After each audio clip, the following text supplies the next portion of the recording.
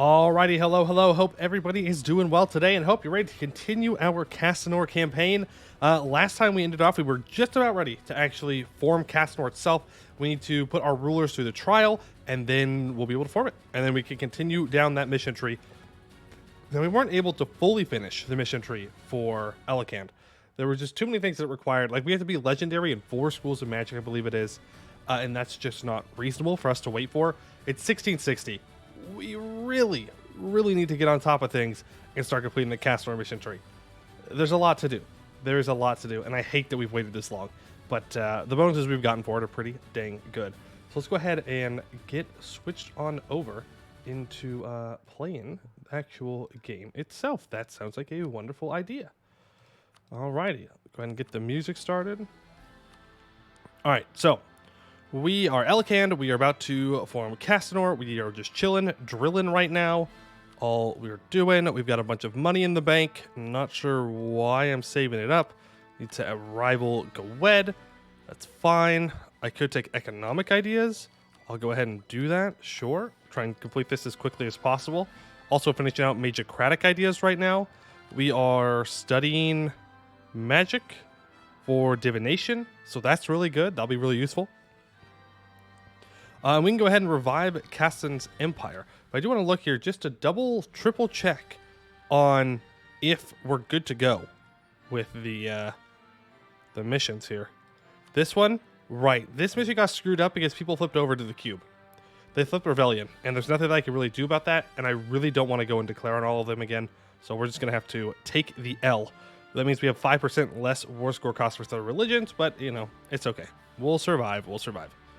And in this one, yeah, I need legendary in 4 schools of magic. It does give a stab and mage's loyalty equilibrium until the end of the game, but we already have essentially like base 100. We have to do some development here. Yeah, and that would give me, we won't take as big of a hit when we die. That's fine. And we need a 666, so that'll take forever to get up to. So yeah, I think we're good to actually go ahead and form Castanor. Yeah, I don't think there's anything else that I have to do. Triple check. Nope. All right. So, revive Caston's empire. Caston's empire, commonly known as Castanor, was the first human empire in all of history.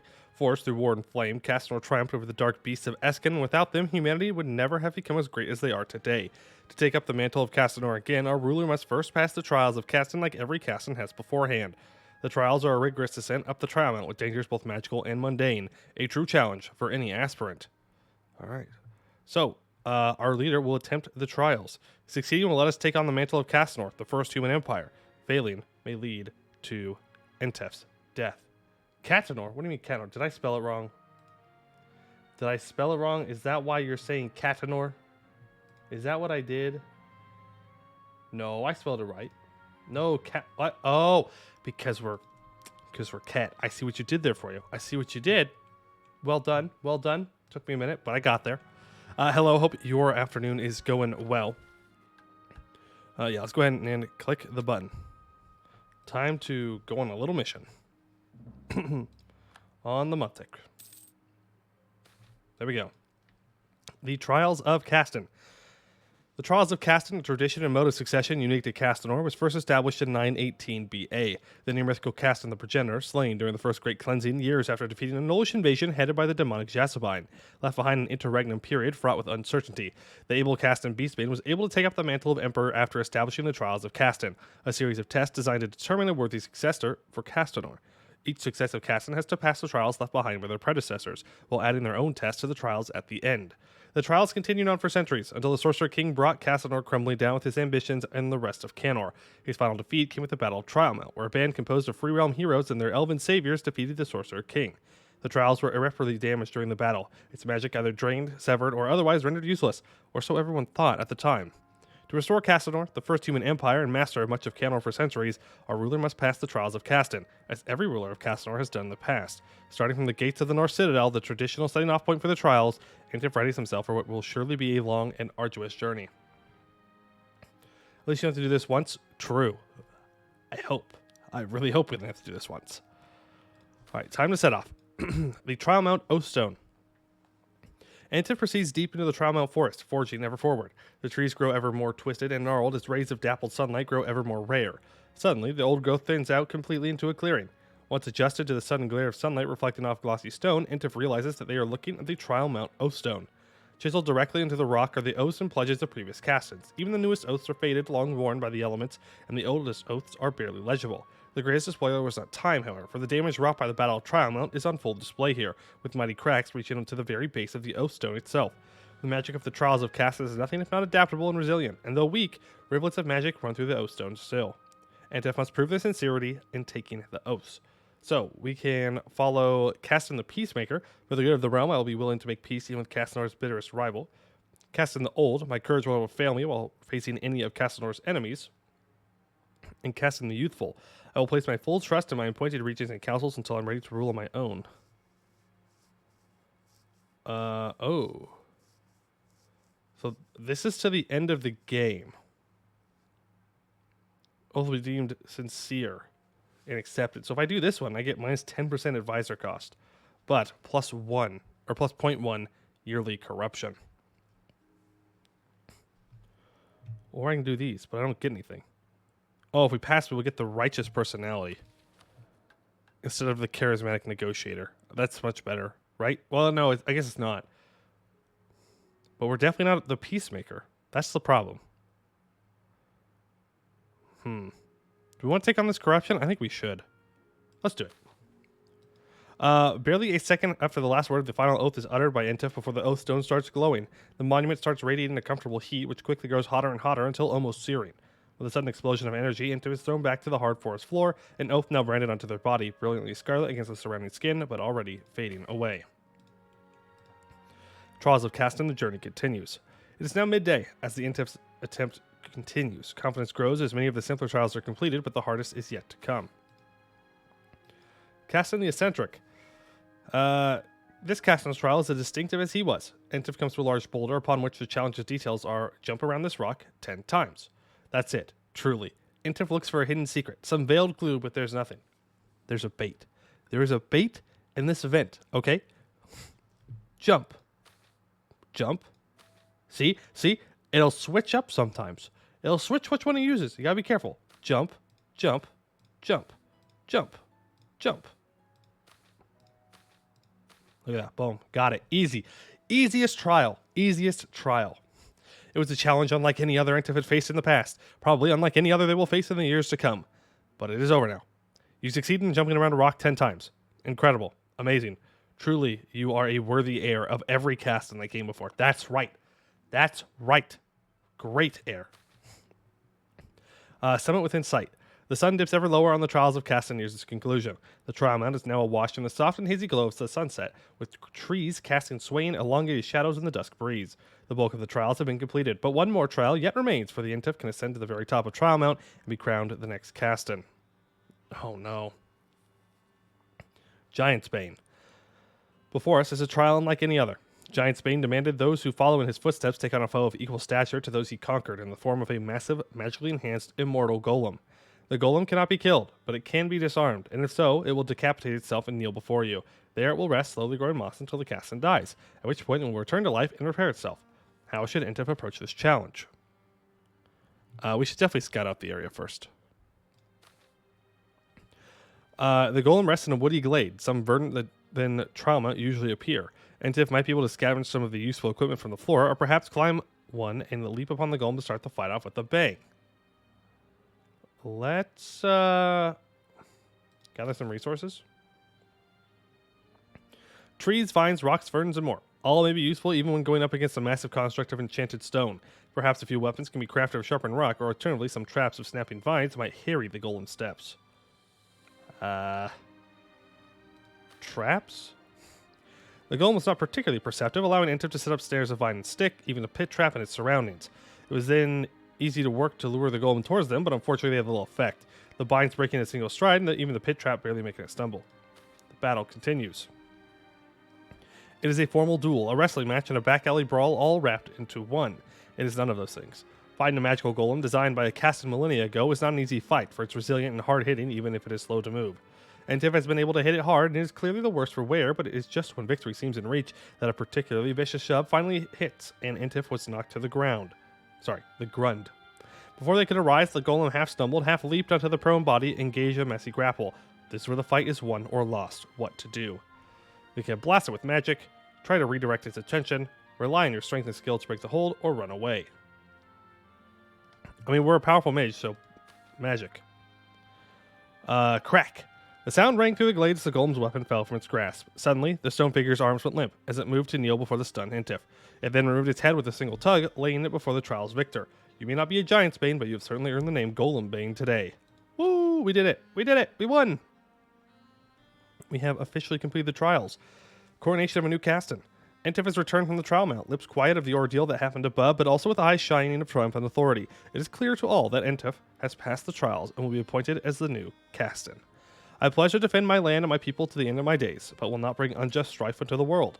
I pledge to hold back corruption and sin, both worldly and divine, and speak the truth evermore. I pledge to remain steadfast in Castanor's darkest days, for I am its guardian.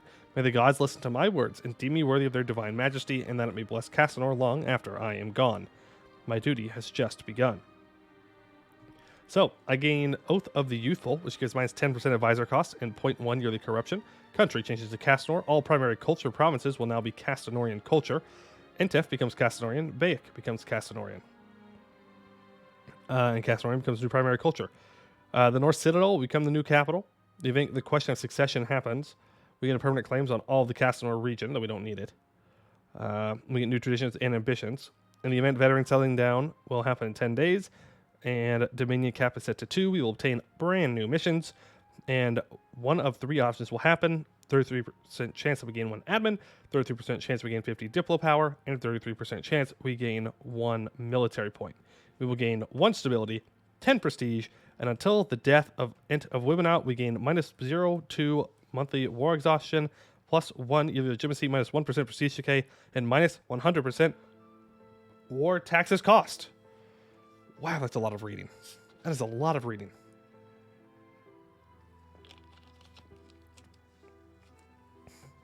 All right, my duty has just begun. Ooh, now we are Castanor. Say goodbye to Elikhand. Yes, we'll take the new traditions and ambitions, of course. And the question of succession. Every ruler of Castanor has to pass the trials of Caston to be considered legitimate. That is without question. For most of Castanor's history, the death of a Caston would trigger a scramble for the trial mount in the trials, as aspirants competed for the right to become the next Caston. This was the way for centuries, until the Garudian Ebenfrost wrested control of the trials for themselves, instating a policy where only the direct heirs of the Ebenfrost dynasty were allowed onto the trial mount to take the trials. We are at a crossroads. As the first to succeed in the trials in many centuries. With the trials reinstated now, what shall be our policy? So, stay true to the tradition, original succession. Forbids changing primary culture, does not have heirs, disallows royal marriages, prohibits switching government type. And succession is determined by the trials of Caston. Or the Ebenfrost had the right idea, dynastic succession. I'm going to go for the dynastic succession. It doesn't matter. We're a lich. We're not going to die. So I'll just keep it dynastic.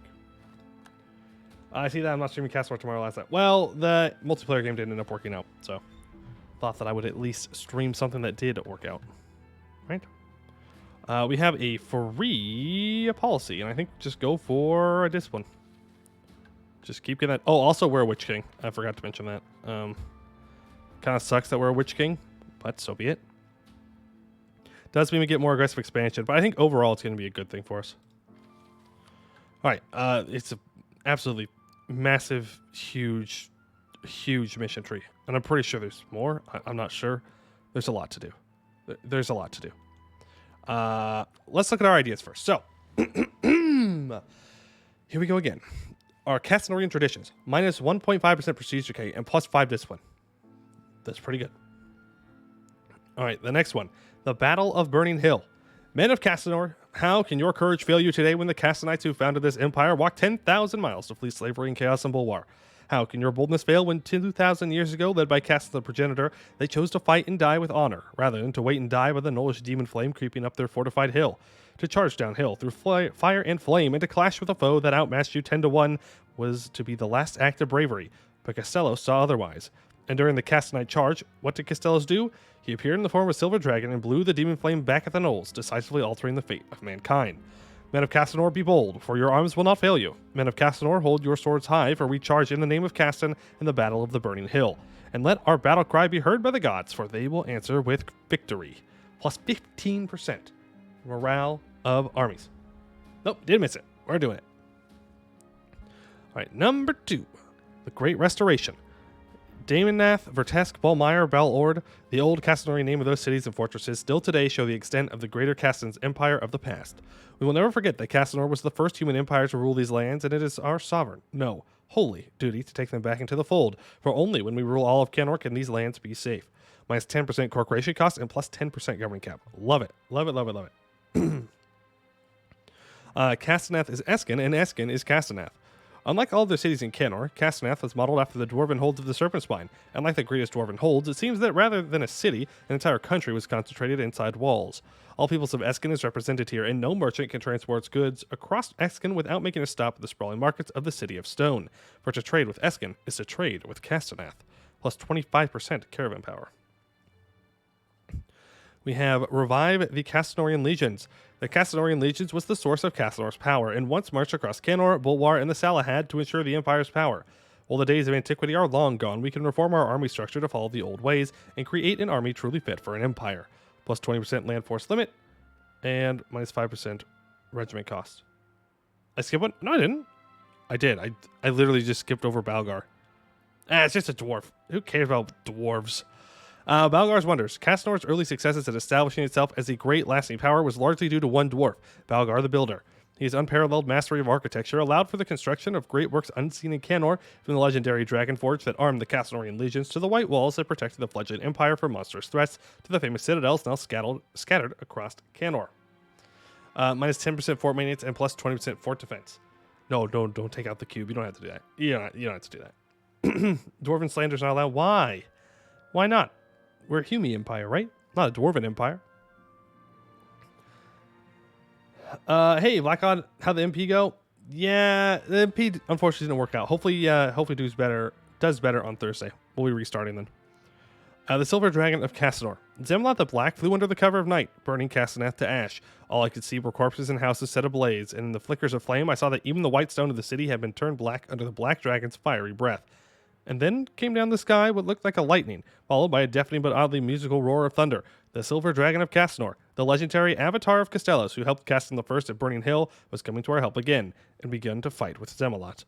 I knelt before the glistening silhouette instinctively, amazed at the creature's might and beauty. For once, the sight of dragonfire filled me with hope, and the flames reflected on his scales, shining so brightly that it seemed dawn had come for a moment. 2 years after the end of the Dragon Way, I still feel blessed by this memory. All of our people should feel blessed that twice in history, Castellos himself appeared in the form of a silver dragon to save Castanor from a horrible end.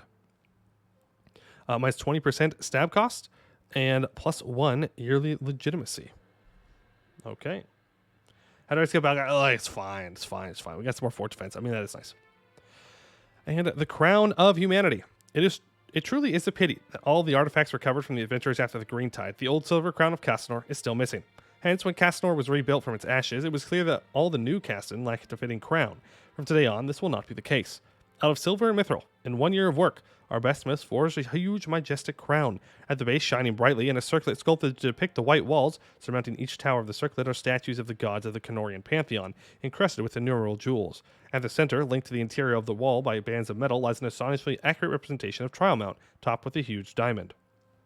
And that is not all, as there are actually 2 different parts to this masterpiece. Our smiths forged a splendid miniature dragon, and the most talented enchanter of our realm created an invisible magic link between the 2 parts, so that the dragon can levitate atop the crown. The mighty silver dragon of Castanor, deploying its wings around Caston's head as he speaks, is truly a sight to behold. Plus 15 max absolutism. I mean, like, I guess it's cool. I mean, like, it's definitely cool when, like, the dragon's flying around, but I also think it'd be kind of goofy. I don't know if I could take him serious. And we also have minus 2 national unrest. So right now, we're at max absolutism of 119. Yeah, we have no crown land. Oh, boy. And the artificers are making my life difficult because their loyalty equilibrium is 38%. Woohoo. Let's go back to giving... Oh, I still have supremacy over the crown. Yeah, it's just my artificers that are super not loyal. But I knew that was going to happen anyways, so... Oh well. Caston was most likely just a dragon. Larpy is a human emperor, which makes the kobolds the chosen people of Castanor. Interesting. Interesting take. I would 100% buy novel set in universe. Oh yeah, absolutely. That'd be so awesome. We're a human empire, not really since even Castor had dwarves, gnomes, halflings, and Hellenics. You're more an anti-Knoll empire. Well, I don't think there's any Knolls left to be anti. Okay, they still got Knolls down here at least. Well, it's Jad, so yeah, they still have Knolls. They're just converted. Okay, missions. Dawn of a New Age. Have great power rank equal or to or better than 3. Oh, I just wait for the month take. I was like, I should be the great power rank. I better be. Also, look at this mission. It's so cool. It's animated. The White Dragon of Castanor, the dawn of a new age. Castanor, the first and greatest human empire, the bearer of civilization to Canor, the most stalwart of defenders against beasts and fae and all who otherwise threaten humanity, is reborn. Before Castanor was all of those, however, it was a motley collection of peoples and tribes led by Caston I, the progenitor himself. As Caston and Balgar the Builder set out to build the great stone city of Castenath and the White Walls of Castanor that would protect a fledgling nation, the Castonites started making the land their own, carving civilization out of the uneven soil and wooded hills. As we set out to live up to the legacy of Castanor, we must do the same. The Castonorian heartland, nestled within the White Walls of Castanor, must become the thriving center of the great empire once again. The issue with this mission tree is it's not that long. Short mission tree. Tiny little bit of mission tree. It's that Poi's voice will not last long through all the reading. Yeah, that's true. Also, it's a game we're pushing Nolan. Oh, did they? I just didn't see it. Oh, yeah. We got Knolls up here in the mountains. For a couple of days, the entire world thought the Empire of Castle was nothing. 0 zilch. But only for a couple of days. Alright, so this gives us 1 stab and 20 prestige. All excess prestige will become splendor. Nice. Alright. All roads lead to Castaneath. It's the largest city in Eskin by an order of magnitude, and with the walls that could in times of prosperity house many millions, Castaneath was the epicenter of commerce in antiquity. All roads seemed to lead to Castaneath, and trade was the city's lifeblood, from the ancient dwarven convoys of metals out of Marhold and Kugdir to the silk and spice-laden caravans from Bulwar on the Dragon Road. Time and circumstance changed all that. With the arrival of the elves and emergence of Anbennar, the focus of trade shifted ever westward, towards the geographically favored cities that the Dames had. If we are to challenge the primacy of these upstarts, we must start by taking control of trade in Eskin by facilitating the expansion or establishment of trade routes in places such as the Dwarvar and the Deep Woods. I still have lots of trade power. And the Marhold Tunnel has been restored. What's different? Oh, we'll check that in a second. So I gained 25 power projection. And for 20 years, trade efficiency and merchant trade power.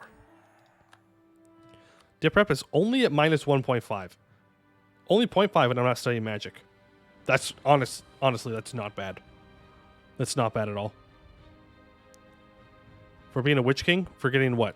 Plus 7.5 discipline. What's my discipline at right now? Oh my god. We just have a casual 138. Just a casual 138.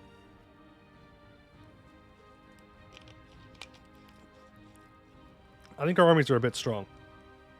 And I have more discipline policies. I have more.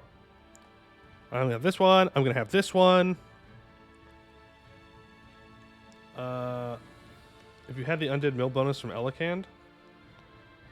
Wait, does their mill get... Or their undead mill get bonuses? Okay, yeah, we have a lot of missions to complete here. You would have 0.5 dip rep while studying magic as a Witch King. That's insane. That's insane. I should probably get this started.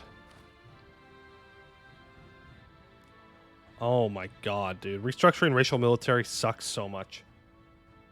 Can't wait for the Horde Curse of Castanor. No, we've not done it yet. Not here yet. Well, we might as well click this then. We might as well just tank our army professionalism all at one time if we're going to do it. Nice 0.5. Oh my god. Whatever. Castanor arises. Our ascendancy shall be better than ever before, and the empire of Castonites shall be beholden to none. Greatness awaits Castanor, and through the wise guidance of prepared Castons, there will be no sorcerer king to defile our legacy. Even so, There's much to be learned from the old Castanor. It is clear their military had some exceptional qualification to be able to conquer and defend such a vast tract of land. This qualification, as it happens, are the legions, highly specialized armies that, more than simple fighting forces, served as the basis of expertise that allowed Castanor to overcome any foe, be they mortal or metal. Our new Castanor will never be complete unless it too has these legions in its arsenal.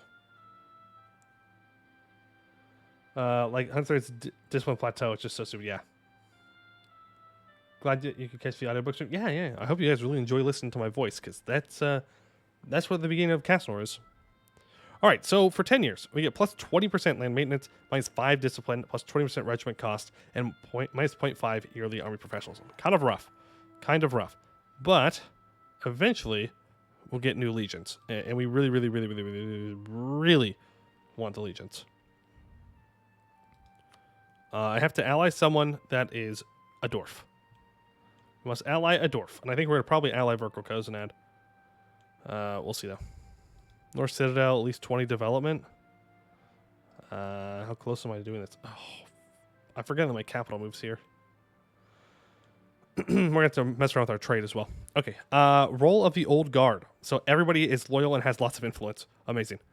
One of the few constants in Castaнаth were the Castaнаth patricians, venerated descendants of the original Castanites who formed Castanor, who flexed their power in the City of Stone even as the greater Castanor waxed, waned, and eventually fell.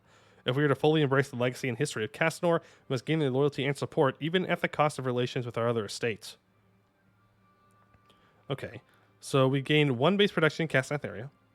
If I have 2 or more privileges that have been granted, we gain an additional production development. And I think that's admin development. Or is that governing capacity? Was that governing capacity? You said we asked to get an Anbennar novel. Well, fear what you wish, I guess. Yeah, careful what you wish for. If 4 or more privileges are granted, they get an additional. And we get the Permanent Patrician Council, Tier 4 Government, which gives plus 10% global trade power, minus 10% advisor cost, minus 5% nobility loyalty, minus 10 noble influence, and plus 5 to patrician loyalty and influence. Is there an absolutism cap? Yeah. Soft cap's at 100, I believe. Soft cap is at 100. Okay, well, should I grant them anything then? I mean, it's free development, right? And we know that they're going to become a problem anyway, no matter what I do. I'm sure that giving all this stuff to the patricians will not result in anything bad happening. This is going to be good. It can only be good. I couldn't imagine someone going out for a walk and, I don't know, causing issues by the places they decide to go and making it to where we can't do things. That would be crazy. Also, I really need that. Thank you. That way I can...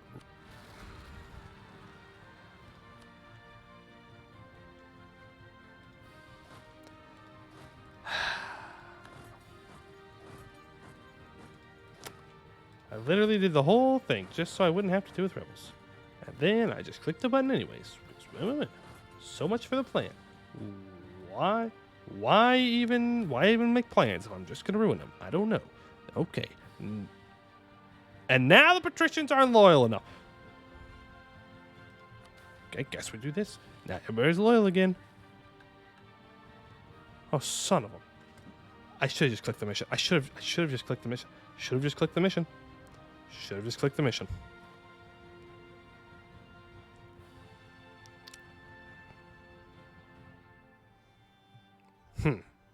Well. Guess we'll have to wait for that mission. Restore Valmire. Anbennar crashed, unfortunately. Nah, that's whatever. Alright, restore Valmire. Has the province modifier Castanor and Citadel and has a castle. So, Valmire was built to watch over the unruly Hellenic tribes and has served its purpose well over the millennia. Now it has fallen into disrepair and ruin, sinking into the mud that it was built atop. Let us restore it back to its former glory. Gain 1 base tax and manpower and gain 10 prestige. And of course, all excess prestige will be converted to splendor. We will unlock the option to construct a continuous legion way across West Castanor. Yeah, I need like 60 infantry here, which I'm pretty sure... Yeah, lets me proclaim a new legion. We'll definitely want to do that. And restore Baldaston. For this, we need to have Baldaston at tier 2 or 3 for its wonder. And right now, I think it's at 2. Yep, it's at 2. All right, Baldastin was the second ever citadel built by Balgar the Builder. It was named and given to one of Caston the Progenitor's most legendary companions, Dastan the Explorer.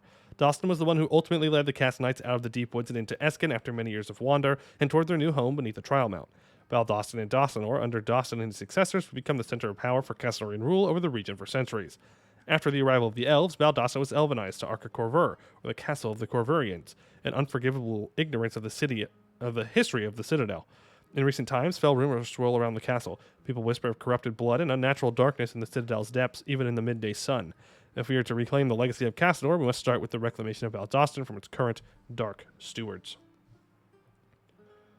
Actually, I had the file submod for Castanor. The spread of human culture is way too slow. Oof. Alright, Baldastin is renamed to Baldastin. Culture becomes Castanorian. We gain 2 development and prestige. And we can construct a Legion Way for the south as well. Okay. That's all the missions for now. Modernizing the walls. Right. I need 8 provinces in these regions to have forts. The problem is those forts are going to come back to bite us in the ass one day. But it's okay. It's fine.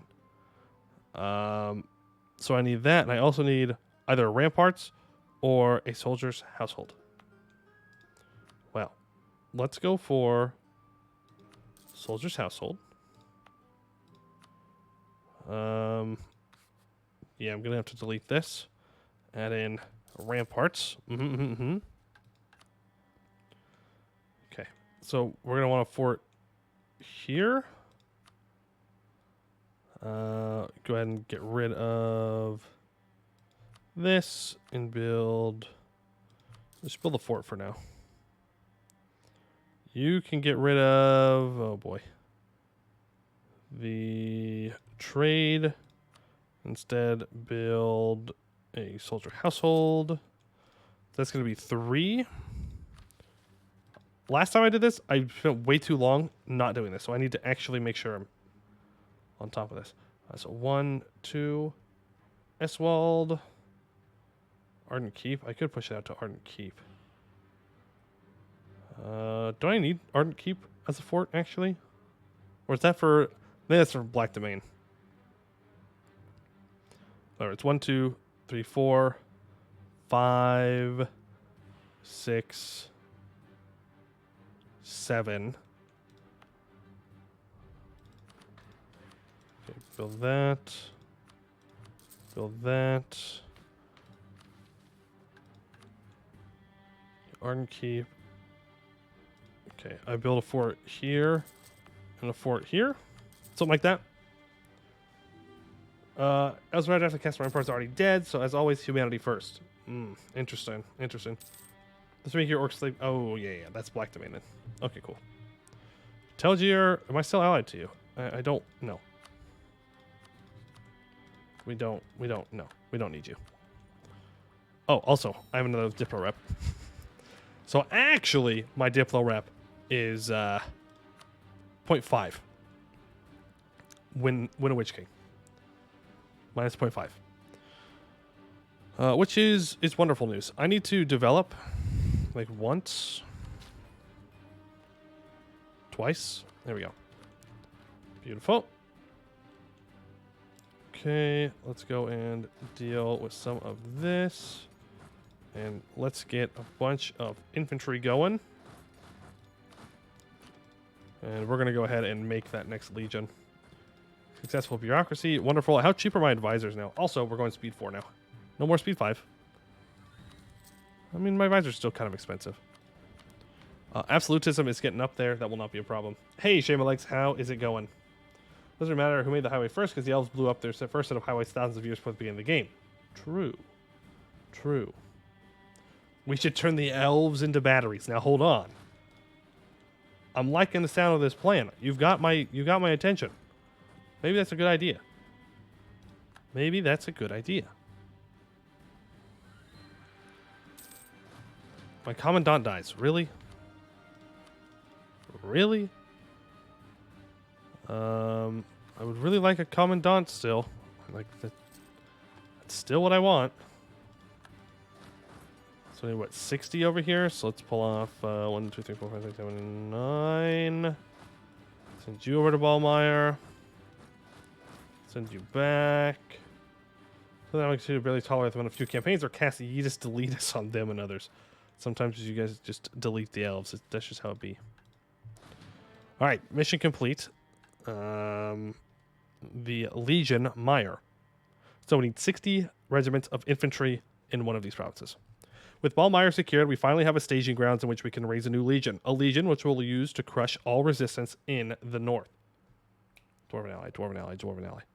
So, permanent claim on Voron March in the Voron Wall area. We lose 60 units of infantry until the end of the game. Ballmeyer gets legion base, plus or minus 2 local unrest, plus 2 supply limit, 0.1 year of the army tradition, and 0.1 year of the army professionalism, and proclaim a new legion happens. Alright, so the time has come to keep up with our expanding conquest. We must proclaim a new legion. Will we harken back to the Castanor of old and receive one of the old legions? Dragonflame, Sword, Shield, Giant's Bane, each one legendary in their own right, or will we forge a legion anew and fashion our own legends? Legions do not cost professionalism to hire. Additionally, they have a fixed maintenance, and they do not interact with the normal mercenary cost and maintenance modifiers. Bro, you do not need a commandant. Morale armies is unironically better for you at this moment. We have 7.5 morale. Who?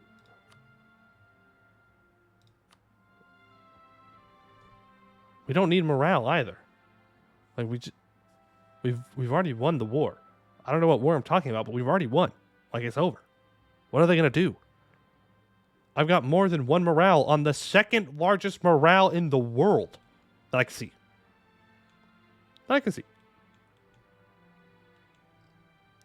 I'll just go to God. I think for this one, we're going to go for Giant's Bane because it's the northern one, which makes sense in lore. Let's go ahead and we'll choose Giant's Bane. Don't worry, I'm sure we'll get them. Discipline has a soft cap. What is the soft cap of discipline, though? Already been on that. I know what you mean. I want more. Yeah, Elnar is getting wrecked. Well, so much for Elnar. They had a good run. Okay. I guess I can go make the other legion now as well. I don't know. Feels kind of risky.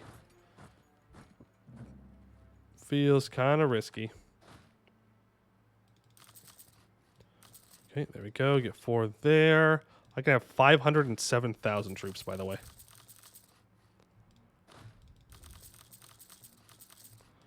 $507,000 troops. After 130% discipline, it falls off in effectiveness. Okay, gotcha. Yep, people are flipping rebellion. That is fine. You are like super defendable. You cannot be next to each other. Because then you get negative defensiveness from adjacent forts. Which I think that should just be in the base game. But I think we... Oh man, which one do I keep? Also, I should move this fort to here.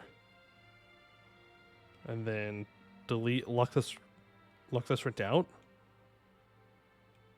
Did I keep Free Tower? Yeah. Watch, now that's gonna move Free Tower 1 up. Well, no, I think we moved the other one down, right? I guess we don't even need to. I guess this is actually all covered. Okay, boys. Okay, chill. I know you're all excited to be recruited and everything, but like, come on. One at a time. Send you down here. All right, there we go. We're still making 100 crowns a month. Not too bad, not too bad. Okay, generals, go back into Castaner. There we go. Return of the Giant's Bane Legion. So, the Giant's Bane Legion had what was once the most grisly and ferocious insignias, with the image of a giant impaled through with dozens of pikes. This was the example of the work done by their famous phalanx, initially developed in Caston Giant's Bane Crusade against the last of the Giant Kin as they reeled from their unsuccessful invasion of Castanor. The tight and disciplined formation allowed them to stoutly advance on their Giant Kin foes, even as thrown boulders crashed down through their ranks. This discipline would serve them well as they advanced into the cold and lifeless lands of Garudia and the Northern Pass, chasing the last of the Giants into extinction. Only time will tell if the newly refounded Legion will live up to its name. Castanor's enemies will tremble.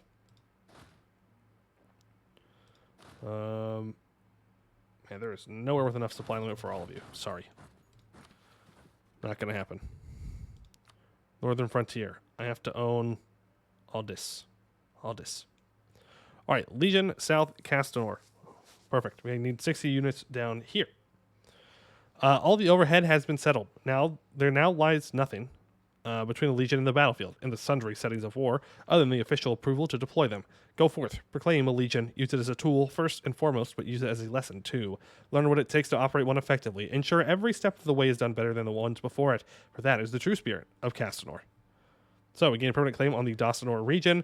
We gain a claim on Darwin's Folly. We lose 6 units for infantry. We get the same bonuses in Woodmark. Actually, hold on. Yeah, use it in Woodmark, actually. Use it in Woodmark. And which one do we do now? Dragonflame sounds kind of cool. I'm not going to lie. It's kind of a cool name for a Legion.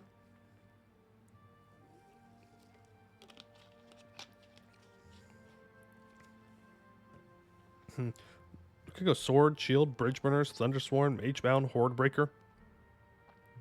Let's go Dragonflame. Yeah, Dragonflame sounds cool. Okay, and we can now hire the... Where are they?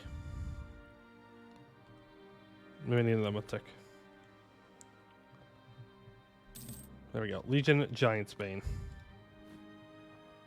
So, Legion Giantsbane has minus 15% cav combat ability, minus 10% artillery combat ability, but minus 20% attrition and plus 10%. Plus 10% discipline. Yeah. You're hired. What do you mean low manpower? Bro, what? That's fine. We'll let them chill out there. All of you need to start drilling to offset all of the professionalism that we're losing. There we go. Perfect. Let's go and ally Verkal Kozanad here. Improve relations with him a bit. Pull you back. Let's go ahead and ally them. We're full. Now, do they have to like me a certain amount too? Yes. They have to have 150 opinion of me. Can we get there? I don't know. Why do you hate me? Is the question. Neighboring different religion and stuff. Let's start transferring out of here instead of the Upper Allen. We'll definitely make more money. Because right now, 0 is being brought in. And instead, we're bringing in... anything? Yeah, 6.76. Pretty good. Get a new age ability. Go for cheaper forts. Why not? Magocratic and economic. Sure. Monthly autonomy change and mercenary discipline. And the return of the Dragonflame Legion. The Dragonflame Legion stands at attention in Legion Square. Every individual immaculate in their parade dress and every piece of equipment polished to perfection. The insignia of the Legion, a silver dragon breathing fire, stands crisp from the otherwise perfect whites of their uniform, with larger versions of the mighty dragon flapping in the wind atop the poles held by the standard bearers. The Dragonflame Legion was the very first of Castanor, led by the legendary Caston the progenitor himself. It only fell a millennia past its formation during the Dragon Wake in 470 AA, burned to a man on the last-ditch attack against Xamath the Black as the dragon conducted its campaign of terror and fire across Inner Castanor. Only time will tell if the newly refounded Legion will live up to its name. Castanor's enemies will tremble. Will tremble. Will tremble. Tremble. Alright. Well, Verkal Kozanad. I can't influence you. I'm pretty sure you're oh, I have loans and stuff too. How about Haraz or Doom? No. These guys really don't like me. I guess there's always you. And what happens when I do this? One of the following must be true. 100 trust with your dwarven subject in the serpent spine. Oh, I can do that. Oh, that's easy. Oh, yeah, I can do that. Trundle, he's back. You can keep stacking discipline when morale does. Yes, yes, okay. Morale, discipline, guys. We're strong, okay? I can stack whatever I want at this point. Like, it doesn't matter. Doesn't matter. We're super strong. Go ahead and improve relations with you. And let's go ahead and hire... Actually, no, we should leave Dragonflame alone and let them recover their manpower. Really? We've maxed out with Almdir as well?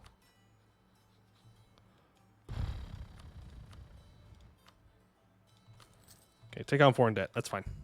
All right. Legacy of Caston III, Dwarf Friend. Though it was during the progenitor's reign that Balgar and his dwarves first started helping Castanor, it was during the reign of Caston III, Dwarf Friend, that the relationship between dwarf and man truly blossomed, with the solidification of great communities such as Steel Hill, Balgarton, and Dragonforge in Castaнаth, where human and dwarves of every stripe congregated and worked together. Those ancient communities are gone, of course, lost in the chaos of the past millennia, but for as indeterminable and infamous as dwarven grudges are, dwarven loyalty and memories of friendship can last twice as long. Let us take after Dwarf Friend and start to rekindle these old relationships. Small tolerance increase of dwarves. If South Castanet already has a large dwarf minority, a dwarf majority, gain 2 base production. And it does. Actually, South Castanet is majority dwarf. Majority dwarf. So we'll gain 2 production. All right, now I need full trust with my vassal. Is that? Or with you, I guess. I gain 1.34 favors a month. Yeah, something tells me we're going to get that pretty quickly. So I'll make sure that we are focusing on that. Let's go ahead and ask for favors here. Influence. Curry favors. Sure, you can have access. Go ahead and curry favors, make that faster. Okay, other missions that we need to keep an eye on. Patrician loyalty at 65 or higher. That will tick up. 1680, this will go away. Land share, shown true power. I mean, I could get rid of supremacy over the crown real quick. And then it'll drop that. Crew favors Kugdir as well. Do you get that many? That's not an option. Oh yeah, it's literally right. I'm just blind. No, we don't gain like any with him. He's an ally. He's just a subject. Okay, Legion construction, Legion Way construction. If our legions are to be kept well fed and operational, we must build up roads and outposts to the far reaches of our empire. After all, it is logistics that truly wins and loses wars. That's true. That's true. All right. So this menu presents the option to build a Legion Way along several predetermined paths, if unlocked, or in any of our subject-owned provinces that have a legion present. Constructing new citadels throughout the mission tree will allow us to build out legion ways all at once to those citadels at a reduced cost, provided all prerequisite legion ways are built. Otherwise, legions can start the construction of a legion way, provided they are situated on a valid province. The speed that each stage of legion way construction depends heavily on factors such as distance to Castanet, idea groups, development, terrain, among others. Having a legion present on the province will also speed up the survey and construction considerably. Crash warning. Due to a bug, your game may crash if you are hovering over the Legion Way construction in the trade map mode while it completes or is removed. As the game apparently cannot handle that. To avoid, stay paused when in that map mode. Fair enough. So I can build the inner Castanor Legion Way. Each province surveyed will cost us 5 admin points. I can go South Castanor. I can go West Castanor.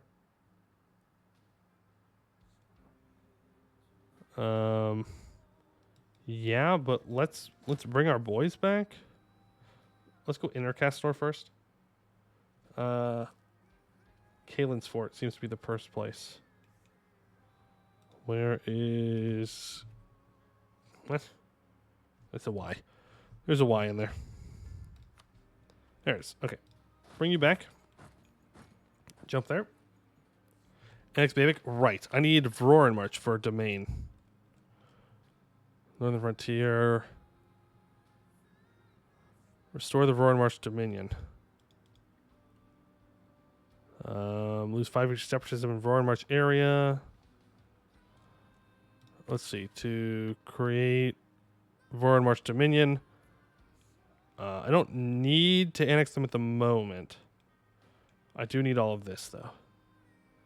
So when's our truce with Bjarnric up? 1664.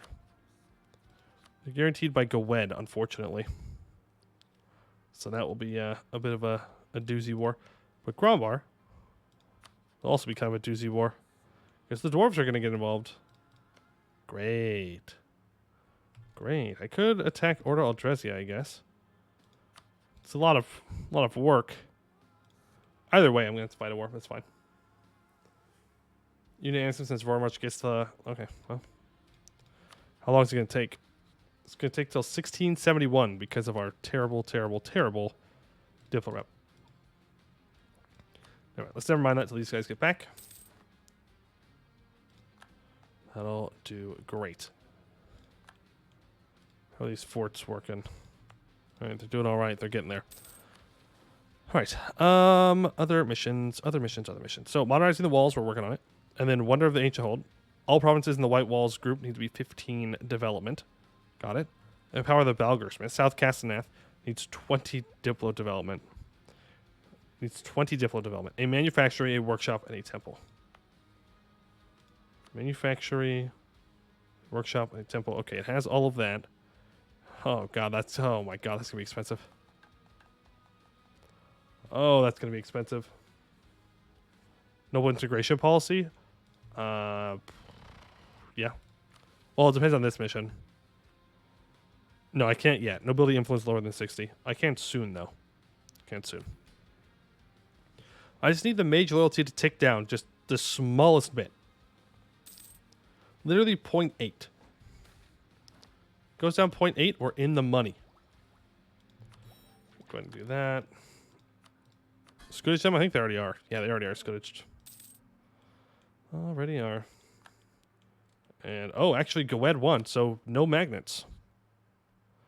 No magnets. Interesting. Very interesting. Go, we can take Miltech now. Dragonforge investments. It's fine.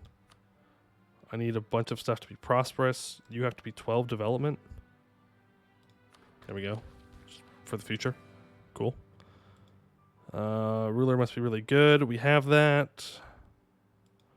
Wardens of the White Walls. I need 70% army professionalism or 70 army tradition.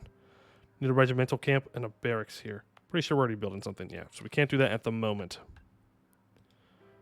Ruler is legendary in divination. Yes, we are. North Aqueduct Citadel. We need this to be 20 development. Let's go ahead and encourage development and lock in the policy for dev cost. I can get rid of this national tax for now. Do I need like production efficiency or? I mean, there's goods produced here. That'll be nice. Yeah, there's production efficiency here. I need more free policies. That's what I need. Let's go ahead and allies Lorraine. No, it's to Duran. No, it's a Duran. Who's an opium. Or like almost an opium. Just the flags look similar. Go ahead and pay off loans. Amazing. Okay. Legion Way construction. Let's get that started up. Neighboring province has Legion Way or Legion Way construction. So let's go for Inner Castanor. Yeah. Now I should be able to build with this. What? I am big confused.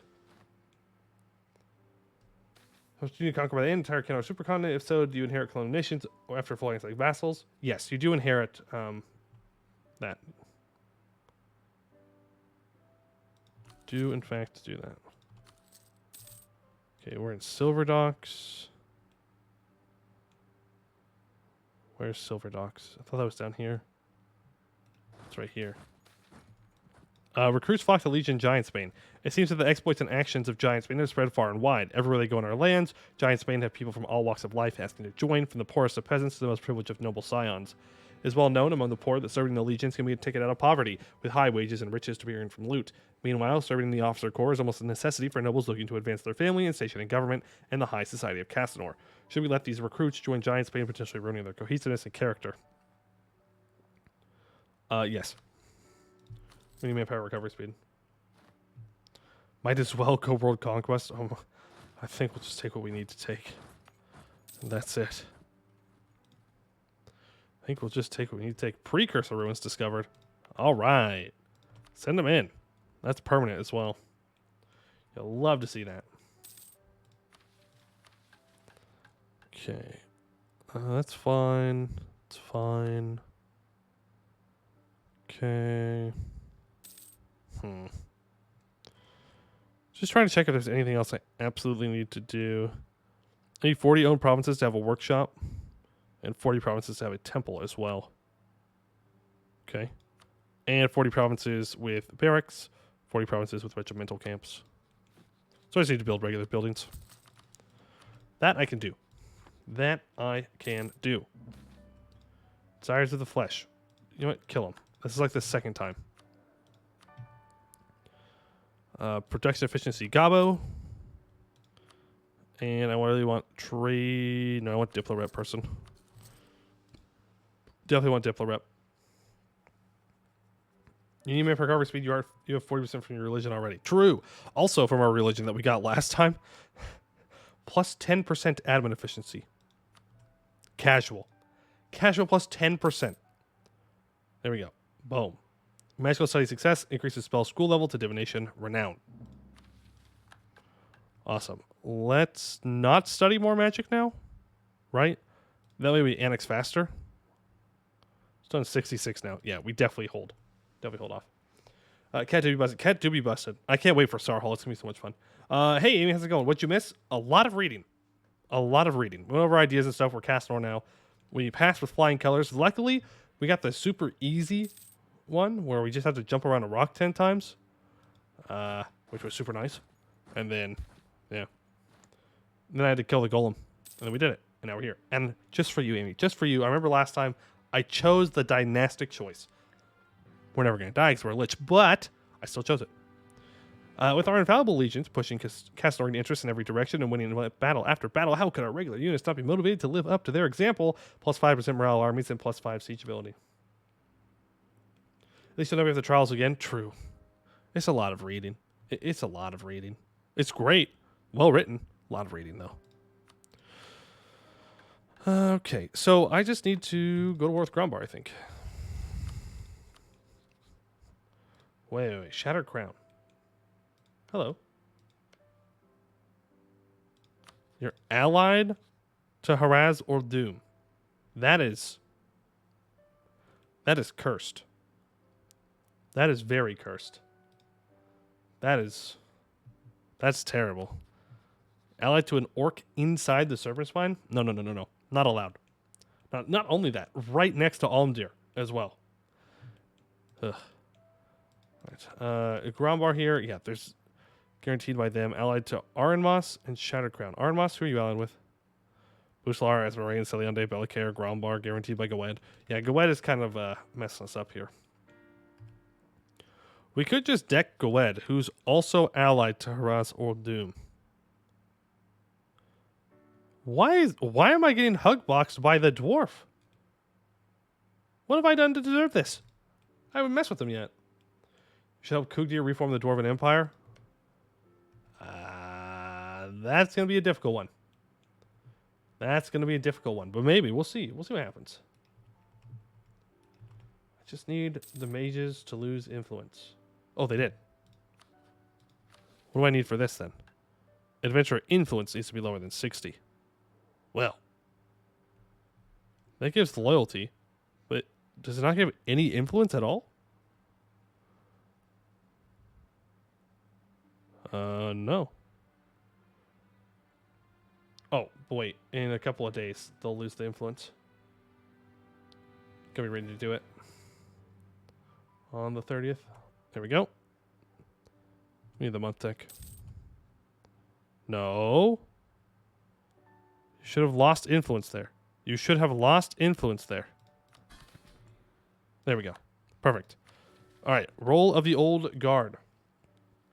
A few of the constants in Castanet were the Castanet patricians, venerated descendants of the original Castanites who formed Castanor, who flexed their power in the City of Stone, even as Greater Castanor waxed, waned, and eventually fell. If we are to fully embrace the legacy of the history of Castanor, we must gain their loyalty and support, even at the cost of relations with other estates. So we gain base protection in Castanet. Yeah, you know, I'm just gonna click it. I don't want to give I don't want to give the patricians anything. Yep, go ahead and start construction on that. Now we have to do the North Citadel. We need to develop it a little bit more. Yeah, I know. I need to make you a general. When I am recruiting some generals, I will make sure to do that. It costs 4 points to develop here, by the way. There we go. North Citadel Aqueduct. In the days of old, the North Citadel was linked to Castanet with a massive high aqueduct. The advent of the Dragon Wake with all its destructive consequences changed that. Zemoth the Black's rampage brought ruin to much of Castanet, and the once mighty aqueduct was not spared.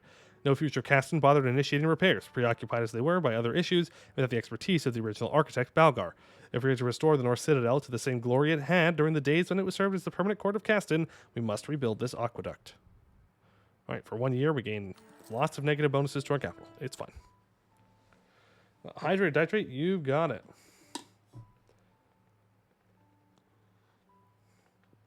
How did old Castanor die, by the way? The Evanfrost. The Sorcerer King. Came in, conquered it, expanded out, died. And then everything fell apart, right? I thought so. Okay. Let's see. How many missions did I complete upon forming? Not a whole bunch. Well, there's this one. We did the Legion ones. All roads lead to Castanet. And restoring Balmire and Baldos. I think that's it. Okay. I have to choose a target for war. So, I mean, Sedivik is an easy target once we form Voron March. Or once we have Voron March. I think we just attack Grombar and we just take it. We just take the L. Because I would love to attack Bjarnrik here, but they're guaranteed by Goed. So we'll grab these three, and then who knows? Maybe we can threaten Bjarnrik for a couple of things here. I doubt it, but a guy can dream, okay? A guy can dream. If only there was another ally. Also, the Centaurs definitely won. Be back later. Alrighty, Amy, you have a good day. Yeah, the Centaurs definitely won. They're not too strong. Burrow Prowler? They're not too strong, though, luckily. Alright, let's just do it. I'm stalling. Alright, let's go here. So when we fight you, we're going to be going against the dwarfs. So let's send you up to here. You up to here. You can stay down. You can also move up. Alright, and then we'll have the Legion to play around here. I should also go ahead and hire on up the Dragonflame. So 17-3-10, they have +5 discipline, +20% fire damage, 0.3 army or infantry fire, and -50% reinforced speed. Very slow reinforced speed. Very slow reinforced speed. Let's go ahead and get them hired up here in Silver Docks. All right, and they start off with only 5,400, so we're gonna want to make sure they're chilling here. All right, Cube Centaurs? No.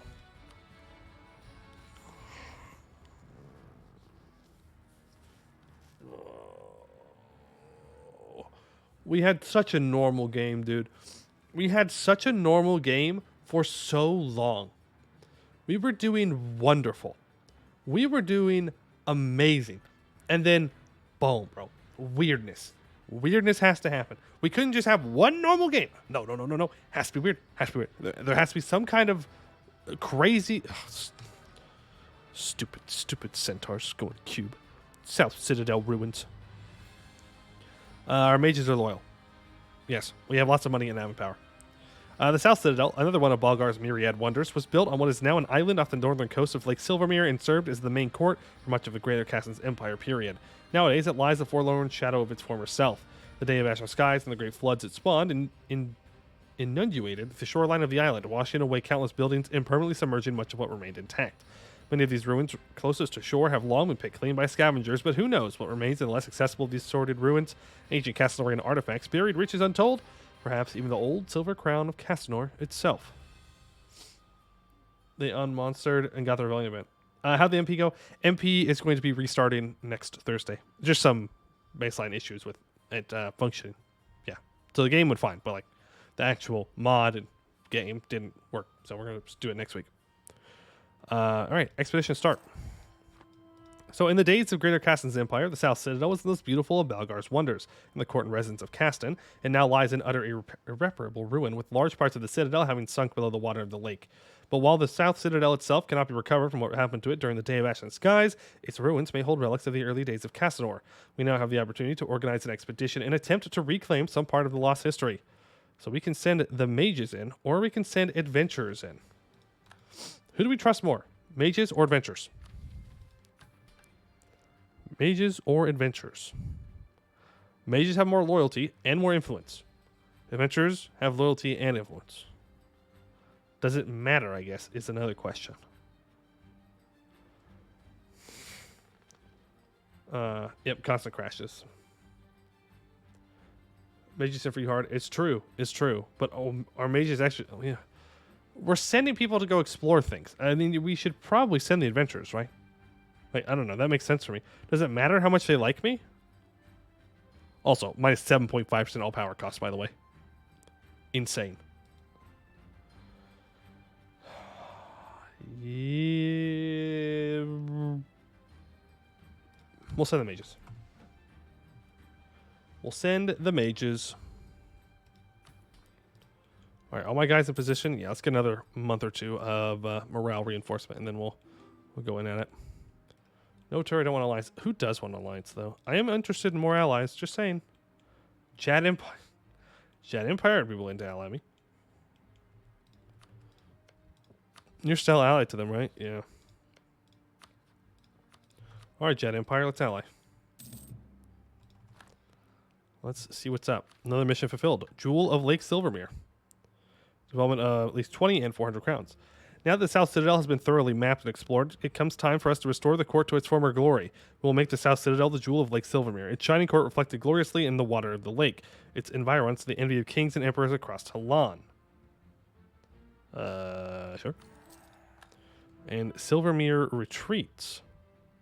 All provinces in Northmere area need development 12. And Southgate need development 12. We need lots of development. We've got it. We got the dev. It's fine. You're going to tell you want, so I'll Jad to break the Hugbox my work. I hope so. Silvermere is famous for its scenic views, so much that it has ever been said that there's not a single ugly vantage point of the lake. Of course, our own efforts have not hindered the view of the slightest. The idea of being able to live near this lake, where one might behold a beautiful view of the greatest lake of the greatest empire to a great sunrise every morning, is deeply appealing to many in the higher classes. By encouraging groups such as the patricians to live in these new retreats by funding their construction, as well as expediting the process to create them, we can effectively keep them content and securely away from where the important decisions are made. So for 20 years, we gain -1 national unrest, plus 10% Castaner patrician loyalty, and minus 10% patrician influence. Nice. Okay. Are these forts built up? They, in fact, are. So let's go around and make sure that we're doing good things here. Great projects can be built. The South Citadel and Sapphire Watch. Yeah, we definitely want to do that. More Diplo rep. More Diplo rep. All right, Grombar. Hello. Great Holy War. Sure. All right. You just chill here in case they try and pop out of the mountains and say hello. Okay, you need to be upgraded. Yep. I would love to sell titles. I need to revoke titles in 2 years. Okay, Bjarnrik has not yet given me access. They will, though. Thank you. Jad wants a royal marriage? Well, yeah, I guess we're not a Canorian faith, so we can ally them. Weird. Hey, Nikita, how's it going? Get her as Ordun to break Gwed. Oh, yeah. They're going to break their alliance with Gwed. They're allied to the Centaurs. These guys, Diplo game, amazing. They're like, yeah, we're going to ally everyone. Literally everyone. No problem. them in. That's fine. Let's pause. Look at the Legion way here. Oh, I'm sending my Legion too far south. Ah, okay. It's fine. Look at that. Look at that trade value. We need to collect here though. Like, though we can't not collect here. We're losing so much trade value. How much can we gain if I collect here? Wait for the month tick. 45. 45 ducats a month. Oh, dwarves, come on, man. You're gonna make this too easy for me. They didn't even build a fort on their capital. What are you doing? That's like rule number 1, bro. That's literally rule number 1. Alright, well, if I have to take it, don't tell me twice. Average monarch lifespan, whatever. And another 5% tech cost, but minus 2.5 all power costs and more mage loyalty equilibrium. Which means now I can take economic ideas. God, it's so... God. We are very strong. Base of 106 loyalty. Base of 106. That's insane. That's insane. Legion Way Ardent's Keep, sure. Now, isn't it cheaper if I have my Legion somewhere? Isn't that what it said? Ardent's Fort, where's that? I don't know, but I've got him in here, so like, it should work. I should build up a fort at my capital as well. I need lots of money. Need lots of money. Legion Way progress 4 hall. Oh, Legion Way complete. Thousands of man hours, hundreds of used up tools, and unfortunately more than a few deaths, and the Legion Way in 4 hall is complete. Already, entrepreneurs have started setting up shop along the raised earth of the Legion Way, anticipating the needs of our soldiers. Smithies, tailors, and even pleasure houses have sprung up, though whether they will last is another question. At the very least, the Legion Way will help us logistically load significantly, as well as connect the far-flung reaches of our empire together. Oh, hey, that's bad. Right, that's bad. I forgot about that. Right, oh, you move south. Yeah, I'm gonna need more troops. I gotta save up. I gotta make more troops. Nice, that was complete. You guys can go ahead and get all this occupied. Yeah, the mages are very loyal. Hey, North Citadel aqueduct rebuilt. Also, I love these little insignias on the side. They look amazing. The air up in the high reaches of the Trial Mount bites, no matter if the land that mountain watches over is blinding white in the throes of bitter winter or verdant green in the heat and humidity of the summer. Thus, the crowd gathered to watch the opening of the reconstructed aqueduct is smaller than it would be otherwise, and wrapped in an abundance of thick furs. A sharp glance at the shivering contingent of engineers and mages present from Intef, and it happens, the intake groans and grinds open, and water from the reservoir filling the half-collapsed caldera of the Trial Mount starts to rush down the aqueduct. Hesitant at first, and then speeding up in glee at its sudden freedom, the crystal-clear water sweeps away leaves and dust, and a bird nest or two, as it shoots its way atop bridges newly built and repaired from the destructive rot by the dragon weight and the older, more refined surviving constructions of Bulgar the Builder. It winds its way past the North Citadel, dropping lower and lower as it fades into the distance amidst the haze of Castaner. The aqueduct not only served as a source of water for the city, inherent in its designs were also walkways and simple roads that could fit 3 wagons abreast. With this, the North Citadel, the oldest court in Castanor, was once again directly connected to the City of Stone for the first time since the Dragon Wake. May it never fall again. So, the North Citadel gets minus 20% local defensiveness, or local development costs, and plus 25% local defensiveness, and Castaner area gets minus 10% local development costs and 0.1 local prosperity growth. Which is good, because I need to do a lot of Diplo development in here, which is going to be expensive. It's going to be very expensive. Also, didn't think of this during this day. Well, the multiplayer game didn't work out, so I was like, well, we might as well, right? Might as well. Can I build multiple of these at once? Okay, just do that then. Who needs admin points, right? Who needs admin points? Oh my god. You all move in here. There we go. Start construction. It's fine. Let's go ahead and move all of you there. Okay. Taking it a little bit slower here. No speed 5 for us. Speed 5 illegal. Until I inevitably get patient. Then I speed 5 again. But until that point, speed 5 illegal. Can we stop them? Okay, you know what? Fair enough. Fair enough.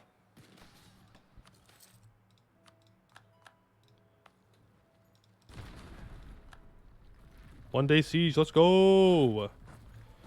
Okay, I want to use my real troops for sieging right now. And I want the legions to continue to recover manpower. Also, hey, once Poe's playing the good guys. Well,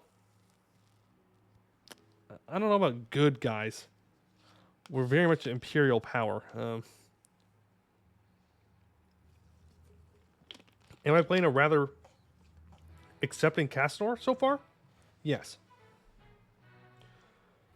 Did I answer your question? No VOD from yeah, I did not. There is no VOD because there was no game. The game itself wasn't working, so we're going to be redoing it, restarting it next week. So I just deleted the VOD because we didn't do anything.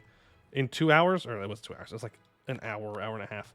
We played 5 years. So I was like, well, I don't want people to sit down to like watch the VOD and then we don't actually play. I feel like that'd be kind of rude. You go ahead and break your alliance with Goed. Really? Yeah, fair enough, I guess. Can't be too mad about that one. You meet up here. You can go there. Down here. Okay. These guys are at 49.7% annexed. You can split up into 4. You can also split up into groups of 4. Oh, yes, that's the game broke. Yeah, I know. It does. I was really looking forward to it. But hey, next week. Always next week. Court for an Empire. Newly restored, the South Citadel emerges like a broken eggshell from Lake Silvermere.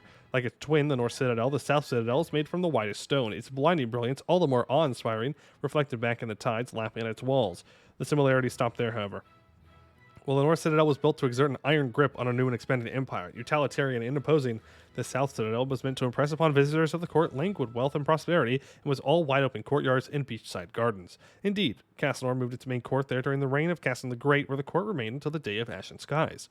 As Castanor reborn, we have the choice of where to place our capital. Shall we hearken back to the brutal early days of Beastbane the Progenitor, where we warred with no quarter against the primal enemies of our civilization, or to the days of Greater Caston's empire, where our land stretched across Castanor, and we exerted careful influence on dozens of tribes and other polities, or somewhere else altogether? So, split time between the two, where we gain local dev cost and newly prestige, North Citadel for a free military policy and local dev cost, South Citadel for local dev costs and Diplo-free policies, or Castaneth should be our court for free admin policies. I mean, those are essentially for free policies. That's just, oh, and this gives me 15 army tradition. Oh, but this gives me an additional 0.25 all power cost. That's an additional 0.25% all power cost. That's kind of nuts. I can't not choose that. I can't not choose that. It's so good. Yep, Castaneth shall be our capital forever. I don't see any reason why our capital would ever move from here. That would be crazy if that happened. I can't think of any reason why our capital would ever move. I have one for minus 50% state upkeep, by the way. Yeah, I do, I know. Does this stack with this? Like, is it additive or multiplicative? Is it going to cap out at minus 100, or is it going to keep going up? Because if it keeps going up, I mean, state maintenance is already 23.12. Pretty damn cheap. Oh. It's additive? Okay, that means it's good, right? I think that means it's good. All right, whatever. We'll see. We'll see. 23.12. We'll implement this bad boy in. Oh, there's core creation costs. Like, we're going to need a lot of these implemented a lot of the times. It's always added, but it's added with all the costs minus increasing things. Cap out minus 100 of them. Oh, free states. Let's go. All right, boom. But 23 to 9. We have free states. Okay, this is as close to free states as you're ever going to need. As you're ever going to need. Oh my god. And I bet I have policies hanging around too. Ooh, my bad. Hey. Ha ha ha. Yep. That's fine. Correct cap at 90%. Well, we hit cap. That's it. Don't get no cheaper than that. Does not get any cheaper than that. You just break your alliance. Yeah. Because I do want to go to war with them again soon to retake Kugdir's cores and start feeding Kugdir everything up here. Okay, and from Grombar, all I want are my claims for now. And also, I want this to go over to Kugdir. Okay, perfect. There we go. Wonderful. And let's take max money from him.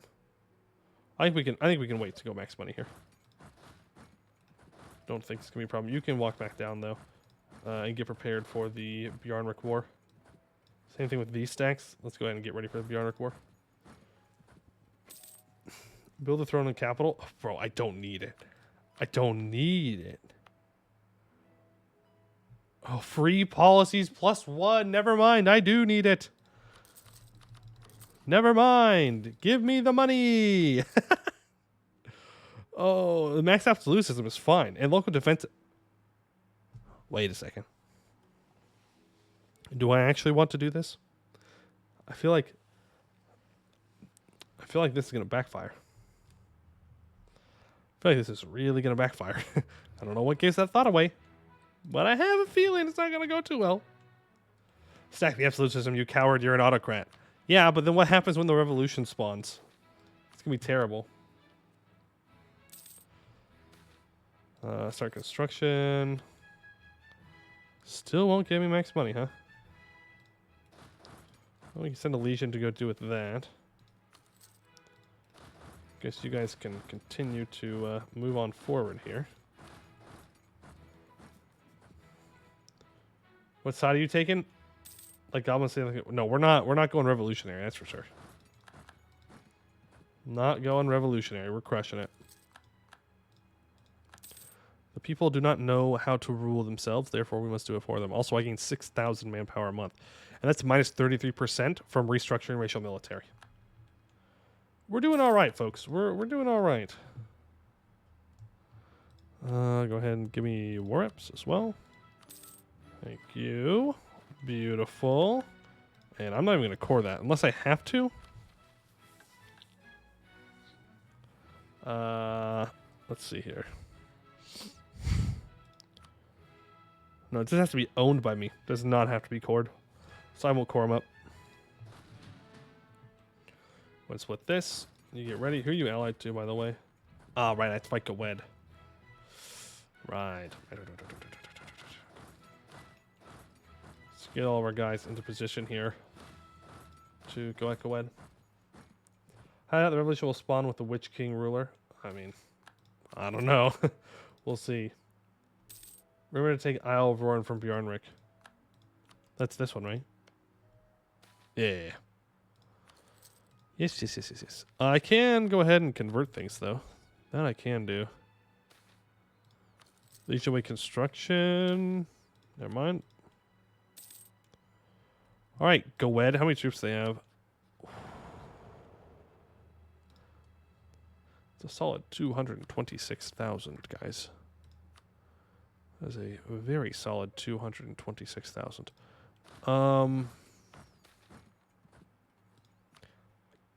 Have you tried telling them to give you the land without a fight?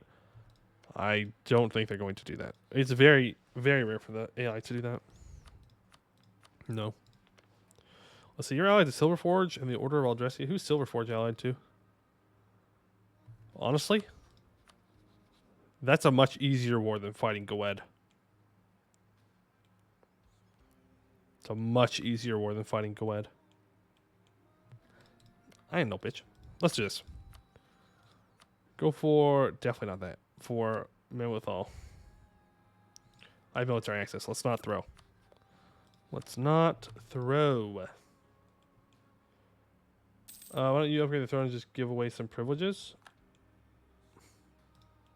Oh, for this? I'm just not taking loans out to do it. I'm saving up the money. All of you need to move back here. You'll do it with Bjornrik. Almdir, hello. Want to go ahead and, first of all, influence you. Then I want to reclusive abjure. The practice of abjuration magic can be described as the art of keeping things away from you. In this respect, a certain Castanorian mage is taken to heart, shutting his doors to all who seek him. This would not concern us, were it not for how this mage is also particularly adept at abjuration magic. It could be of great use if he simply opened up to us. Make some concessions for fort defense for 10 years. Or until the end of the game, Ordham. I don't know where Ordham is, so we're going to just get defenseless. Okay, you need to be upgraded to level 6. You need to get a soldier household. You also need to be upgraded to level 6. I need to upgrade all these walls. All these things. How was the MP? It unfortunately did not end up happening today. It will be continuing, though. We'll be continuing next week. Okay. Cool. Suppose we have to declare this now, huh?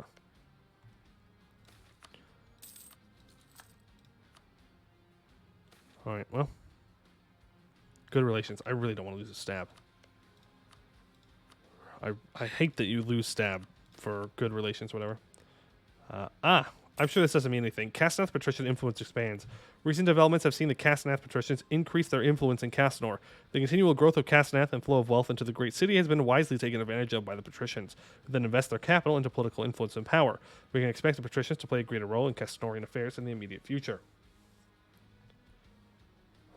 Okay. I might need a court check for... you are correct. You are correct. I do have to core it on up. It's fine. They should be converted relatively soon. Yeah.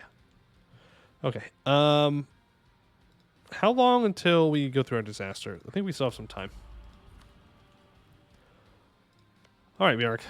As long as you don't make me lose my stability, thank you. Let's go ahead and confirm this war. Okay. I'm going to go here. I'm going to go here. While you were walking back. Now, I don't need much from this war. I just need to screw over Gowet a lot.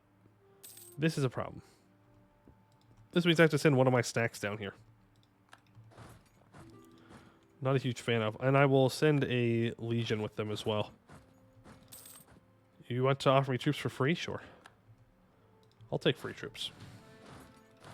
Okay, you spread out. Now they do have, like, what, 69,000? Nice. I have to deal with that. Admiral? Okay. Well, Admiral and also get another general. Mr. Newt? Okay, well, at least you're fast. At least you're fast. Let me go ahead and give Amy the general, since I'm hiring one. Wait. Is that different Amy? No, that's the last. I think that's from last time, right? Well, if I already gave you one, congratulations, you get a second one. You're very fast. Okay. Put you in charge of that. Your order Aldressia is backing up. Have that legion down there to help them out. Beautiful. You can continue to siege. And move into here. What is this? Actually microing wars? That's crazy, bro. That's crazy. Imagine. Imagine. Let's go ahead and loot this. Factional infighting Castanath. Oh, I think I messed up big time. I do not think I should be in this war anymore. Study magic soon in Melting Pot. Thank you. That's how I feel. Melting Pot. And open ruler magic. No, I was holding off on studying magic. I was holding off on studying magic until after I've annexed Bavik. Then I was going to study again. The coronation of a new Caston, the first in centuries, was bound to raise some difficult questions for those with the greatest connection of the storied past to Castanor, the Castaнаth patricians. It seems that they have split into two main factions on the thorny issue. One such faction decries Entef's actions, fearing that the real establishment of Castanor would lead to an encroachment of imperial authority upon the patricians to an extent that Castellar and previous successor states would never have wielded. Though weak, they are rapidly gaining support among the patricians, ever worried about their own wealth and influence. Nominally, they cite the old proclamations of Caston the Progenitor, decrying the break in traditions and legacy they believe Entef committed by taking the trials of Caston without being of clear Castonite blood. The opposing faction is headed by a matriarch from one of the oldest patrician families and warns against any drastic actions, believing that working with the crown is the best interest of both parties. Their infighting has nothing to do with us, or we should try and push our influence to quell the dissenters. It doesn't actually matter what I do, right? Like, does this slow it down? Because if it slows it down, I'll pay the money. But if it doesn't do anything, then I'm just gonna let it happen. I don't think there's any way to avoid the disaster.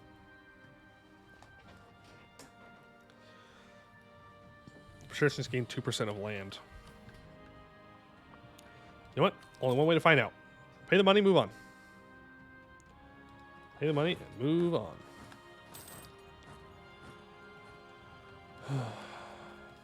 Revolt size is based on land and influence of patricians.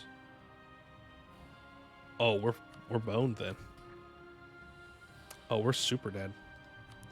Oh, we're super dead, bro.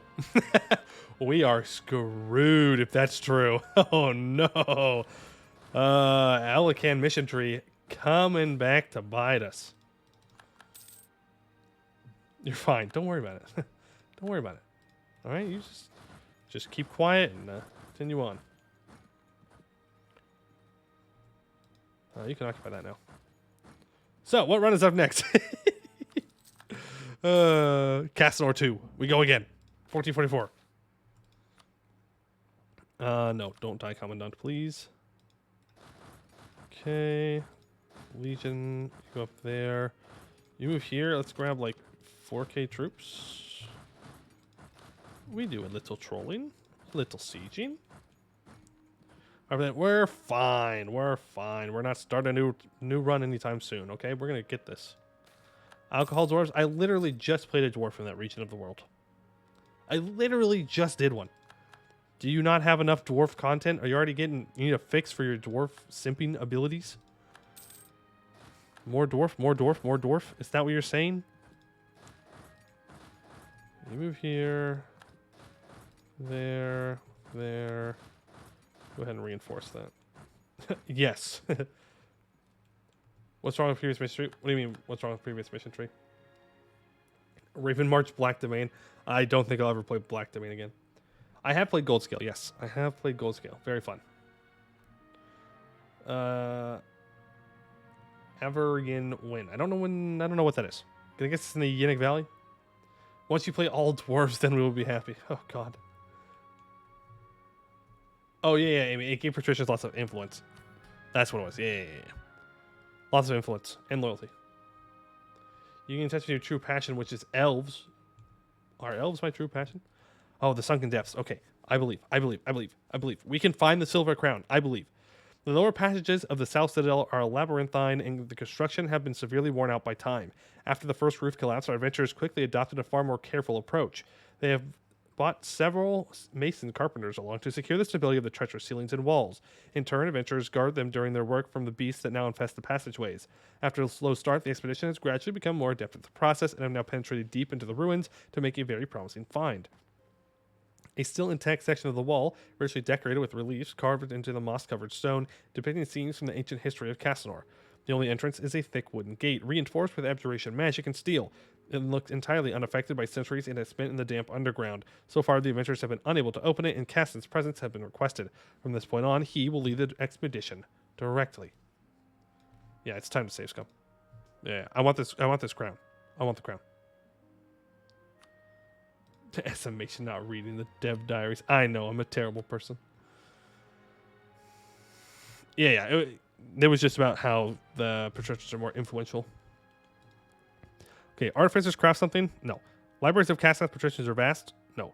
We have a council? Is it not? Set our advisors to the task. I mean, our artificers aren't very good. We should probably go for the patricians. We should probably just go for the patricians. They're very influential and very loyal. I'm sure it will give them more, but like I want this to work. No, don't engage that. Hey man, nice place to you. It's very fun. A wholesome nation of Vanail. It's a very underrated country. Really? I've never even heard of that one. That's crazy. What's their whole mission? It's about like, is it about loving everyone and accepting them for who they are? Because I would like to play something like that. Also, Goed, what are you doing? 67,000 of their troops are up here. Not good. Not good. I want to see him complete the Elnar run. Yeah, probably not going to happen. Not for me. Sorry. Probably not going to happen. Okay, you guys go ahead and start pushing up more that direction. You push on down. How much war score to get peace? It's not really about war score at the moment. It's more about just getting them to peace out. Wow, Goed is a fierce negotiator. Oh. I see fierce negotiator, my blood pressure rises. Just the way it is. I don't make the rules. Okay, you go there, and you walk up into there. We're spending a lot of admin points on constructing these legion ways, by the way, but it's super worth. It's super worth. Silver Force military sabotaged. You still walking across, man?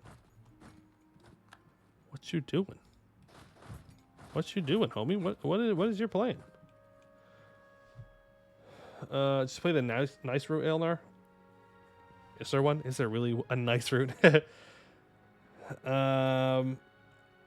it's negotiation, we're like getting devastation for no reason, yeah. So if I find that Elnar was a 666 for Visa, they just are chill with people. Well, except as long as you're in the army. 665, however, get in the battery. Yeah, I know. Like, I had a 666 too. We just chose to go through the disaster. Definitely better to just avoid it, though. Go ahead. It's at minus 70. Okay, there's ongoing battles. Jesus Christ. Those troops are... Oh, God, all these troops are dead. I mean, we have lots of discipline, right? But I don't know if we have that much discipline. Goed literally said, I'm going to send all my troops up into Bjarnrik. Well, good news. Pause. Thinking. Good news is, Goet's not here to defend his land. Carpet siege time! Congratulations, Goed! You have won the grand prize of being an idiot. And I guess that's the competition, is being an idiot. The grand prize is all of your land being occupied. Thank you! Have fun finding those troops, though. Literally 200k Goetis in the north. So when we annexing everyone, we'll get there. We'll get there. Burn that. I want everyone together. No, I need you to hold in the mountains, please. Goed wants to come and fight us. They are more than welcome to try. How are we doing down here? These are looking good. Go ahead and get both of those occupied. You guys can split up and get all of that occupied. Fighting that. Wonderful.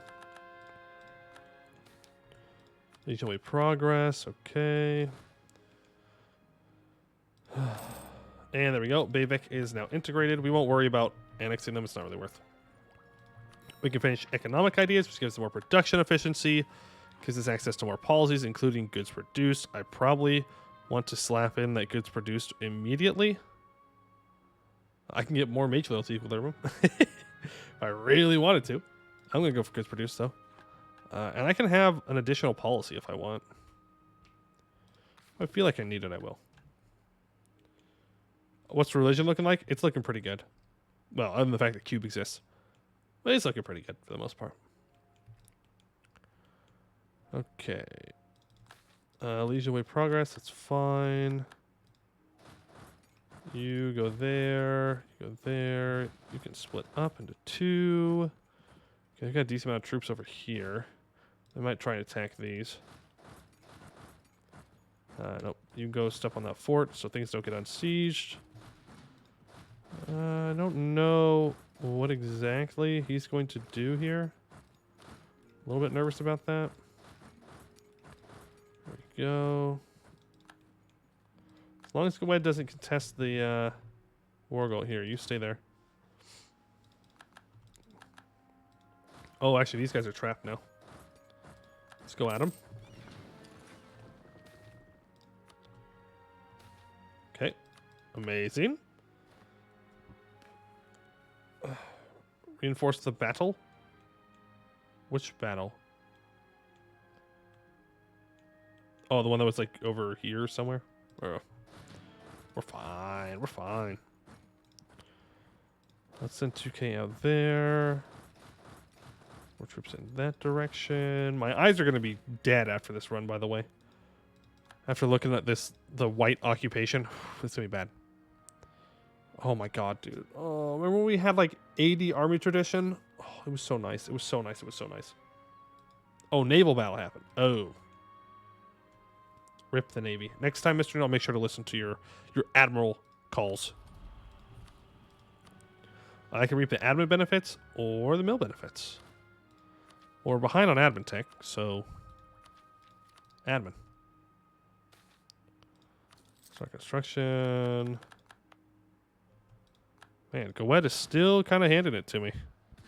We have 2 morale on them, bunch of tactics, bunch of discipline. Don't know why. Oh, I have no cannons in this stack. That would do it. That would do it. Oh, our Navy's dead. I'm sorry. I'm sorry. I'm sorry. I'm sorry. The Navy's dead. Don't worry, Newt. Pretty soon we won't have a coastline. So then we'll have no Navy at all. I'm sorry. I'm sorry. Look, Castanor was not known for its navies, okay? It's known for its armies. That's just the way it is. All right, Gwed, there's no way you're still willing to be in this war. You're insane. I have the entirety of your core territory occupied. There's no way that you can reasonably like, yes, I want to be in this war. Yes. Here's how I can still win. I mean, I know it's because they think they can win, because they have more troops, right? But, again, I have all of your core territory occupied, bucko. You have rebels. This is usually when the AI goes, oh, hey, we might want to, like, peace out, bro.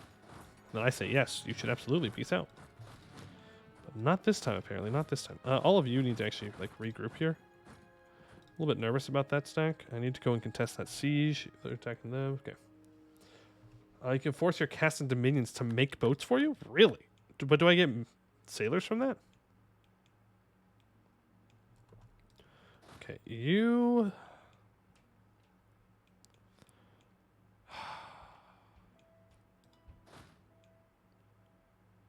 Come over here.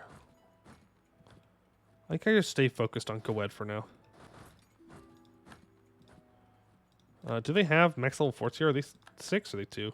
That's level 2, that's level 4. Okay. Then what I'm going to do, I'm going to split this stack. Half of you are going to go there, and the other half of you are going to go here. You're going to attack into here. Wonderful. Okay, then you reinforce that. They're going to get the war goal back. That's okay. Contest the siege. You need to back up as well. Actually, I guess I don't need you to back up, so you need to move. Just back up. How are we looking? Okay. Nothing there yet. Let's go and contest this. They do have a 3-star general here. But they are not wanting to fight me. Let's turn around and take them on these mountains. Did you become a general? Yes, you did become a general. You have 6 maneuver pips. You are very fast. Very, very fast. Okay, let's fight these dwarves. Make sure we have... Actually, no, don't. We have too many cav, which is more than 1. But we do, like, mechanically, we have too many cav. Okay, let's send you over to here. Around the 45k stack, please. You can move in to get all of that. I do want to kind of engage this stack. Probably should have done that. It's okay. We'll win. Sieging that down. We're sieging this down. Go ahead and wipe those troops. You move forward as well. Wonderful. We won the siege of Igard, which means we can actually use these 30k over here on this front. I'm going to have to retreat from this, I think. Yeah. It's alright. Won the siege of Eagle Crest. Wonderful. Oh, you want another general? Wait a second. What? That's illegal. How did you do that? How did you get a second general? Wait just one moment here. Wait just one moment. Imagine getting cursed by hoarding and we get dragons. First stream you requested that. Ah. I see. Hydrate, dihydrate? I can do that. I do need to take a drink of water. Ah, okay. And look at that. Goed is willing to peace out. Not until you break your alliance with Bjarnrik, though. No shot. We do have ongoing battles, so they might already be willing to peace out. Nope, still at -3. Okay. Well, the good news is this is not kobolds anymore, so. Wait, I didn't mean it like that. Okay, I didn't mean it like that. I'm sorry. I meant that the kobold attrition is not here anymore. That's what I meant. All right. The kobolds are here. Wait a second. Did Goed actually just convert the kobolds? That's interesting. Usually they just click the button and get rid of them, but not this time. Honestly, that's worse. That's worse that they've been converted. Let them be free. Let them worship the dragon. Look, okay, I didn't mean that. Please do not. I wish there was a setting where I could just not fight rebels. That'd be great. If I can go get the war goal back, I might be able to get Goed out of this war. You need to come back and recontest this. You're sieging things down.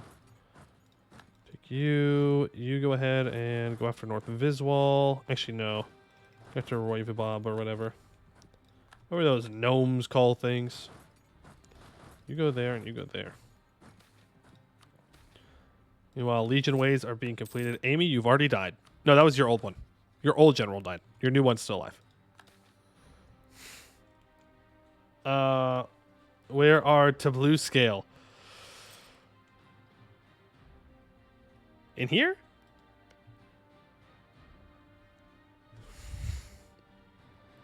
Yeah, where are the blue scale? Hold on a second. Did they convert the other... Did they convert culture? Huh. Yeah, it was the general from yesterday's stream. You want to talk about blue scale, not dragon cult? No comments. I don't know what you mean by that. It's crazy that you'd say something like that. I don't know. All right, I need to build up more buildings. I know the free policy thing is kind of tempting, but like, Mumney. More Mumney, more troops. More troops, more wars. More wars, more Mumney. Repeat. God, this white color is going to be blinding, bro. Blinding. I don't want to engage that. You can split up, though. Okay, go there. See, guys, I do know how to micro a little bit. You stay there for now. You go fight these guys. No. Why don't you walk over here? Yeah, I don't want this. Okay. Want another siege somewhere. Oh, we're fighting them here? Are we going to win this?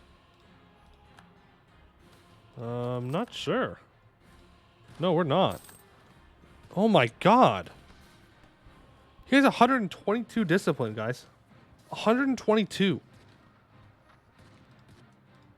That's insane. Like, this is AI. What's up with that?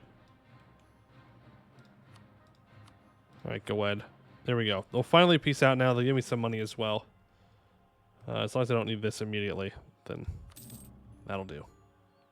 172,000 men lost. Rip. Well, this war just got much easier. All right, bring everybody back. Oh, they got that siege back. Rip. Probably Gowed that did it too.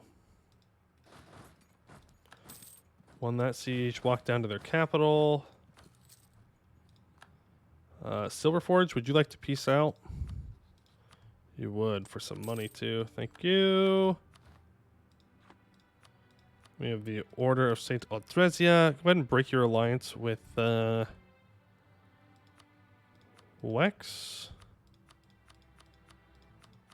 and Thamarin.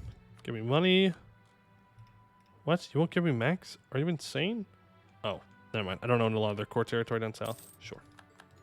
It's fine. Okay. Now we just have Bjornric to deal with. We siege you down Kugdir, because what else would they do? Move you down and around and into here. You can start moving up. Once I take this, then I can just carpet siege all of this, and then that's the war over. I thought it was maybe any religion because you accept them all. Yeah, but then you have to use those mechanics, and those mechanics kind of suck, I'm not going to lie. You're attacking someone immediately? What? Exvis, who are you attacking for a personal union? Attacker against Gowed. Okay, so they have Duran as a junior partner. Who cares, man? They're an island. Why would you attack a great power? Okay. Whatever. Whatever. Not me making dumb decisions. Not me making dumb decisions. Alright, legions, get back here. I don't know what happens if you accept the cube as the thought. I suppose it's not too bad. Kind of like the whole thing is that they just eventually integrate all of their religions. It's not that they necessarily accept them. It's that they just tolerate them to the point where it's like, okay. Cut in half. Sure. Send you up. Send you there and you there. Leash away progress. Okay. Start construction. Okay. Just want these 2 provinces and some money. Thank you. It's literally that easy. You didn't need to complicate things. Core all. Okay. Mission fulfilled. The northern frontier. The former citadel of Roaring March stands neglected in our absence. We must restore Castonorian influence to the north. Lose 5 years of separatism. Lose 3 unrest. And same thing in the other province. I guess it stacks. I don't know. There you go. Now we need to create the Roaring March Dominion, which I have to core all of these provinces. Boom. It's a mechanic from base game. It's not Mongol. It's the Chinese religion. I can't remember the name. Confucianism. Base game Confucianism. Lamb, some manpower down to there. Yep, and it's the achievement is getting one of each religious group accepted. So it could be Catholic, it could be Orthodox, whatever. You know, that's legal Mongol clay. Fair enough, I guess. I think China might disagree with you, but okay, sure.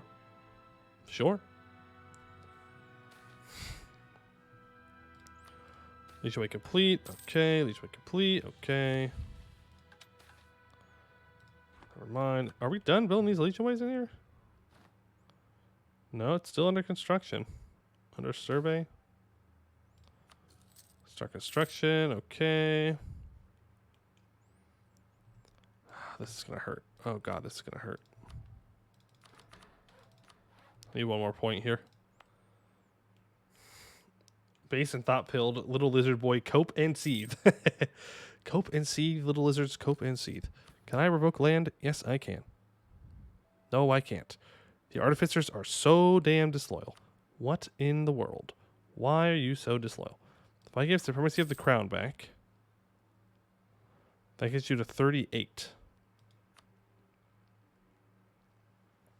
Soldiers call the Dragon Coast, not the Gnome Coast. That's true. That's true. Not a false statement. I can take tech early, tech early. Let's do it. Get access to new cannons. Thank you. Hey, we can actually take admin tech. Look at that. Look at that. There we go. Get that up to 20 dev. I don't remember what mission that was for, but it need to happen. Are there other missions down here like I need to worry about? Not for now. I cannot build boats.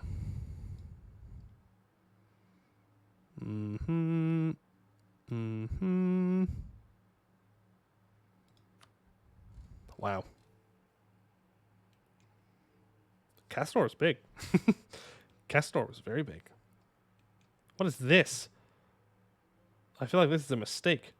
Why don't they own this? I'm so confused. Why do they own like these little... whatever. Like enclaves everywhere. Okay, let's bring all of our troops back down into Castanor proper. Got a little bit... oh, wait. That's just finished. Oh, man, I just skipped through the event. Oh, well. It's fine. Alright, Secrets of the South Citadel. What awaits? Success. With the gate open, a magnificent treasure room has been revealed. Artifacts, gems, gold, and even some ancient books, all seemingly untouched by time. In the back of the room, another passage leads to a staircase down even deeper. A mage warns Caston, however, that the opening of the gate has dispelled the magic that preserved this place, and the structure may not have much time left. Okay, so we can quickly gather everything and get out of here. It's worth a fortune. We get 28,442.88 crowns. That's a lot of money. Or we can go for a long lost artifact. I'm going to save. Now, I can't save scum this. To re-roll the artifact thing. I'm pretty sure it's already set at this point. But I don't want to just get nothing, right? But there's a chance that the silver crown of Castanor is down there. Take the passage. Whatever's down there must be even more valuable. The lost silver crown of Castanor lies placed in a solitary glass stone in the middle of the room. Although nobody has seen it for centuries, everyone in the expedition realizes instantly what it must be. Despite the haste, there's hesitation among the expedition members as they stand in awe. Then Caston breaks the silence and steps forward. I will claim it as mine as Caston. Okay.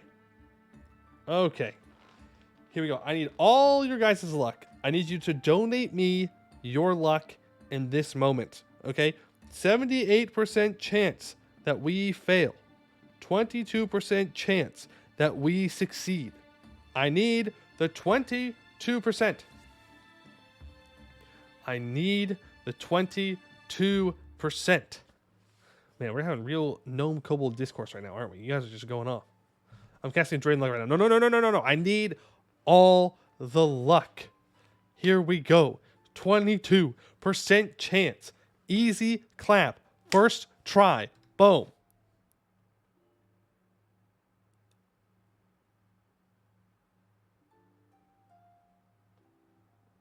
Ooh,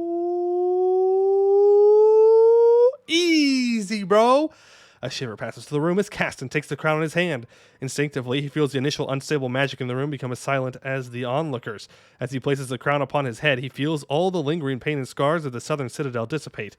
It is as it should be. He is worthy. The expedition is over. Plus 10 maximum absolutism. It's not about being useful, okay? It's about sending a message. It's about the fact that I have it, okay? I don't care if it's useless. I already have maximum absolutism, more than I'm ever going to need. But we've got the crown. We did it. I didn't get it last time. So now, boom, this is the run. This is the run. Crown snagged. Drip, amazing. State maintenance, free. I just need a third thing. You can't say two things. It has to be three. Add more estate privileges. Like what? I have all the point privileges. What else do I do? See the dragons help you? No, the no gnome or dragon supporter helped me there. Y'all were too distracted to help me. Hotel Trivago. Mages. I guess I can give them patronage of the magical arts, but that takes crown land, so meh. Now to return to my regularly scheduled Kobold Slander. Rude. We could. I'm gonna do some artificer stuff here. Not because I actually want to use artificer. Our mages are way too influential for that. But instead to try and get the monthly power points. Okay, you go ahead and step off. Okay, you. Combat width is currently 36, so let's make ourselves some templates. Remove and remove. All right, so let's go for a 50, 36. No, we should just go a 50-40 stack, right? Yeah, something like that. That way it's easy to split and reform. Here we go. Guys, I'm sorry. I think the time of Cav has come and gone. I know they're good, but it's just going to require so much more micro. It's going to require so much more micro. So we're going to have to leave it in the past. I'm sorry. Maybe one day we'll return to the Cav. Okay. Don't need to state anything. Start construction. That's fine. Just waiting on this to core up. Almost done. Then I think we need to go at Corvuria, right? No. Go, scroll up. Scroll. Oh, I'm dumb. I did it again. I did this the last time I played Castanor. I did it last time. You have to focus on modernizing the walls. This takes forever. You got to do it. You just got to buckle down. You got to do it. This needs. I'm sorry. We can't choose the money. We have to choose. Soldier household. Here. Sorry. No manufacturing allowed. Soldier's household. Ardent Keep. I need to develop you.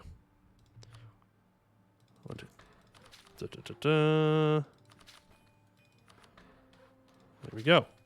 Over you level 2. Soldier household. Steel Hill. You're good. Good stuff. I have 3 completed. 1, 2, 3.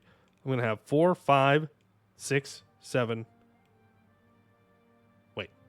1, 2, 3, 4. Oh, no. One of these doesn't count. Which one doesn't count?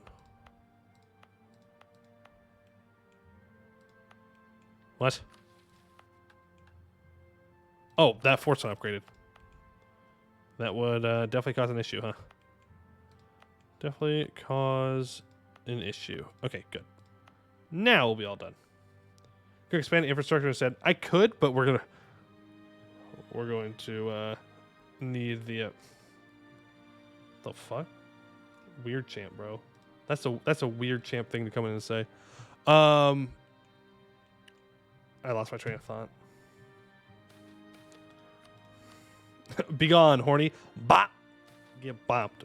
We are children of Dalcaba here. We do not believe in the horniness. You're only horny for monsters. You use this word we. This word we is a very strong word. If you mean you 4 players, then yes. Unlike me, who would never. I don't know why I say it like that. Like I wouldn't. I'm not a monster. You know what? We're gonna leave it there. We're gonna leave it there. We're gonna recreate the Vormarch Dominion. I just know that's a losing battle for me. It's just a losing battle for me. Vormarch was once the northern province of Caston's empire, based in the ancient citadel of Balvoran, and tales of old Vormarch held against the brunt of the giant invasion in 400 BA and gave the empire enough time to prepare and wipe out the last of the true giants. In recent history, Vormarch has had little but grave tales, the most known being the tragedy of Balvoran, in which thousands of refugees seeking shelter from the dragon wake all froze to death during the night. Their frozen corpses still litter the courtyard to this day. What? That's like over 1,000 years, right? Like, their bodies are still is it like permanently frozen? Are they just being dramatic? I'm a little confused. You guys go. What's Sarah has harpies? Freud has goblins. Penguins it's a wholesome love. It is a wholesome love. Don't you dare. All right, Voron March will get all land held by us in the Hellenic Reach in Garudia. If that land is our permanent culture, then it will become White Reachmen. Voron March will be an independent state. They'll become a march. Del Cabo will be their new state religion. Their name will be Crovis. Boom. Conquest against Voron March. How are you already disloyal? Right, because I have not upgraded you into a Dominion. I think that's why. I have not upgraded you into a Dominion. Yeah. Let's go here. Let's go to Influence, and let's create the Castanor Dominion. This gets us -2 admin efficiency, but -1% shock and fire damage received, +5 land and naval force limit, +5% colonial range, +1 merchant, and they get +5% admin efficiency and -10 military tech cost. Confirm. There we go. Now they're... Okay, we're going to have problems if these guys stay this disloyal all the time. We're probably going to have to go for, like, influence ideas or something. Probably going to have to go for influence ideas or something. Go ahead and transfer here. Strong duchies. Oh. I already turned into a Dominion, so I can't use that. But when I create the next Dominion, then I'll do that. It's a good point. It's a good point. It's a good point. All right, restore the Voron March Dominion. Voron March, or Grombar, as it is called now, is simply put a frozen waste. The land is cold and infertile, and the animals are fierce from their long histories trying to survive in the Great North. It is a harsh, ruthless land. It was only made worse when the orcs conquered the region, creating their Grombar. Like all things, their continued presence indicates they are the hardiest of the orcs, for only the most resilient survive in Voron March. But this will not save them. Conquer the region and restore it to Castanor. We gain 150 of each monarch point, 10 prestige, and a bunch of permanent claims. All right, so now I need to take out Sedovic. I need to take out Broken Jaw. I need to take out Bjarnrik. Again. Well, Sedovic. I have good relations, so let's go ahead and insult them. This is an easy war. Insult them. We'll send up half of these troops. 29 can just be here to help out. Decentral ideas would be good. Yes, we're going to have to go decentralization real soon. If we look at our idea groups here. So, we have decentralization, which gives Liberty Desire -10. More income for vassals as well. More governing capacity as well. Province force for cost, vassal force limit. Like, all these are really good for us. I mean, I think overall centralism is better in almost literally any other game, but I think here decentralization actually makes sense. We also have influence. No, influence doesn't give loyalty, does it? Yeah, it could give me another Dominion though. But yeah, this doesn't give any reductions. I forgot about that. Diplomatic gives me more Diplo rep. I don't know. Espionage. Hey Lambert, how's it going? Sorry about today. Hey, that's all right. It happens. It happens. I did have fun. And you know what? It's okay. We restart. This time maybe I use my estates. Might be a decent idea. Looking forward to next Thursday though, as we jump back into it. Yeah, I think we're gonna have to go espionage then. Yeah.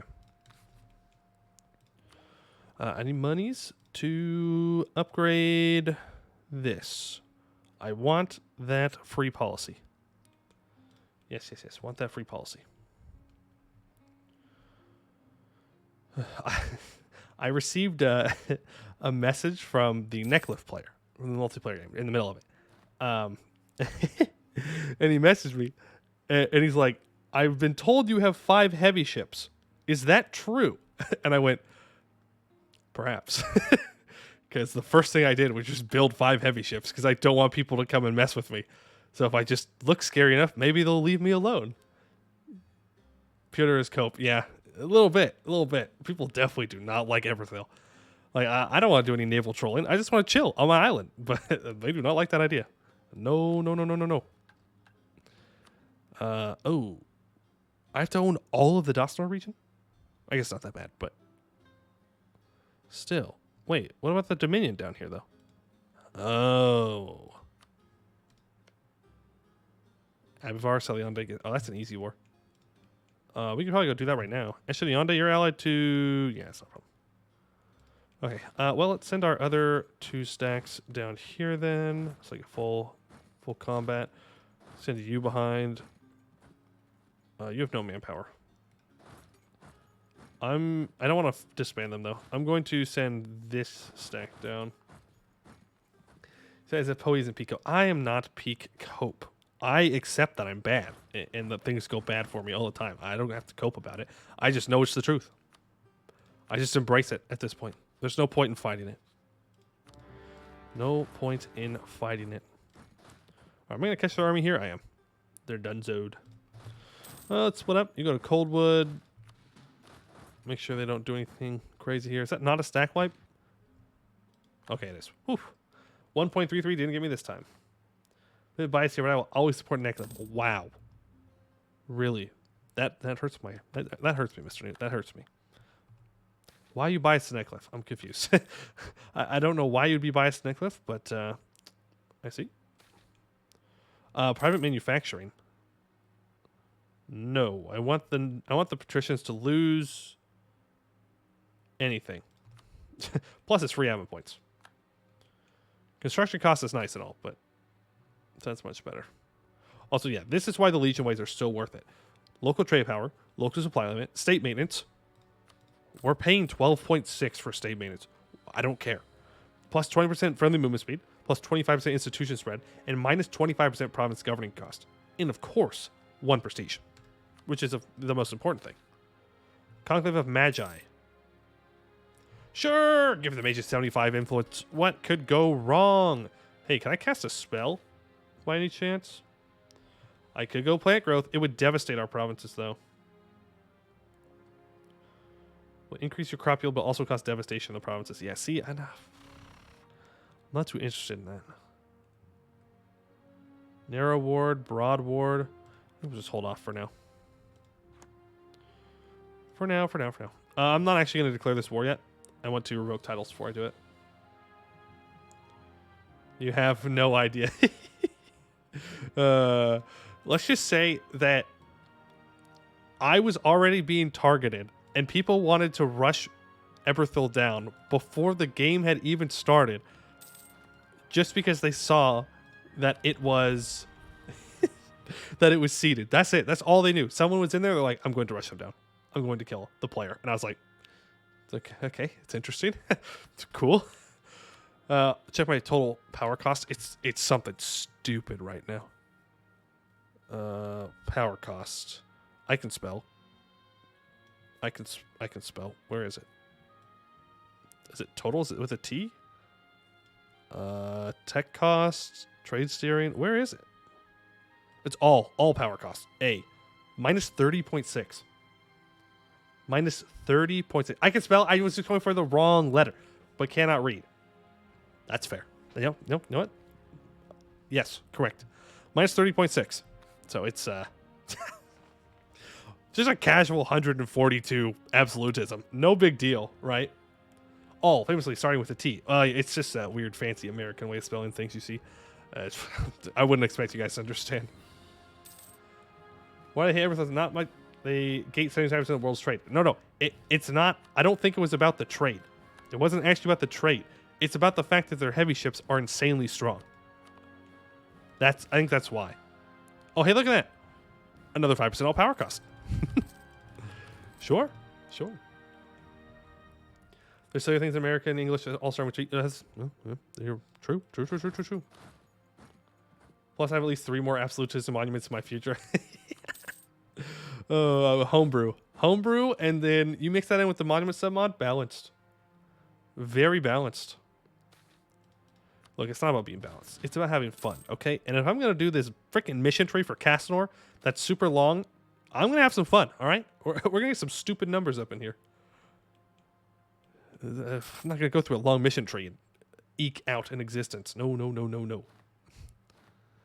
There we go. Full annex U. Let's give all of these provinces over to Vornmarch, as it is rightfully theirs. I also need to improve with Vornmarch. And I need to go in and increase my trust with my Dwarven ally as well. Okay, there we go. Do that. Give me my 22 aggressive expansion. Boom. There we go. What do you mean you're disloyal? I just gave you things, man. What? Man, I hate Dominions. These guys suck. They're just loyal for no reason. I haven't done anything yet. I literally made them exist, so they're like, rebel. There'd be no rebellions if I owned it.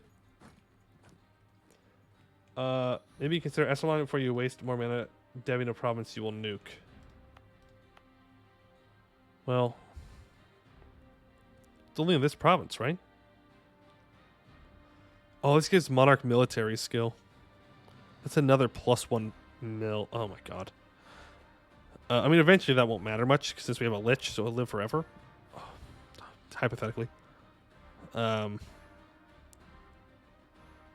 goods produced. Oh, I can't actually. I have to convert this to Castanorian. Look, I know I have to convert all this to Castanorian anyway, so it's not like I'm wasting points. So once that converts over, then we can upgrade it. Okay, we go up to the top. Millennia old debts. I have 90 trust with an... Okay, I have 100 trust with a Dwarven subject, 90 trust in an alliance with a Dwarven ally from the last mission, or be in a war alongside the Dwarven ally. Oh. You tell me I could have just called him into... I need to... Oh my goodness. Just as Balgar helped the Castanorians of old in their time of need and struggle, so too must we repay those old debts by helping the dwarves of today in their struggle to retake the homes of their ancestors. The face of the enemies of civilization may have changed from centaurs and fey-touched beasts to savage orcs and endless number of goblins, but they died of fire and steel all the same. Interesting. And yet, orcs make up the majority of our, of our development. There are a lot of orcs, and we're okay with that. We're chill with the orcs. They get very good bonuses. That's not why. I mean, because we accept all people. It's not the fact they give goods produced. No, no, no, no, no, no, no, no. Oh, my God. Artificers, you're killing me, guys. You're killing me. You want this to have a mage tower? You couldn't have picked something less expensive? I could just deal with the rebels and revoke. Also, I should probably just click the mission, huh? Gain 50 mutual trust toward an ally from previous mission. Historical friendship with a dwarven ally. Small increase in tolerance. For 20 years, I get trade efficiency, inflation reduction, and regiment cost decrease. Empower the Balgersmiths. We have 20 base production in South Castaner. We have a workshop, a manufactory, a temple, and dwarven peoples are integrated. As trust between us and the dwarves grows, so too does the ancient district of Dragonforge. Though scuttled and destroyed during the Green Tide, the site holds sway still as the traditional headquarters of the Balgersmiths, the crafter priests who worship their namesake Balger. The skeleton of the Great Forge, from the massive dragon's head that served as the main smelter to the man-sized bellows and pipes that provided the air that fueled the fire, is still salvageable. So that the dragon's head can be seen alight and working to provide arms to our legions, once again we must do all we can to reinvigorate the Dragonforge and Balgersmiths. Well, I already did. Oh, you can unlock it early. Oh, so this is for people that actually form Castanor when you're, like, immediately when you can. Supremacy over the crown from nobles should give artificers. It does. Yeah, I have Gomo. I've got the Gomo. I shouldn't have picked Gomo, but it's okay. It's fine. We get another 3 base development in South Castaner and a bunch of construction cost stuff. All right, Dragonforge reinvestments. I need at least 1,000 crowns. Oh yeah, we're absolutely doing this immediately. And a military engineer advisor of at least skill 3. Military engineer. Yep. There we go. Skill 3, and then we'll make 1,000 crowns in 5 months, and then, oh baby, making the monies. I'll wait for these troops to get down here. Hopefully by then we'll figure out a way to do this. I mean, if they get up to 40, I can sell titles and then revoke. So it's not the end of the world. No, Armas, we're not gonna have an alliance. Okay, it's not gonna happen. Okay, there we go. So, the Dragon Forge is active once more. Great pillars of flame burst from the Dragon's mod at regular intervals, reaching towards the clouds, invading Caston and altering flickers of light and shadow. On the ground level, arms and armor from the most plain of belt buckles to the most fearsome of artillery pieces flow out of the complex, a pebbled river of gray steel and iron. To ensure that the Great Forge never falls silent again until a Castonorian peace is established across Halan, we must keep up with the rapidly changing landscape of modern warfare through constant research and investment. Let us establish a great institute of metallurgy learning and research so that our future generations are better equipped to not only man the Dragon Forge, but also to develop new weapons and inventions. Lose 100 military power, 1,000 crowns. Until the end of the game, get plus 10% land fire damage and 0.1 infantry fire. Yeah, I guess you need to get some research up to get them loyal. Yep, we are working on it. We are working on it. Okay, now we have to wait for this. Modernizing the walls. We're building things. Things are being built. It's happening. It just takes time. Oh, I guess they're also... From 276 development, they get 86 dips loyalty.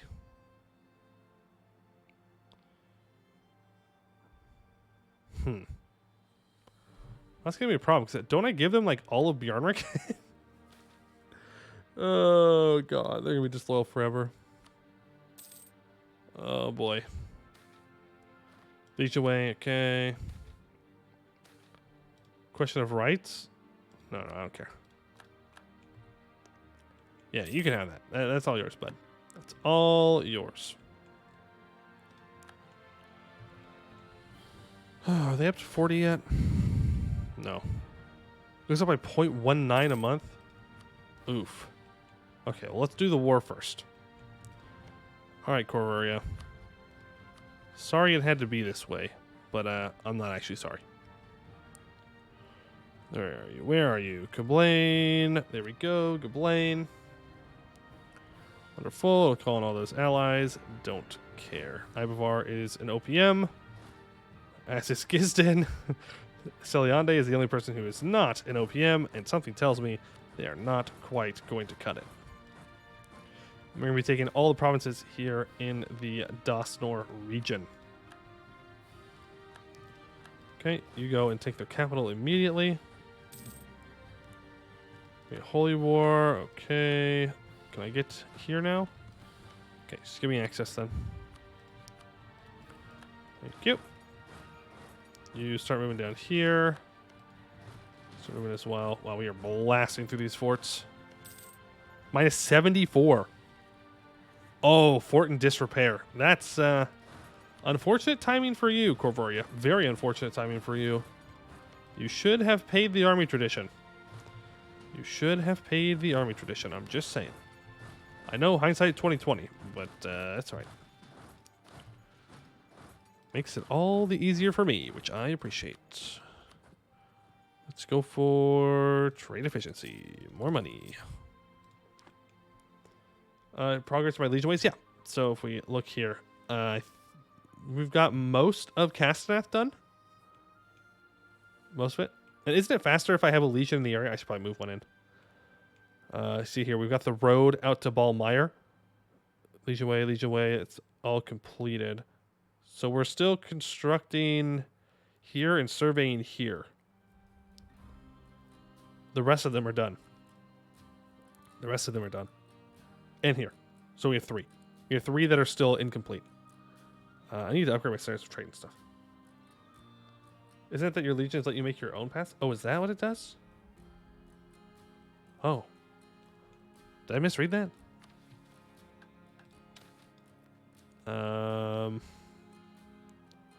Let's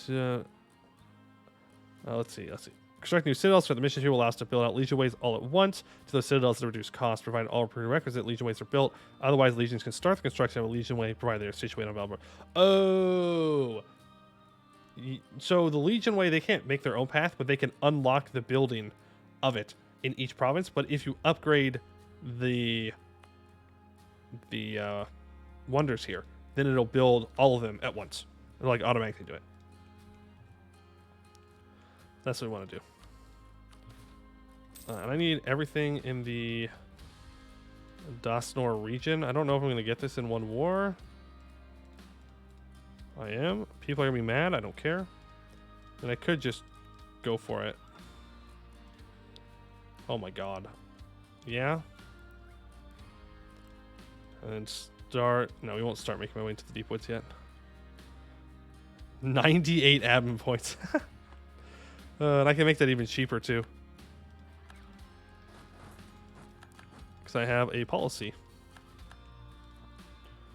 Okay, when I sell titles, then I can upgrade this, which means I'll get +1 free policies, which is amazing. Another 5% discipline, probably. If I had to guess what I would choose. You are allied to... You're guaranteed by Corvaria. Well, I don't think Corvaria is going to be joining after this one. Hold off on that. Yeah, immune absolutism, of course you can take it all. You can probably 2 war go ahead. And 10% extra admin efficiency from religion. True. But I lose 2% from my dominion, okay? It's balanced, don't worry. Come on, just stack that morale. Okay, we'll stack that morale. Formation. Uh-oh! Hey, we gotta get out of this war. We gotta get out of this war. Things about to go bad. Things about to go very bad. Formation of the... I'm gonna get this first try. You ready for this? Edhardraken. I thought it was pretty good. Edhardraken. The Edhardraken, roughly old Castanorian for Sons of the Dragon, are a loose society of patricians who group together to push their interests against the crown. For now, they just sit in their white spires and tall towers in Castaner, grumbling and not doing much else. But the patricians have deep connections and even deeper pockets. What's more, they hold intimate knowledge of and control in the great city of Castaner, the beating heart of Castanor. Who knows what will happen should they decide to put those resources to action. Worrisome, perhaps. So, North Castaner gets +4 local unrest and +10 minimum local autonomy. And we lose 10 legitimacy. We will start to gather support and power for their cause. Okay, it's disaster time. We gotta go back. Total admin efficiency right now is 53. It's not a lot. Could be better. Could be better. Let's bring all of you together. We really got to get out of here and do some other things. We are not in a good spot. Not in a good spot. Yep. We got to go. We got to go. Okay. Move back. Out of Castaner, please. I don't want to lose you. Take tech. I don't need to. I have 2 years. That's wasting points. And people get mad at me if I waste points. But then people get mad at me if I don't not waste points. People get mad at me no matter what I do. Poey do this. Poey do that. Poey. That's it. That's all I got. I don't know. That's the end of the bit. The end. And scene.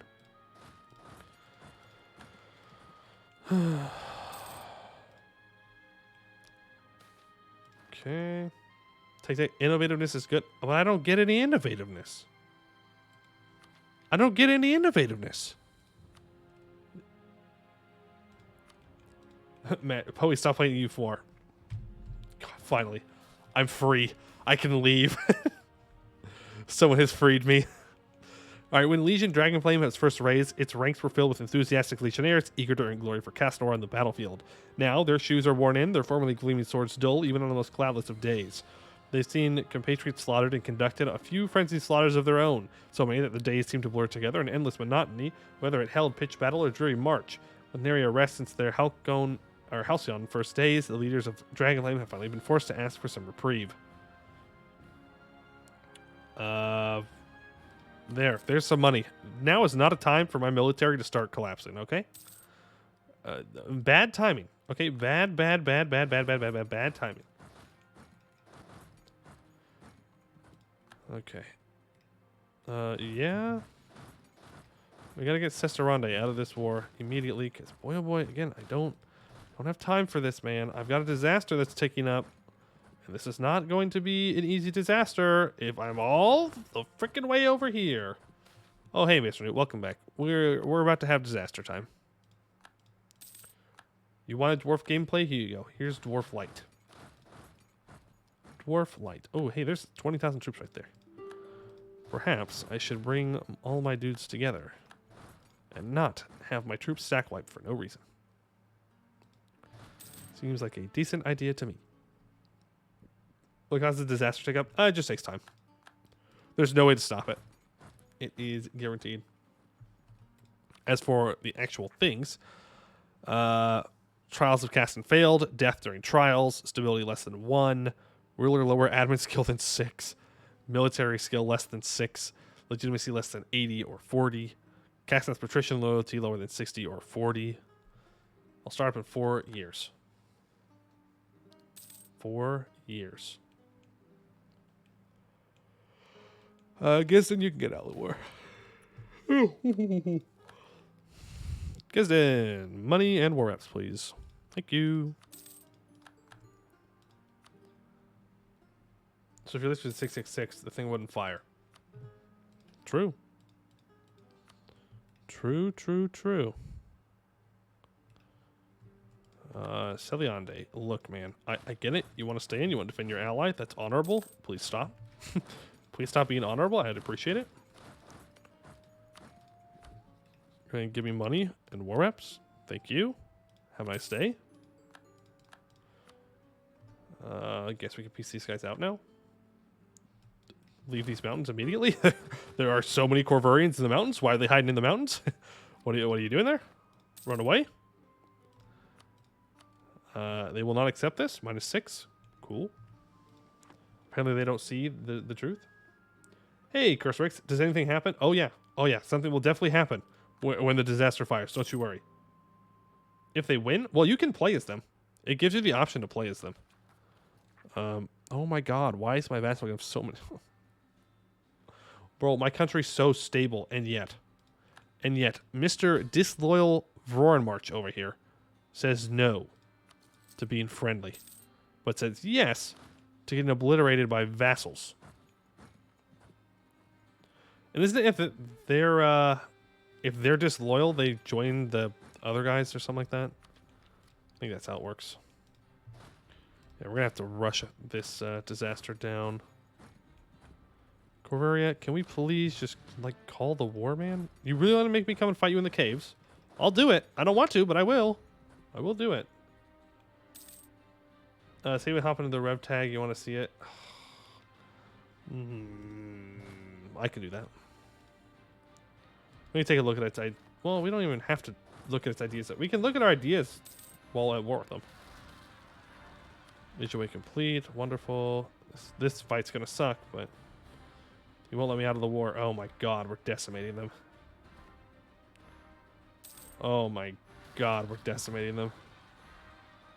We actually didn't decimate them that hard. But we attacked in the caves, so like... What are you gonna do, right? What are you gonna do? Can I take all of this? No. Okay, well, hey, I would say that's pretty decent.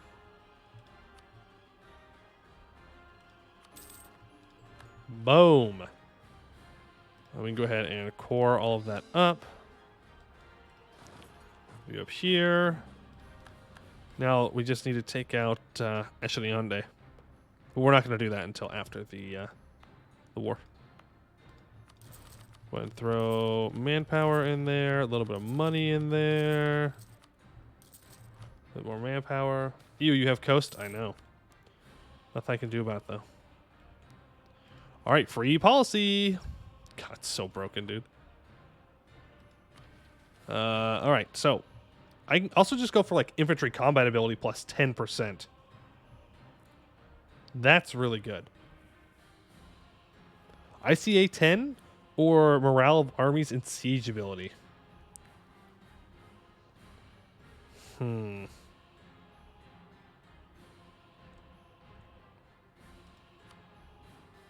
Yeah, I'm going to go for the ICC. I should have a free Deathlow policy. It's not telling me that I do, but I should. Merchant trade power. Let's go for trade efficiency. No, it doesn't. I must have an additional military free policy from somewhere. Oh, yeah, I do. That's fine. I'm willing to pay the Diplo for a little bit more money. That's fine. All right, let's get up here and let's get ready for this. I guess do we just speed 5 to it, or do we try and fight this Esheniande war? Are you almost done? No. Yeah, if I get up above 30, it'll make them happy. Well, artificers, just cry about it. Huh. Well, that was more... It's more than I thought would spawn, but okay. It's fine. It's fine. Also, our lands are now connected up and around, which is super nice. And it looks much better on the map. Which, of course, is the most important thing.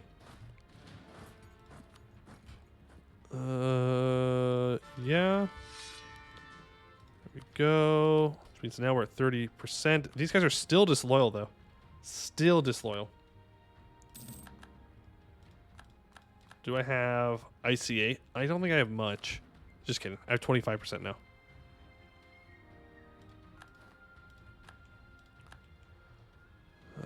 Yeah, that's fine. Disaster. That'll be fine. It will fire. It will fire. There's no way around it. Other than having a 666 ruler. Placate, I get like 5 prestige per U. I get like 2.52. That's a good point. Go ahead. I can just pay off their debt as well. Oh, if I just keep paying off their debt, it'll be wonderful. I'm fine with that. Oh, I can also like send officers. Subsidize armies. I don't really care about that. Yeah, we're fine. I can do that. I can do that. Okay, you need to walk up here. You will deal with any rebels that pop up. You all combine together. Okay. Do I want to go through and delete these forts? A disturbance at Trial Mount. Despite its recent reopening after the Ascani Wars of Consolidation, the trials of Caston and Trial Mount area were still held in superstition by the most citizens of Castanor. People went out of their way to avoid the mountain, an easy enough task for the most part, though just in case, Enta still ordered regular daytime patrols to ensure that the sanctity of the trials were not disturbed. These precautions made all the strange human reports of a small disturbance at the trials started resurfacing. A set of footprints in a muddy path leading to the O-Stone, flashes of light spotted from the North Citadel. It was almost as if something was scouting out the trials for themselves. Must be nothing. Lose 50 admin power, or I can lose 43,000 manpower. How long would you have to delay the disaster for it to go away? Way too long. We're not even 100 years old yet. We're just going to let it tick up. Like, it's a great way to reset it right there, but must be nothing. Good night for after Homebrew. Oh my god. My discipline's only 112%. I'm trash and should delete the game. Exactly. Exactly. Just delete it. You're already dead. They're going to get rolled. Go. Take tech. Wonderful. I have another idea group. It has to be a mill idea group. Do we take fire ideas at this point? General staff. We don't need quantity necessarily. Tactical for land fire damage, movement speed. Artificery for loyalty. Military free policies. And possible policies. Funny. Cheaper mill tech. Manpower recovery speed goes down. I mean, I don't really think this is worth it. It boosts our artificer stuff, but we're not going to use artificer stuff. I mean, general staff is just unironically very good. Like, we don't necessarily need to make our army better. We don't necessarily need more troops right now. But if I can get better generals, I think that's going to bridge the gap between me and anybody else I'm ever going to fight. Fortress ideas, but I don't play defensively. No, I'm going to play general staff here. Besides, I can get this for so cheap. 192. Do I have any policies that make ideas cheaper? I know there are a lot of policies out there that do that. I just don't know if I have any. No, doesn't look like I do. That's all right. I can get the first couple of ideas here. 1, 2, 3, 4. Amazing. All right. So that gives us +1 land leader shock, +1 land leader fire, +1 naval and land leader maneuver, +1 leader siege. We'll get some naval stuff. Yearly army professionalism 0.5. Army tradition from recruiting generals +2, and leaders to upkeep +1. What's my inflation at, by the way? Go ahead and buy that down. Okay, and I have 3,000 crowns. And I think we're just going to save up this money for the disaster. Yeah, we definitely have to save up. The death of the matriarch. The day dawns dreary, the streets of Caston desolate in the wake of a thunderous storm. In the upper district, home of the patricians, a porter hurriedly scurries from home to home, clutching in her hand missives delayed overnight by the storm. One such missive is marked and sealed with the telltale purple of one of the most powerful patrician families in the city, paid for at a premium for immediate delivery, but what was important to do when it seemed like Eulos himself unleashed his tears on the city of stone last night. The porter knocks, feeling small next to the towering stone spire that exemplified the wealthiest of patricians, but no response is forthcoming. She timidly opens the door to a grisly sight, the battered, broken body of an old woman, eyes lifeless at the foot of the stairs. The investigation was a short one. It was well known that the matriarch was getting up there in age. The simplest explanation was surely the best explanation.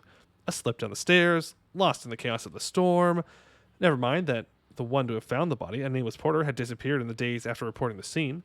The funeral ceremony was short-lived and underattended, for the matriarch had outlived every single one of her heirs. By law, her land would go to the crown, but this would surely draw the ire of many of her patrician peers, rivals, and friends both. Her estate belongs to us, or let the patricians squabble over the scraps. It belongs to us. We're not going to give them any land. And yes, you can get the cheat event for professionalism. View catcher. Oh, I think this is one of the PowerPoint ones. The view catcher is one of the simplest and yet greatest innovations of our time. Able to capture images for printing in a single instant to be preserved forever is revolutionary, and its use is endless. From newspaper articles to preservation of heroic deeds to documentation of creatures unknown to simply capturing dear memories, the view catcher is popular already with much of the general populace. Any rumors of its inner workings rely on miniature demons trapped inside the painting, but the pictures are complete falsehoods and should be dismissed. Streamer invention one. There you go. There's your invention. Invention now. Artificers are still not happy. Yes, +1 admin power. But if I implement this, then that's it. Because I only have 13 artifice capacity for now. I think that's worth it though. +1 admin that's literally the one that I wanted. So, why reroll? I guess that's a 43.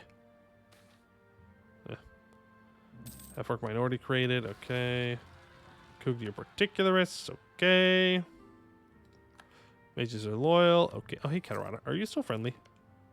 Yeah, you're still pretty friendly. +1 naval leader, fire and shock. It's whatever. Live at Twitch VC? What do you mean? What do you mean by that? What you mean?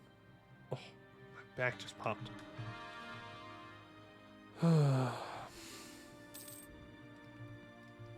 Access, sure. Access, sure. It's fine. I hate just sitting here, but I'm not going to be caught out by some random event that increases its progress. And then I'm... Oh, view catcher. Gotcha. Construction, how we doing here? Admiral Newt the Immortal will be so powerful eventually. Not anytime soon, though. Also, I gain 7,300 manpower a month. Oh, hey. Have a 3-star general or admiral in command. Don't I have one of those?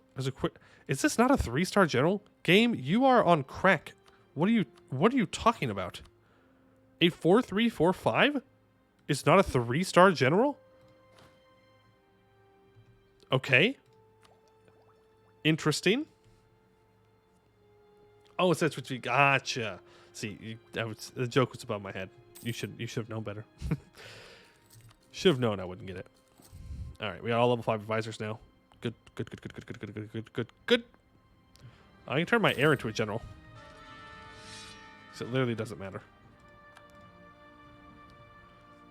Okay, looking good on PowerPoints. We're definitely going to be developing. Let's take a look at these missions, because I know that there's something where I have to develop certain ways. Yes, all provinces here need to be 15 dev. So encourage development.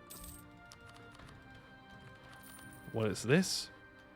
Admin development? Just a little bit. Okay, just a little bit. Welcome. Implementation of new techniques successful. God, it's such a broken idea group. Implementing new ways of thinking or implementing new techniques can be very difficult, but less so with an innovative general staff. The general staff is open for innovation. 5 Army professionalism and 10 Army and Navy tradition. Okay, you've gotten up to 15. You also need to be developed up to 15. Where else? You. Courage development. 15. Man, it's dirt cheap for us to develop this. My God.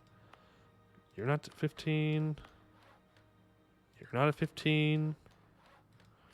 Let's see here. You are not even close to 15. You are very close. Okay, you're definitely there. 30 is definitely more than 15. Fun fact. Fun math fact from Polymu. 30 is more than 15. Here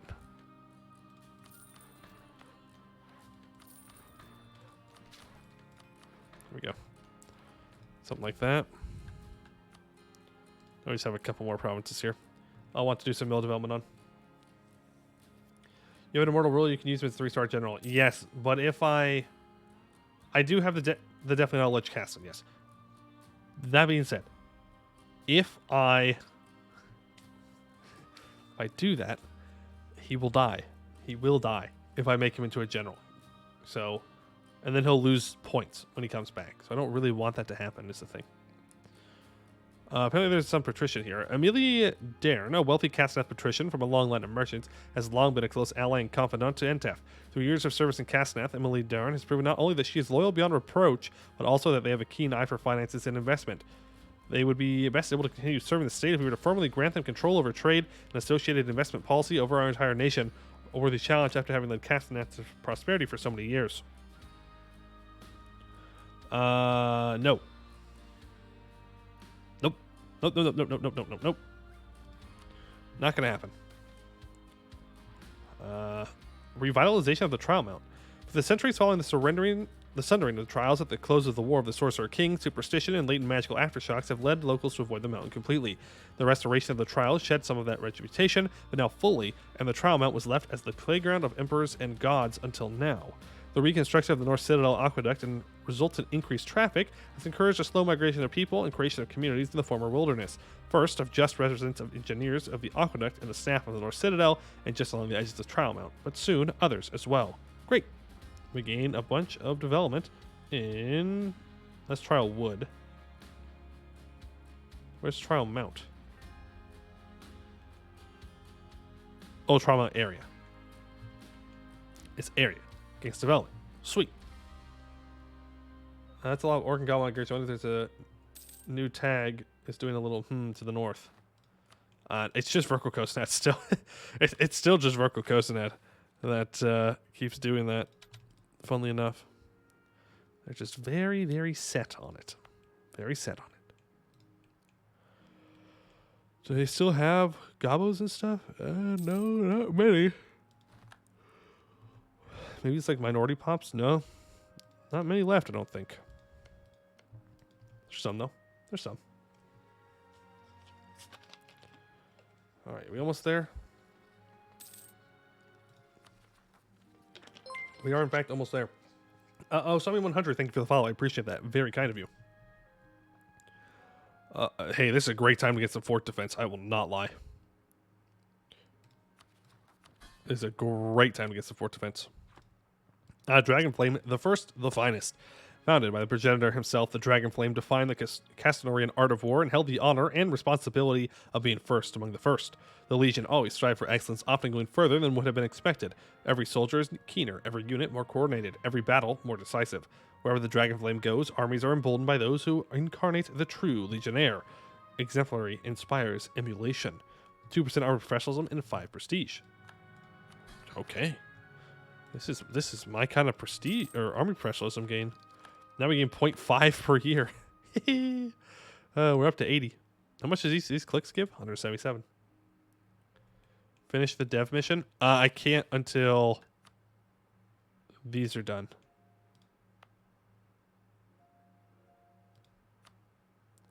And I didn't start building this yet. Oh, no. Aw, nuts.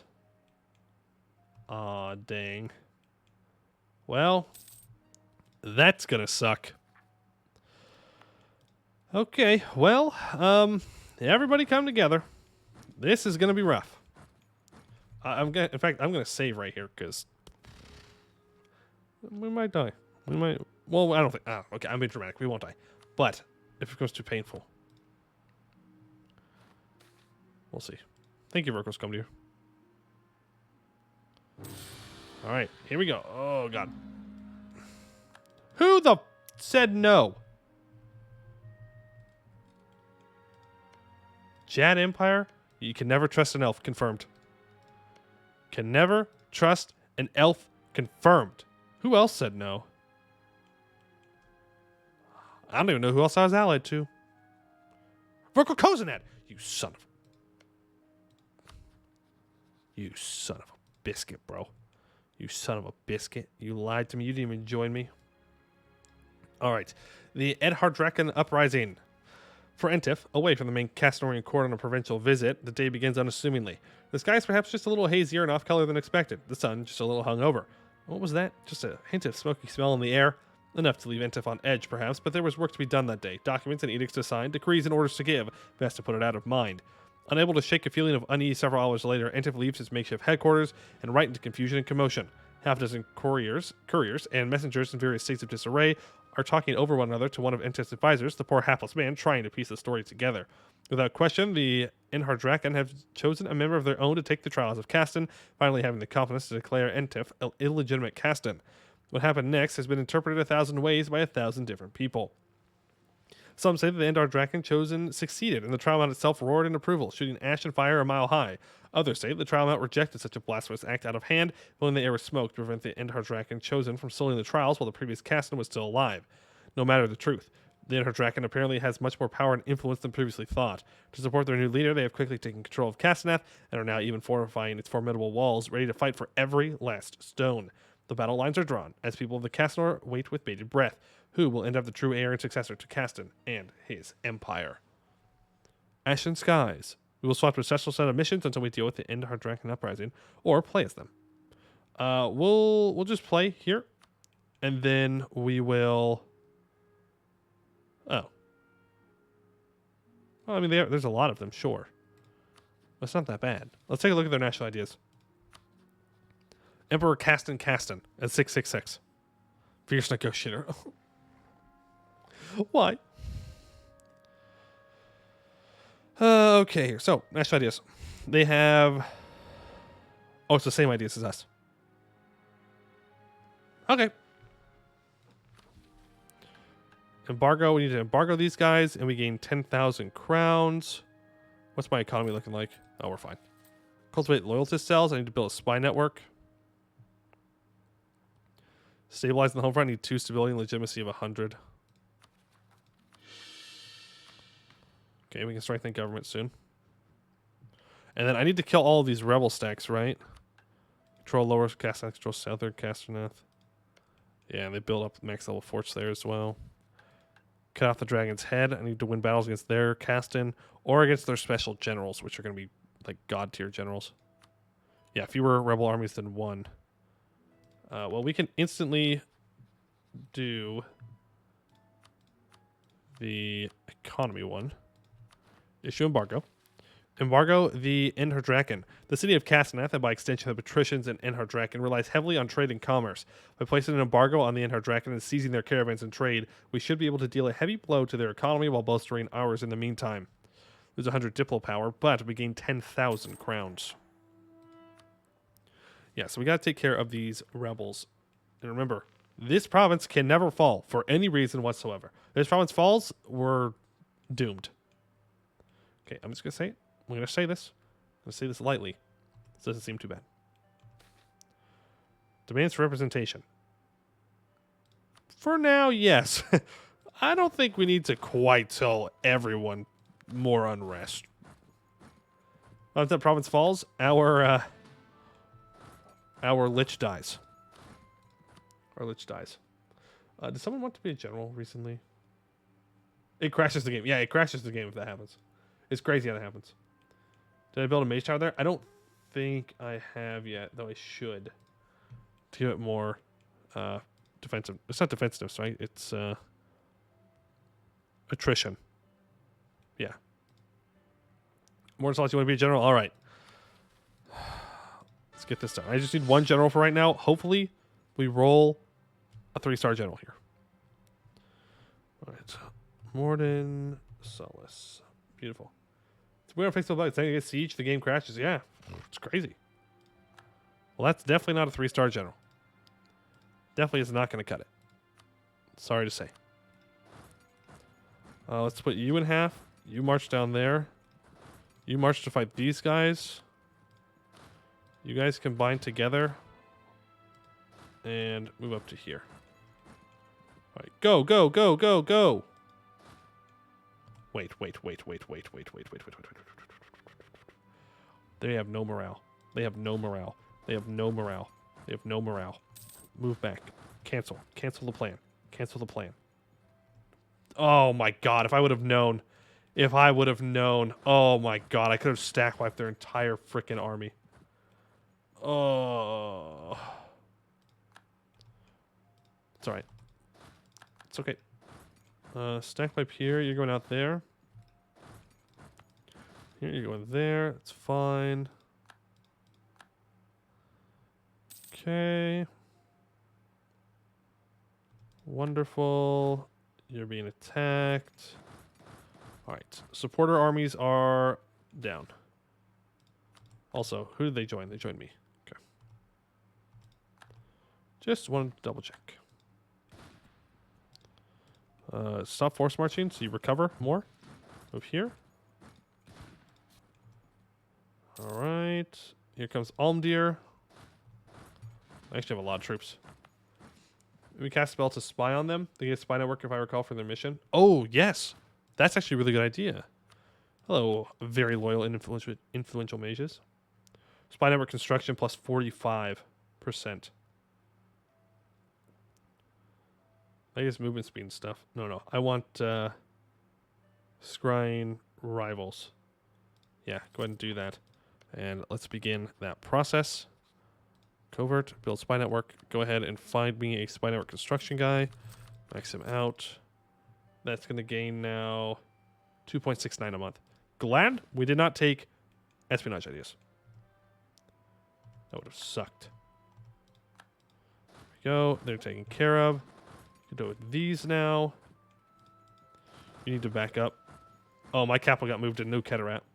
Karashi drills don't matter. Don't matter to me. Yeah, they're going to blast through my capital. There's nothing I can do about that one for now. Like, I could try and contest this, but I don't know if it's necessarily in my best interest to do so.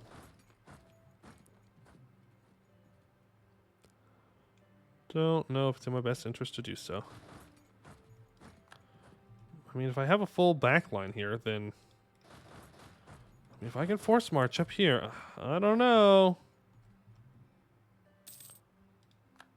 They do have a... They have an 8-3-5-2.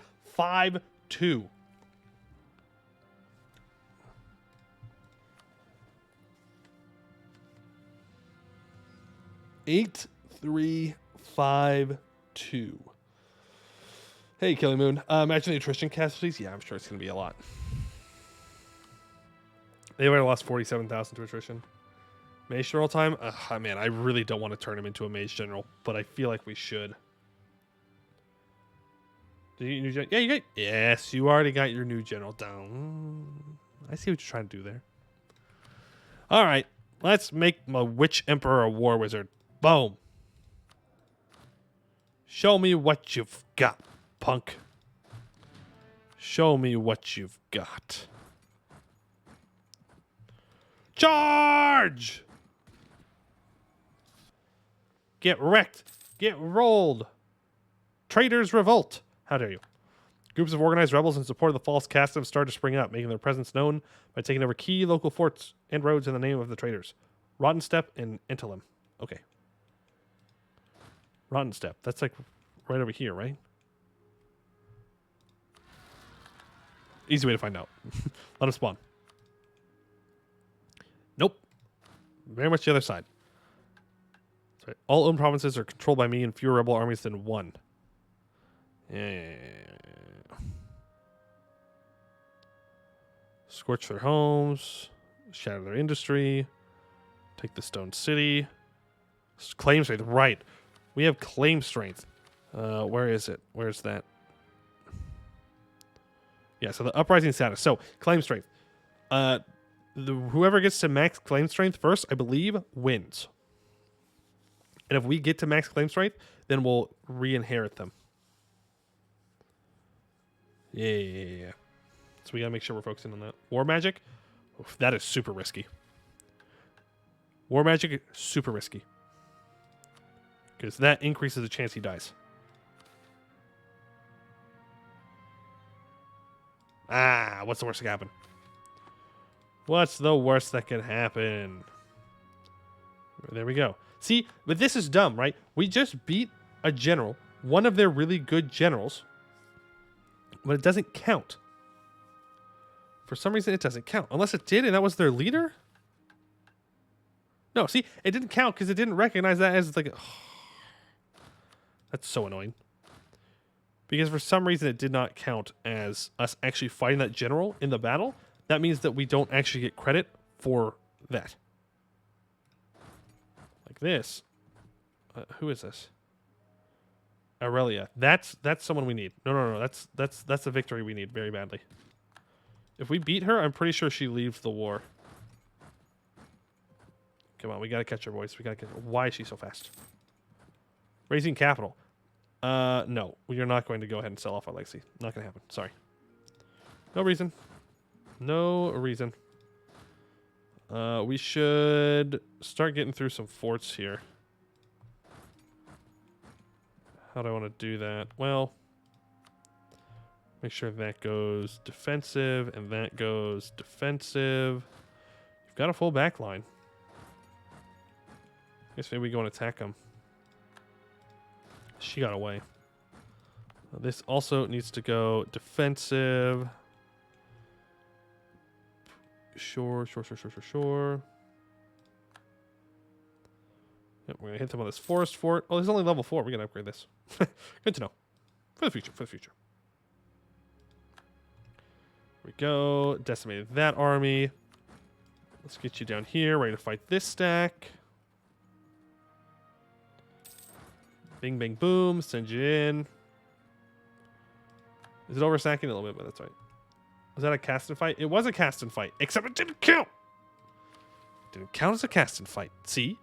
0 battles won against Caston. Aha, thank you for fighting my rebels. Okay, how much manpower do they have? 24k. Do they have any professionalism? They do, unfortunately. Okay, that's fine.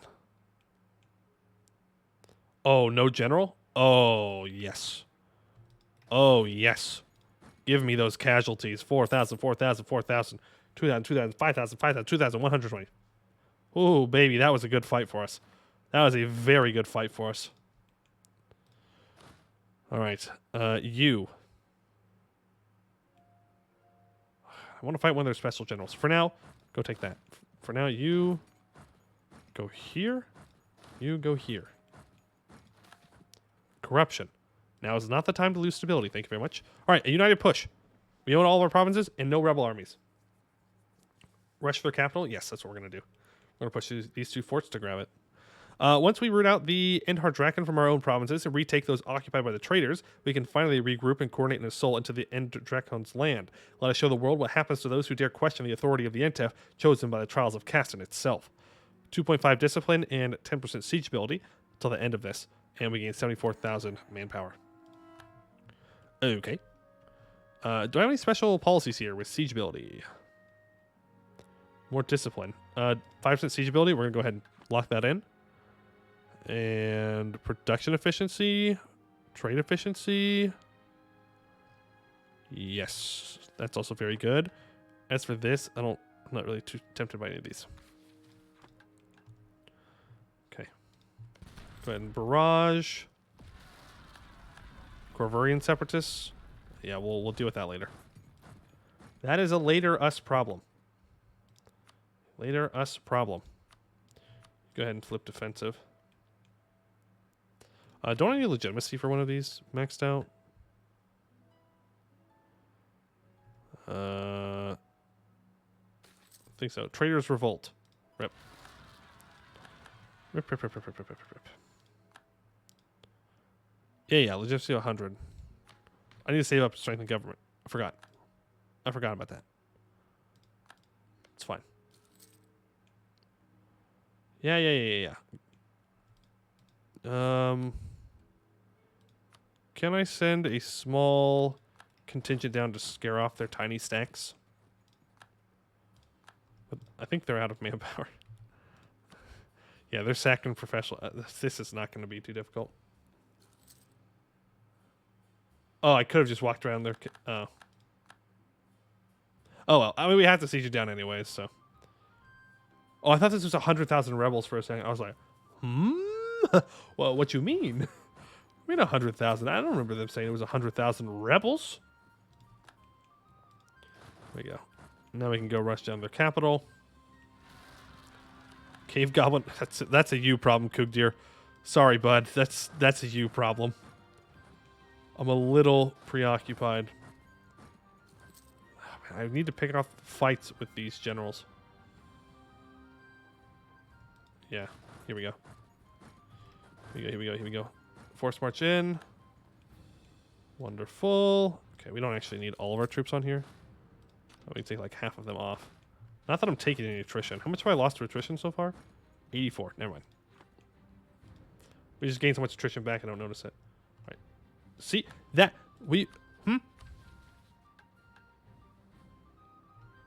I guess maybe I have to win more than one battle with her? I don't know. Because I definitely beat her in a battle. Definitely counts as beating her in a battle, I'm just saying. Defensive edict and defensive edict. Homie, if you want to take stuff, you're going to bleed for it. You're not going to enjoy it. Sorry. Sorry, not sorry. The Catarons are here. That's right. The cat has arrived. Peacekeeping missions. The Anbennar uprising is now a reality that now reaches all aspects of our society, and the peasants of our belligerent provinces are no exception. We cannot predict which side they will take, but if we send some of our forces out to recruit and propagandize, surely they'll be more likely to support our claim as the rightful Caston. Yep, go ahead and send them in. Send them in, boys. Send them in. Oh, hey. Look at that. I have ground land. Let's see. What's my claim strength right now? Oh, they have more claim strength. I think it's because they own Caston. That's why. So we will be taking care of that relatively soon, despite the fact that we are very clearly winning this war. There we go. We've won that siege. Let's force march both of you to here. Go ahead and strengthen government twice to complete this mission. Stabilizing the home front. The traitors Anbennar patricians have left chaos in their wake, denting our economy significantly with their betrayal of Castaner and rich lands in Inner Castanor. But before we can take the fight to them, we must ensure that our lands are loyal and that our rule is secure in the rest of our lands. -1 national unrest and +5% morale armies.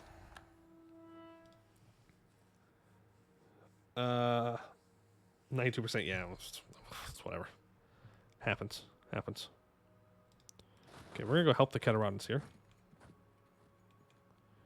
Okay, you two are Traitors Revolt. Okay. We'll deal with the traitors eventually. Yeah, you see what you're doing here? This, illegal. Big illegal. Not allowed. Not allowed. You're not allowed to siege down this fort. Ever. For any reason. Cultivate loyalist cells. Spy network at least 50. Alright. Caston's may lie nominally under the control of the Anbennar patricians, but in a city so large, there is no doubt that pockets of our supporters still resist. We must reach out to them discreetly and offer our full support, for if they could prove a valuable distraction, we march our legions into position. So, bunch of people rise up. Bunch of people rise up. And Sapphire Watch? Okay, but this hurts me more than it helps me. I'm not going to lie. Like, we have to do it, but that hurts me more than it helps me. Oh, right, they're friendly. No! They're not that friendly. Hey! Hey! Hey! Where are my rebels in South Castanor? Where are they? I was told South Castanor I was going to have rebels. No rebels. Game's lying. I need war exhaustion less than 1, and they need war exhaustion more than 10. I thought that the mission said that I was going to get rebels in South Caston. Maybe not. Maybe I'm crazy. No, do not let them siege that down. Please, for the love of God, do not let them siege that down.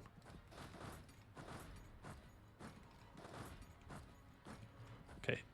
Now it's time to move on to Castaner proper. So, how many cannons do I need here for this siege for level 6? I need 20. Oh, you have blessed me this day. You truly have blessed me this day with this information. You tell me I can siege down 2 of these at once? We'll go ahead and we'll send Morton Solace. There you go.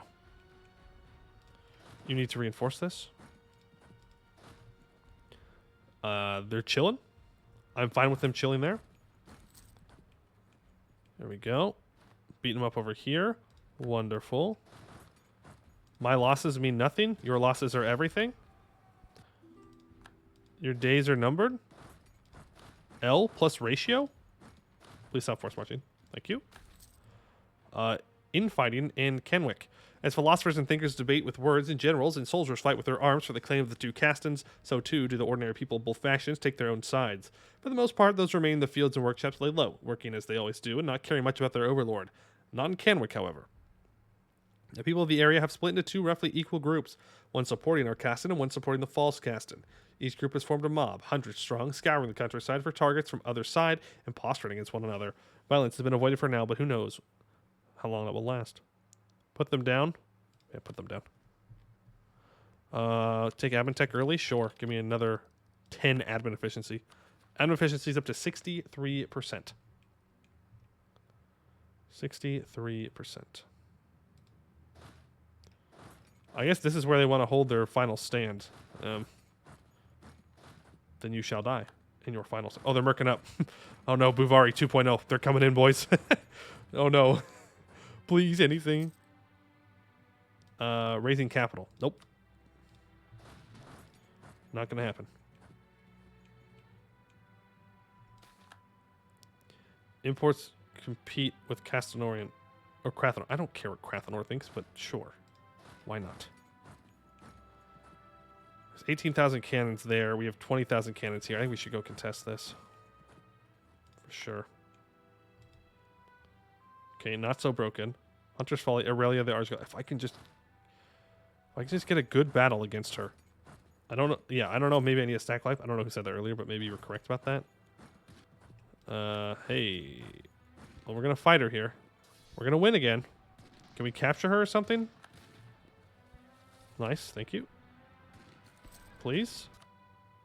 Please. Hey, there we go. All right. Capture of Aurelia. The Edhar Dragon Cavalry has been nigh unbeatable, time and again outclassing our own. This time, however, we were not caught off guard. As the traitors cut deep into our lines, our prepared stakes were raised from the ground, encircling the now trapped cavalry, sending the horses into a panic, and the soldiers surrendered not long after. Now, General Aurelia, or the Argent Claw, as she is known amongst her traitorous legions, is at our mercy. We have a choice to make. By all rights, the woman should be executed for her treason against the crown, which would set a good example for the other traitors. On the other hand, Aurelia's skill on the battlefield is immense, and it would be a waste to send all that experience to the grave. As such, some of our advisors suggest cutting a deal with her, so we may use her against the traitorous patricians. No. No shot. She's dead. Waboom. Mid-Towers MP. MP will be on Thursday. We're going to be restarting. There were some technical difficulties, unfortunately. Yeah, we're just going to axe her. You rebel, you die. It's that easy. It's that easy. All right, Dole the Argent Claw. Keeper, she's busted OP. No. Commanding the vanguard and the patrician force was Aurelia, kind of fearsome figure atop your purebred horse. Should we prevail over her in battle and capture or kill her, the end our Dracon's cavalry will surely fall after. Cringe? Oh my god. Y'all be like RP, and then you let traitors live? Bad at game. No. I don't care if she's good. She could be great. I don't care. She's got to go. You don't rebel and get away with it. That's not how that works. She fucked around. She found out. Okay, we just have to win this battle. Okay, yeah, they're done. They're dead. Traitors revolt. Thank you. Laurent, what are you doing over here, buddy? What are you doing? Oh, hey, look, Laurent's friendly. Oh, attacking Laurent? Okay. It's RP still? Pff, bad RP. Never let a traitor live. Yeah, wipe that. Then we're going to fight this, probably. They are holding here for dear life. Let's go say hello to them. Okay, we're good. Everything's looking fine. Beating them here. Wonderful. I always hate general events like that because at this point in the game, you already have good generals coming up for your ears. Well, not me yet. I know it's happened so many times IRL. Just terrible. A good tradition is a good trader is a dead trader. Exactly. My armor tradition is gonna be fine. It's just that I had to tank all of it because I had to go and take the undead mill because the mission was pretty good. There we go. It's alright. This disaster is over. Mission fulfilled. Strangle their trade. In Lower Caston lies the old bazaar, choked with a maze of market stalls and shouts of merchants from the world over. The district is the epicenter of trade in Castaner, and indeed all of Eskin. Should we capture Lower Castaner, we shall shut off a vital link connecting the Endar Draken to the wider world. Less trade efficiency, and they gain more monthly war exhaustion. Do I get any, like, permanent bonuses out of these? I don't think we do. Yeah, no. We don't. We don't. But we do have to get our claim strength up, so we gotta complete them. Okay, let's go do this. Man, white color tags owning the God Shield are disgusting. What do you mean owning the God Shield? This right here? I don't know. I think it looks alright. Move the general capture missions or perma modifiers. Okay, you're gonna siege that down. We don't need bull stacks though.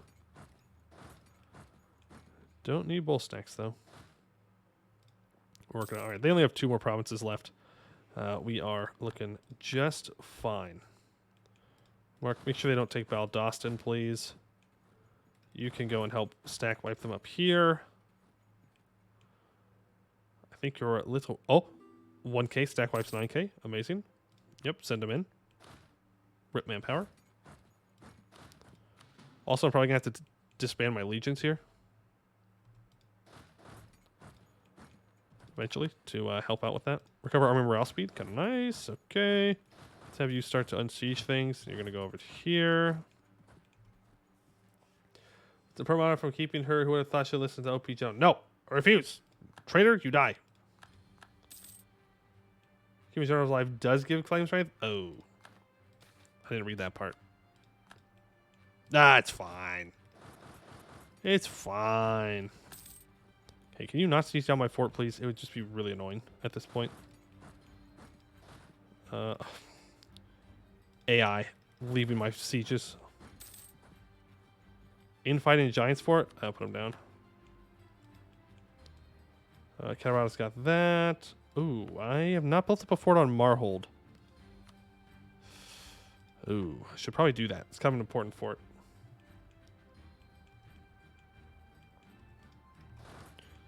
Okay, you have a general still. That's good. Man, come on, boys. Siege us down. Ah, I see. I see why, yeah, I see why it's taking so long to siege us down.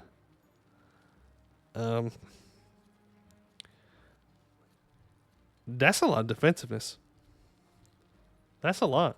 Siege magic? Yeah, no, we are definitely using siege magic. Where are you? Where are you? Where are you? Where are you? Open magic menu. We are really good at transmutation. Shape change into a giant. Go. Alright, let's finish this or support as usual.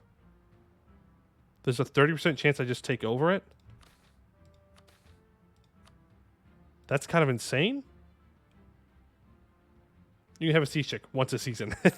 Yeah. Infighting, put him down. You also have infighting, bro? Like, come on. Okay, you unsiege that, and you can head up here. Alright, they have, like, no troops left. All is good in the world. All is good. Costly trade embargo? Yeah, I don't care. Scorch their homes. We've taken North Castonath. The patricians have made their homes in North Castonath and the Upper District for centuries. Much of their accumulated wealth and prestige lies in these urban estates and towers, soaring above the rest of Castonath. If we can capture North Castonath, we can knock them down a peg and force them to face the consequences of their rebellions. Royal armies, yearly prestige, and national tax for them. Get wrecked. I will send you onto this siege. You can get off this siege. Just kidding. Apparently you need to leave your cannons behind. Oh, yeah, there's only 10,000 here. Nope, no good. No need to. Let's cast another bit of siege magic. Siege. Greater fireball? Sure. Yay! We got another siege chick. Dominate surrender is the OP siege magic. Yeah, I don't have that, though, unfortunately. Not yet. That is very strong. It's very strong. Just be able to instantly win any siege ever. Cast more siege magic. Go. Hits. Perfect. That's another tick.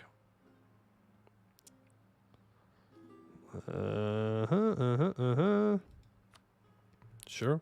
How's Elnar doing? About the same as when we last saw them. About the same. Can't see over here now. There we go. We won another siege of this province out here. Can I get one last siege magic thing in? There we go. Hits, gives me another tick. Gets up to 42. We take it. Amazing. And we should win this now. Once we occupy this province. It'll be over. Ultimate holds from taking damage. Yeah, that's the really nice thing about dominate to surrender. Really nice. Shatter their industry. The Dragon has the Dragon Forge running all day and all night, producing arms and supplies for their uprising. If Balgar were still alive in the mortal realm, he would surely weep upon seeing his forge turned against Castanor. We must regain control of South Castonath again and cripple the industry. And take the City of Stone. So, Castonath holds great symbolic power as the center of patrician influence and as the largest city in all of Eskin. Take the entire city, no small feat, mind you, and the uprising will surely crumble into dust. Boom. Increases massively. Hey, nice dragon flame. Give me more professionalism. Nice. And if I drop my war exhaustion, they have fully surrendered. Hold on. Hold on. Tipping the balances. So, with every battle we win, with every castle we siege, with every person's loyalty we flip, we get closer and closer to excising the Draken. Let us see the patricians still deny our legitimacy when our legions are marching through the streets of Castonath. Nice. And here, I need adventurers and nobility to be very loyal. We're not, unfortunately, going to be able to do that, though. The adventurers are... Well, another 5 gets into 58. Depends on if I want to wait for it. I don't think I need to. I'll do this one, though. We own everything. Full cinch. Inner Castanor is surrounded and protected from outside forces by great white walls of Castanor. Should we capture its length, there would be no escape for the treasonous Draken and their illegitimate Caston. We can turn what was an outwardly defensive perimeter inward into the cinch that finally chokes the Draken into submission. Money button for... Yeah, it's not enough. Not enough. Yeah, because we can, like, sell. and we can summon the diet. So if I sell this, adventurers up to 63. I do this. Navy at least 75% enforcement. Okay, fuck you. I can't do that. I can't reasonably do that at the moment. Oh, man. Adventurers, there's got to be... I mean, I can just wait. No, I can't wait. I have to give them things. I can give them a monopoly on stuff. Courtiers Adventure I could give them. Ready, you can fully annex them. Well, isn't there an event where I automatically annex them or something? I thought. Or is there just oh, okay, cool. Enforce will. Give me money. Woo! The Draken Proclamation. It is a somber scene in Castaner. As the sun sets on the end of the peace summit, Castaner stands still as it has for millennia. Yes, but all around are reminders of yet another war, yet another conflict, yet another mark on its weary surface, only just recovered from the Ascani Wars of Consolidation. A new set of scorch marks to join those made by the Dragon Wake, a new collapsed building to join those stripped by the Green Tide and destroyed by Mage Fire during the Wars of Consolidation. But at the least, here was a chance for a reprieve from destruction, a chance to move forward again. Representatives from both factions are present, and an energy of mix of disappointment and fear from the Draken side, while the Castanorian contingent emanated tired victory and satisfaction. The terms were unconditional. Castanor was to take full control of Draken territories, with a society disbanded and their upstart Caston stripped of their title and shuffled off to a quiet retirement. The few loyal patricians were to be rewarded, while the traitors ones were stripped of their titles and belongings. Castanor stands united once again, but for how long? The patricians represented the last remaining vestiges of true Castanorian culture and its legacy. The Draken uprising, the last gasp of an ancient dragon, once powerful but waylaid by age. The advent of a new generation was at hand, but only time will tell if it can reclaim or surpass the legacy of Castanor. Regardless, Castanor stands united, and the world trembles in anticipation. Now, our attention can turn outward. We gain of 100 of each monarch point. We gain a new Tier 2 government reform. We lose -2 national unrest, -10% advisor cost, -20% liberty desire from subject development, and we inherit them. Yes, thanks to our charm. That's what it was. It was our charm.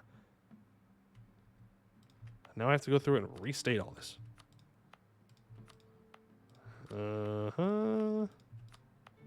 All my core territories all devastated. Rude. Very rude. Okay. Everything else fully done? Yes. I think so. Blackwoods? Hold on. I feel like that's kind of close. No, I don't think so. I think we're good. Okay. Yeah, go ahead and convert Sapphire Watch. And mission fulfilled. Fit to lead. I have a 3-star general. Okay. Of course, the Castanorian legions were not just the rank and file, a strong officer class with peerless generals experienced in both tactics and strategy led the way, the most well-known of which may have been Kalen Longlance, the first knight himself. If our reborn legions are to march upon to known world, once again we must also attract and hire the best talent possible to lead them. Plus 10% morale of armies and +1 leaders without upkeep. Now this, I need total army size to be 100%. The force limit, or I need manpower level 100%. That is much more reasonable. That is much more reasonable. All right, modernizing the walls. Oh, perfect. That's almost done, too. What mission do I have completed? Where are you? Is it farther down here? It is. Fold in the Ascani. All provinces of the cultural group in the old world must be owned by us or non-tributary subjects and have no separatism. The peoples of Eskin are perhaps the most diverse in Canor, consisting of old refugees, adventurers from all around the continent, and even some influence from the orcs. All present have mixed and mingled and created cultures that are not all identical to their origins. Each of these cultures hold unique strengths and virtues, but most importantly, they are all tempered by the needs of warfare. Should they be syncretized to such a level that each and every one of us can be considered Castanorian, we would be able to tap into the values of these cultures and spread their virtues far and wide for the betterment of Castanor. Alright, every Ascani province that is not already Castanorian will get the following modifier until 1729 for culture conversion cost reduction. Ugh. Well, might as well start on it. Might as well start on it.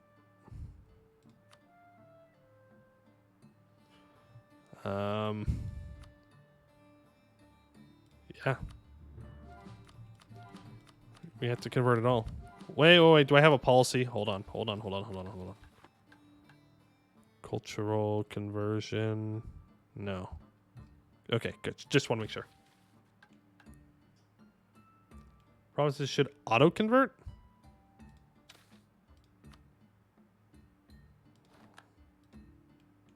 What do you mean they should auto-convert?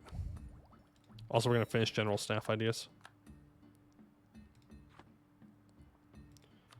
So you tell me I shouldn't culture convert here? I'm pretty sure we have to, right? Like, yeah, maybe it naturally spreads, but it's going to take forever. It's level events will convert your land. Okay. Then I'm not going to wait. I'm just going to pay the points. We've got them. We've got them. This is what all of our Diplo points are going to be going towards now for a while. That's what we've got to do. Yep, just keep going. Get all of this ready to go. All of you to become the correct religion. Don't need to convert you. We'll go through and we'll cancel the ones I did outside. First idea, something like 200 months is just, that's basically 1800s in your mind. I mean, yeah. Well, no, what? Wait a second. I mean, I understand though. Like, it seems like it's super far away. Okay, did I do anything outside of the Eskin region? I think I did. Nope, that's Whistlevale. That counts. And this is Cursewood, so that counts. Okay. Oh, there we go. Yep, we need to convert that. Go ahead and slacken. Slacken twice. Finish the mission. Zoom up to top. New Legion Doctrine. It takes more than simply officially restoring the legions as a group to truly gain their benefit. They must be prepared, the logistics and the bureaucracy behind them established, and the official forces behind them drawn up and trained. Of course, solving one problem always leads to another. Now it needs to be determined just how many need to be recruited, the extent of their training, and all other parts of our doctrine. Two camps have emerged, and the which emperor must abdicate the dispute, so that the legions may be molded to their full potential as quickly as possible in this age of shifting warfare. 240 months. It's 20 years, not quite 1800. It's close though. It's pretty close. So I'm getting there. I can't do everything at once. I gotta do one thing at a time. Hey, Lord Monty, how's it going? The auto conversion is glacial, mostly in your Dominion vassals. Oh, okay. I don't like that. All right, the event Castonorian Legion Doctrine happens. The legions of Old Castanor were something special. Their dominance with spear and shield was simply unmatched. The glittering white of the legion is iconic, and no Castanor can exist without replicating these marvelous signs. No reborn legion will fully resemble the old, for the age of the spear and shield has long passed in favor of rifles and gunpowder. Through careful deliberation, there have emerged two distinct schools of thought on how the legions might evolve to handle the modern world. The first argues to make use of the plentiful manpower reserves of Eskin, that every soldier ought to have 3 or even 4 men ready to take his place should he fall, such that any enemy of Castanor is bled dry through warfare at a scale they cannot hope to match. Producing enough arms and ammunition for a force of this size would be extremely difficult, if possible at all, though proponents argue that an army of good enough will inevitably win out against a company of elites, especially if 3 or more armies are able to intervene. The second camp effectively desires the exact opposite of this, to create a smaller elite force. They argue for priorities to be placed upon ensuring every soldier is versatile and well adjusted to line warfare, that every soldier has the means and the desire to fight for days at a time without cessation, that this would hurt manpower is no secret, but proponents stress that all soldiers require the investment to be as effective as required. Mission tree seems like LARPer accidentally formed Ancient Empire. So we go vast and overwhelming. We lose 5% morale of armies. We gain plus 15% national manpower, plus 15% land force limit, minus 20% infantry cost, plus 50% mercenary manpower, plus 50% national supply, or elite and well equipped for land maintenance modifier plus 25%. more infantry combat ability, and more discipline. More army drill gain and jewelry and losses. Slower reinforced speed and less mercenary manpower. I'm going to be honest. Vast and overwhelming seems kind of better.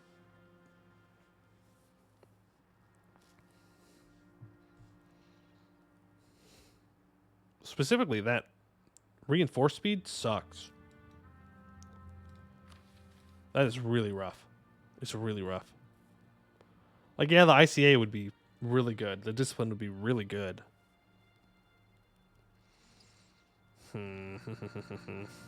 But here, we only lose 5% morale armies, which is not that big of a deal.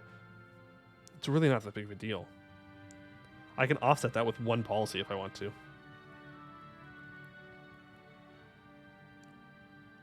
Plus, infantry's cheaper. More national supply limit's nice. Land force limit. Even more force limit. Well, I do need to build more buildings.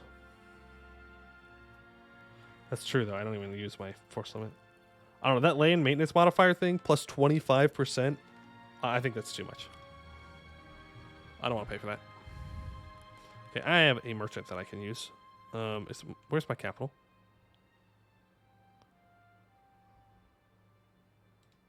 Ah, right here. I need to upgrade this again.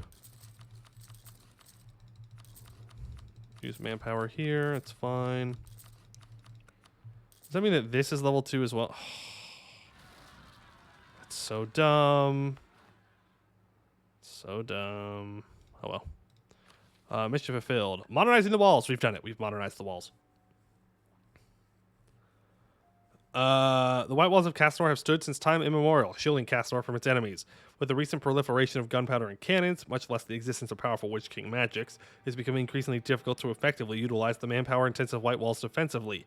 The Orcish Greentide, an early and salient example. We must modernize the walls in alignment with contemporary military thought, so that the White Walls of Castanor once again stand impenetrable against our enemies. Not sure quantity, but I personally feel a lot better taking the elite option in that instance. I just don't want to pay for it, if I'm going to be completely honest. All inner Castanor gains well-defended core for 20 years, even local dev costs, local unrest, and local tax. If all White Walls of Castanor provinces fulfill the mission conditions, the values of the modifier double. No.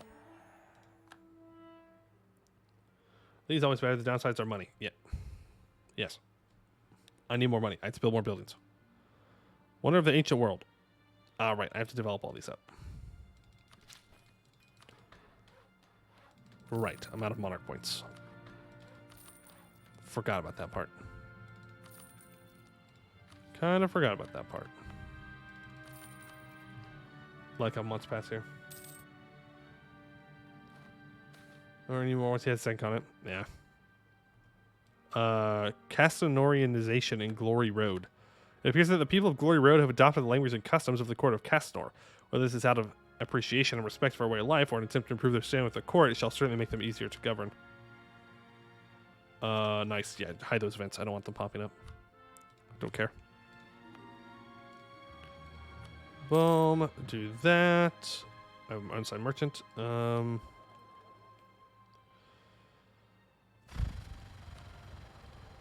Collect here. We're losing so much trade. Because I'm just in a very terrible spot for trade. Basically, probably got a free take quantity idea group. True. I love quantity idea groups. I could upgrade stuff. Yes, I could upgrade monuments. Or I could build buildings. I don't need more manpower. I need more money. So I'm just going to build a manufactories here. All right. As for you, you have no manpower. I'm going to go ahead and fire. I'm going to fire them both. They'll recover manpower faster. Now the trade hubs are upgraded. Oh, shoot, that's right. I keep forgetting about that. Okay, there we go. That was level 2. I can go up to level 3 for... Which one gives more? Trade value... No, trade power. 33.2. Yeah, we're going to want this one at level 3. 2. Scotty Bubble. Overvalued the region, they said. Don't need one there. Don't need one there. Don't really need this here. No one's pulling right now, so it doesn't matter. Favor from the mages. The next spell cast through the cast spells privilege will cost 0 crowns. Good to know. Very good to know. Yeah, where's that last province? Right here. Perfect. Wonderful. All right, Wonder of the Ancient World. A more than formidable fortification, the White Walls of Castanor, maybe in times of war, but in times of peace, are much more commonplace. For the many merchants and adventurers who travel across Eskin during these times of peace, the monumental and epic White Walls were the first thing they saw as they crossed into Inner Castanor. So white as to hurt the eyes if stared at too long, and at a height that rivaled the giants themselves, the walls made quite an impression. Of course, this was all in Castanor's illustrious past, when the Empire spanned continents and could afford the upkeep that the walls required. Now, much of the length of the walls stands unmanned and neglected, worn a muddy gray. This is something that cannot stand. The world must once again know the splendor of the White Walls of Castanor.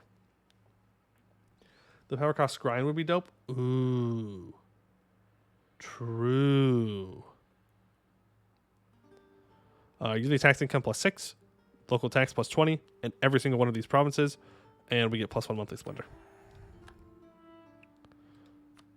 And here I need a regimental camp and barracks. Okay, well let's go to the mage. Well, I can't go to the mages yet. I can't. I have an active spell right now. We need to encourage development here.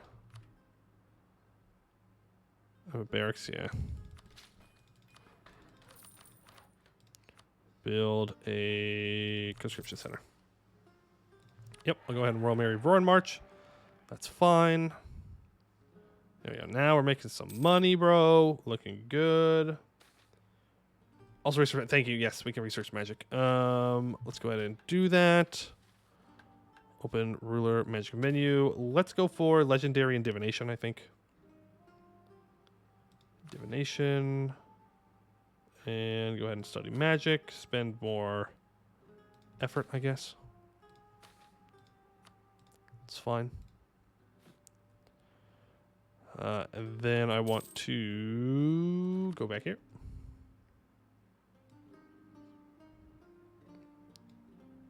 Yep. Nope.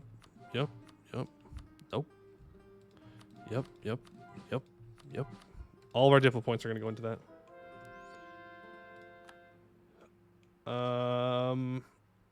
What's your stats? For what? For my ruler? He's at 365.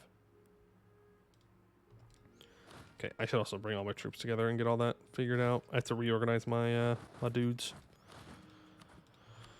All right. I also need to make sure that all these forts are level 6 as well. That one is. That one's not. Oh, it's culture converting. Right. I'm not going to be able to build anything for a while because of that. Goes around the world. It's the most bizarre I've seen. It's beautiful. Sure. You want to give me 10 prestige for 4 provinces? You go for it, buddy. You go for it. Okay. You go. You stay here. You move over here. Let's build another full stack. Horsies go bye-bye. Okay. Cool. So, next war. So, Asheniande is my next target. That is not that many dudes. Go ahead and insult them. Send an insult. Thank you. Send this 90k down to deal with them. Yep. Renown's a great place to stop in divination. Lore Seeker is fun. Getting transmutation up to legendary is pretty important now that you are a war wizard. What does transmutation legendary? Oh, I see what you mean. Oh, I already started. I already paid the money. Or the points. Ancient tome located. Hey, that's pretty good. I don't know. I kind of want to take the diplo points, but I'm going to take the money for now. Monuments. Okay. Sapphire Watch. Bradnath? It's over here somewhere. Yes. I definitely want to do this one so my artificers are loyal. I think that's most important to me. Throw some money in there and then throw manpower. We get plenty of manpower back per month. It's fine. There we go. So we now have more land fire damage. We have artificer loyalty plus 10. Artificer influence plus 5. And it created a level 1 center of trade here. That's super nice. Go ahead and upgrade that and build a trade depot. Well, look at that. All my allies that abandoned me are our truce is up. Isn't that interesting? Isn't that interesting? Intef is off the army. Yep. Thank you, though. Okay, we got all our guys coming in here. Okay, let's send you down over here. Mission complete. Which one? Wardens of the White Walls. The building was built. So the Wardens were the trusted and vaunted guardians of the White Walls of Castaner, patrolling the length of its gleaming walls and fearsome battlements from their headquarters of Warden Hall. As the role of the walls evolved over time, so too did the role of the Wardens, whose duties shifted from manning the walls in a purely defensive manner to becoming scouts and custodians of the remaining game forests and unsettled regions of Castanor's core through the feudal period of Eskin, before being wiped out as a unit with the Green Tide. With the White Walls built greater than ever through our efforts, it is time to bring the legendary Wardens of the White Walls back. So we gain a new mercenary company, and we gain headquarters of the Wardens until the end of the game, giving plus 2,000 manpower increase, plus 100% local manpower modifier, plus 2 supply limit, and plus 5% fort defense. I need to save up money for that mission. Okay. Rebuild the Dragon Road. So, what do I need for this? A bunch of admin power, diplo power. Okay. The Dragon Road was an ancient trade artery that was the final segment of a trade network spanning from Bulwar through the Divenhall, through the formerly rich lands of Darren's Folly, and finally into Castaner. The creation of the Folly led to a slow dissolution of the route, as flame-marked raids and the inhospitable terrain pushed traders towards sea routes toward and around the Dame's Head instead. If we can fully control the Folly, we can attempt to restore the Dragon Road to its former glory. If you have Castanor as a subject and they have unlocked the Swamp Road Act national idea, the power cost is halved. Oh, okay. Then we'll just wait to do that one. Tracing the Castonite Exodus. We all know the legend of how Castonites found their way to Eskin, the desperate flight away from the Jazobine, the timely arrival of the Silver Dragon of Castellos, the lost years wandering through the deep woods, and miraculous appearance of the Way Guide, leading the Castonites on the final leg of the journey to the future site of Castaner underneath the mighty Trial Mount. What is truth? What is myth? However, in this age of discovery and enlightenment, and in light of discovery of Castellos' fate, the former seems more important than ever. If we are to better understand our history and move into the future, it is inevitable that we must unravel this thread. Intef must undertake this journey himself, retracing the path of his predecessors. Along the way, it seems inevitable that we will be able to dig up far more history than just our own, all the better to see how Castanor has triumphed over them. A journey begins. The Exodus ended with Caston the Progenitor finally reached the apex of the Trial Mount, where he sought wisdom from the mythic Silver Dragon of Castanor in return after exactly 1 year, issuing his famed proclamations and laying the groundwork for the mightiest empire of the ancient world. How fitting that the journey begins here, with Intef seeking inspiration from rechasing the 2 large steps of his fabled predecessors. According to legend, the Castonites were led to Castaner and its current location under the Trial Mount by the Way Guide, who encouraged Caston to seek out a new home under the eye of the North Twin. Who was the Way Guide? Many scholars think that this mysterious stranger was the Silver Dragon's foremost servant. And it was the mysterious Way Guide that the Castonites were brought to after 10 long years to stray within the tangled deep woods, and the mysterious Way Guide who took Caston the Progenitor up to finally meet the Silver Dragon atop the Trial Mount. Whomever, or whatever, the Way Guide was, it was clear that the first steps of rechasing the Exodus would be to find the South Mount itself, the fateful location where the Way Guide first made an appearance. Intef would be the expedition leader, of course, and would be bringing his best trackers and historians to navigate the connect the snarled fragments of the Exodus myth with expedition. There was still some limited room still in the caravan to bring a few others as well, though maybe it was best not to show favoritism. Caston likes to lark about being the greatest empire, despite how many empires were significantly larger. Well, they were elven, so they don't count. This is a journey I must undertake myself. The new blood must be brought to understand Castanor's history, or bring some patricians along. Do we go alone? I think going alone sounds stupid. But, to be fair, Caston went alone. Going off on an adventure alone sounds like a great way to die.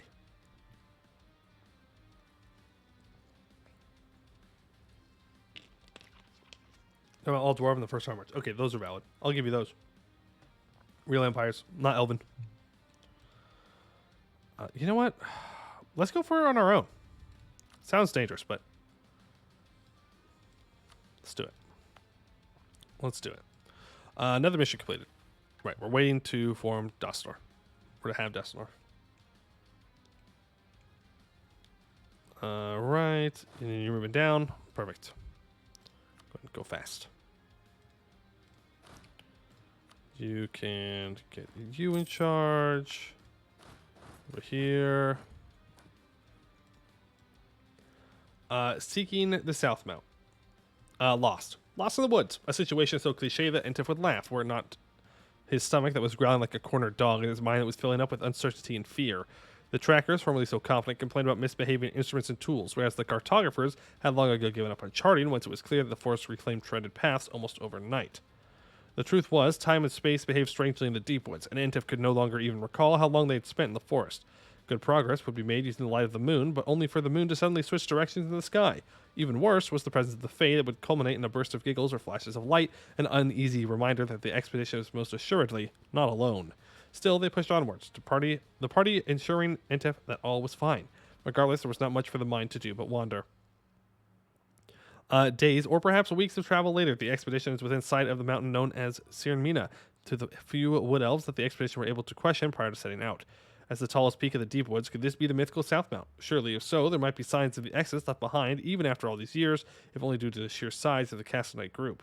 The expedition is in the middle of splitting up to search when a heavy, unnatural fog starts to blanket the area. Despite the best efforts of the party's leaders and mages, the expedition is soon separated into islands of light in the fog, slowly fading away in the oppressive blanket. Suddenly, a strange light appears, zipping back and forth. It seemed to be trying to lead Entif towards something. What should he do? Follow the strange light? Or, there must be a trick of the Fae, do not follow.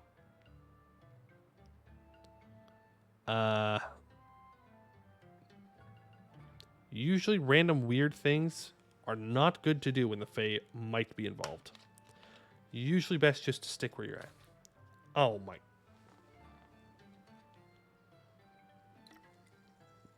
Option 3, poke light with stick. Well, that probably would have been better. Captured by roving gnolls. Before Entif and his band has a chance to act on their instincts, snarling faces materialize in the fog like many ghosts. Bearing distinctive face coverings and the marks of the flame-marked gnolls, the beast quickly disarm most of your men, still disoriented and weakened by the unnatural mist. The last thing Entif hears as the edges of his vision darken to black are the unnatural and blood-curdling victory yelps of their captors. Entif regains awareness slowly. The taste of his blood is the first thing he notices, quickly followed by the shifting weight of heavy shackles around his wrists and ankles digging in like a knife every so often as the prisoner's wagon bump their way down an uneven trail. Trial? Uneven trial? I think it's supposed to say trail. Slowly, Entif pieces together what happened from the others in the wagon. Arrayed into the deep woods by a clan of flame-marked gnolls who only occasionally sally out from their hideouts in Terravan's Folly, came across and tracked the expedition, finally deciding to attack at the moment of vulnerability as the Castanorian contingent split. The beasts don't seem to have figured out who they have as prisoners yet. Rally everyone, organize a revolt. 59% chance of no effect. 41% chance that I'm injured. Stage an escape at night while they're sleeping. We'll ransom ourselves once we No, we're getting out of here. Trying to revolt risk too many lives in their malnourished and weakened state. Instead, the expedition would try to sneak away in the night in the cover of dark. They still have to deal with the unfamiliar and unfriendly forest while potentially being hunted by the gnolls, but surely anything was better than staying under the yoke of these beasts. The expedition mage finally gets the signal and fashions a cloak of silence around every expedition member. Relishing the permission to finally unleash her power, she snaps every shackle simultaneously. The group slips silently, if clumsily, rubbing at raw wrists and chafed ankles into the forest. The survivors eventually escape the folly, reaching the port of New Korfeld. Every advisor, every counselor advises the cessation of the expedition and return to Castaner, but Entif refuses. Do the Castanites simply give up? The expedition must go on. Now, onto Bulwar. Ba-da-ba-da-ba-ba-ba-da. You know? Alright, you, Esheniande, hello, Great Holy War. Let's go ahead and make this a quick one, yeah? Make this a quick one. Oh, man. We're with Ardenan as well? Well, we're probably going to snag these three. I'm also at war with Nathalir. Well, I can't take Nathalir yet. So, yeah. What do I have to own to form Castanor, by the way? Oh, I have to own stuff from Castanor.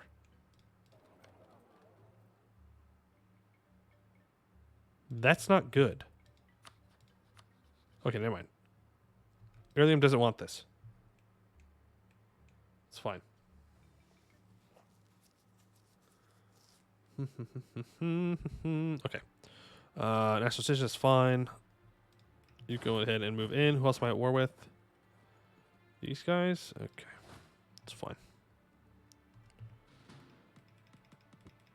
Eventually, someone will get access. Eventually. Eventually. We are also actively converting all the new generations to ancient culture. Nut milk. Why is that? Why is that the word you guys have just decided on? Nut milk. Like, I feel like there's like better options out there. I don't know. Maybe it's just me. Maybe I'm being crazy right now. Maybe I'm the crazy one. Can you please not attack my troops though? Thank you. Bulwar's Bazaars.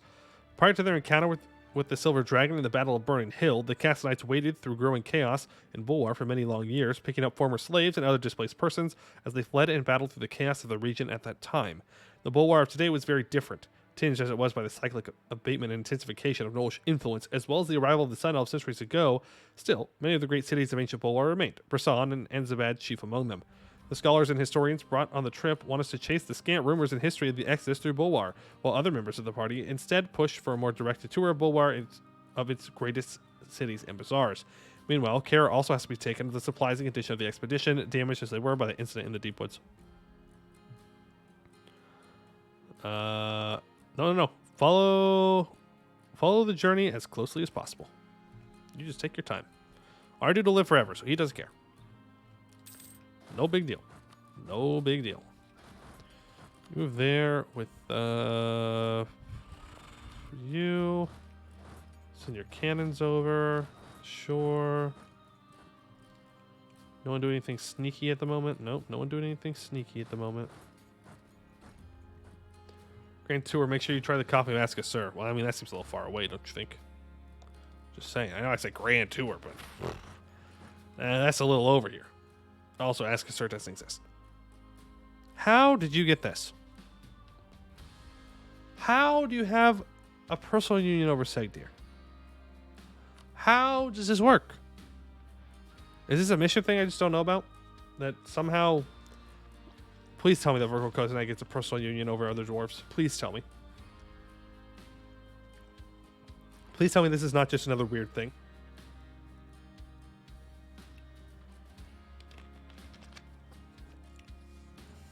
I would have blessed out the good stuff too. They have no mission tree. Well. I don't know how this happened then. Just a funny. Okay. Maybe we just don't give it attention. It'll stop happening. Well, the siege of whatever that is. In what universe do I ever want you to do that? In what universe do I want you to walk all the way around, bro? Come on. Use your head. Use your head. Court and country. We have like an ultimate court and country. Next level Jad, they evolved to love the dwarves. Well, that is how Jad be. They love the dwarves. Personally. Okay, both of you can move here. Both of you can move here. You need to actually go onto this fort and not just sit there. Be great. Okay, we're converting things. Wonderful. What other missions can I start to work on? Saving money. That I can do. Selling titles. I can do in 3 more years. Twitter Bright Future. 100 owned provinces need to be prosperous. Okay, that's just a little bit of time. Need more workshops and more temples. Okay. More right, I have to build all the basic buildings. And I have to embrace the Enlightenment. We're not too far away from that. Oh, right. Then we get the Patrician Edict, which is going to be so broken for us. Oh, my God. It gives them more influence, sure. But all that production efficiency and the fact that it's not going to increase our state maintenance that much. Bruh. That's going to be so good. It's going to be so good. Okay, can I get you to like Sinothil now? Thank you. Appreciate it. Appreciate it. Okay, if I just take these 2 provinces, these 3 provinces, minus 12 reasons, I get another Another siege or two, and we should be able to piece them out really easy here. I don't need to go too crazy on expansion yet. Usually I had spear shield agents. It even says on the missions. That's true. That's true. They did say that. I remember. I remember that. That's what study progress. Okay. Hey, can we just get this siege, please? Like, come on. Be kind to me. Or not. Also consider, he who wins is bad. I'm meant to be the good guy, somehow. Well. Good-er, I guess. Good-er. Bar's real low, though. That's a real low bar, I will point out. Very low bar. But, good-er. Don't know how we're going to deal with Nathler. I think I have a 3-star admiral. There we go. Take that for now. And what do I need to core? Restore core belt. That's not my problem. Oh, right. I didn't need any of this.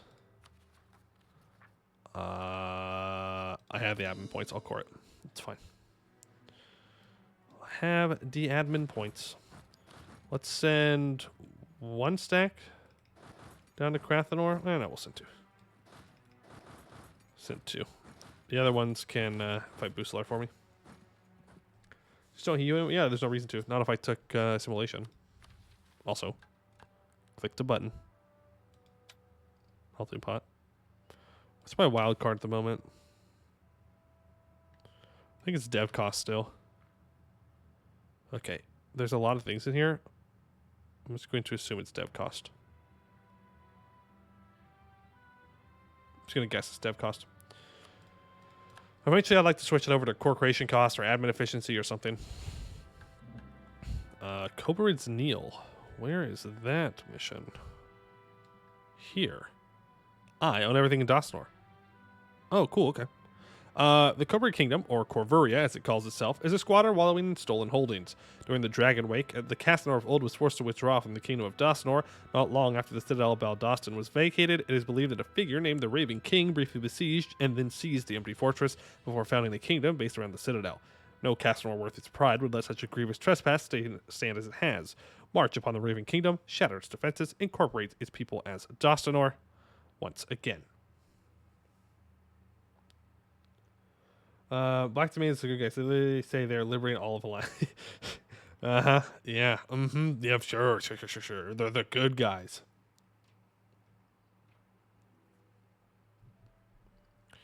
Yep. Go ahead and click that. Not vassal time yet. Really? That's not an Eskin, though. That definitely should not count. What? It says all provinces of the culture group in Eskin must be owned by us or non-tributary. That's not in Eskin, game.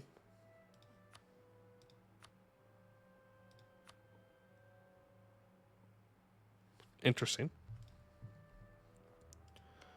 I don't know if it's because it's Corvurian culture, maybe. Yeah, that's probably it. Well, no, because it wasn't including the hold. No, it wasn't including the hold either. Weird. Weird.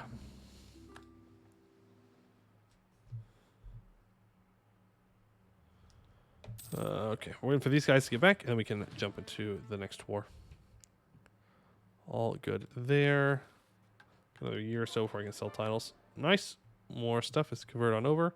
God, I want to spend my money very badly. When is the inevitable war? Jad, Kent, near them? Not for a while. Not for a while, I don't think. Attacking Aelnar, huh?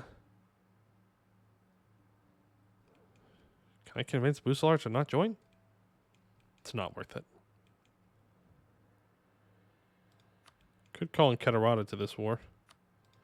Boostelar GP? No, they're not. Also, are you friendly still? Whatever. Alright, let's just deck. Holy War. Great Holy War. Boom. Nice and happy there. You guys go occupy all that. Go walk there. You're gonna go straight for Bucelar's capital. No, you're not. You're gonna do with Bucelar's troops that are up here. You'll never escape, Bucelar. No, you will not. You're getting rolled. You know, they have 128% discipline as well. Oh, they're dead.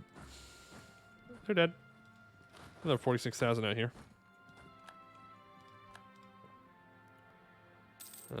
Tornin, I'm not sure what your plan is. Your capital's here, so you're not going to get black flagged by walking over there. Where'd my other stack go? I thought that I had 2 stacks here, and I sent one to the... Oh, right, I set him up. Duh. You go down. I was like, wait a second. I'm going crazy. No, I just forgot.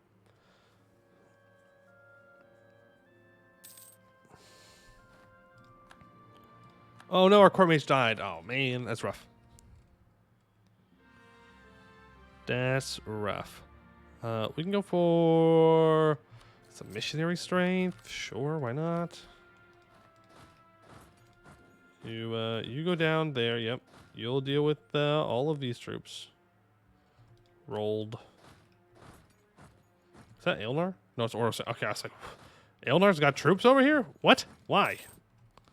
That should be illegal. 52. Hold on. Rotwall. Now that is some freaking... Yeah, I'm good. No, I'm good. I'm good, bro. Don't care that much. You go stand there. You stand there. You can back up. What's yours about to ungeneral your king? Yeah, it'd be nice. Would be nice. Alright. I do not need both of you on the siege. No, no, no. There we go. All of you can spread out. Tell Bucelar what's up. Get him sieged down. That'll be wonderful. It's not stated minus 2 missionary strength. Also not accepted culture. I'll let Castanor worry about it. Not going to be my issue.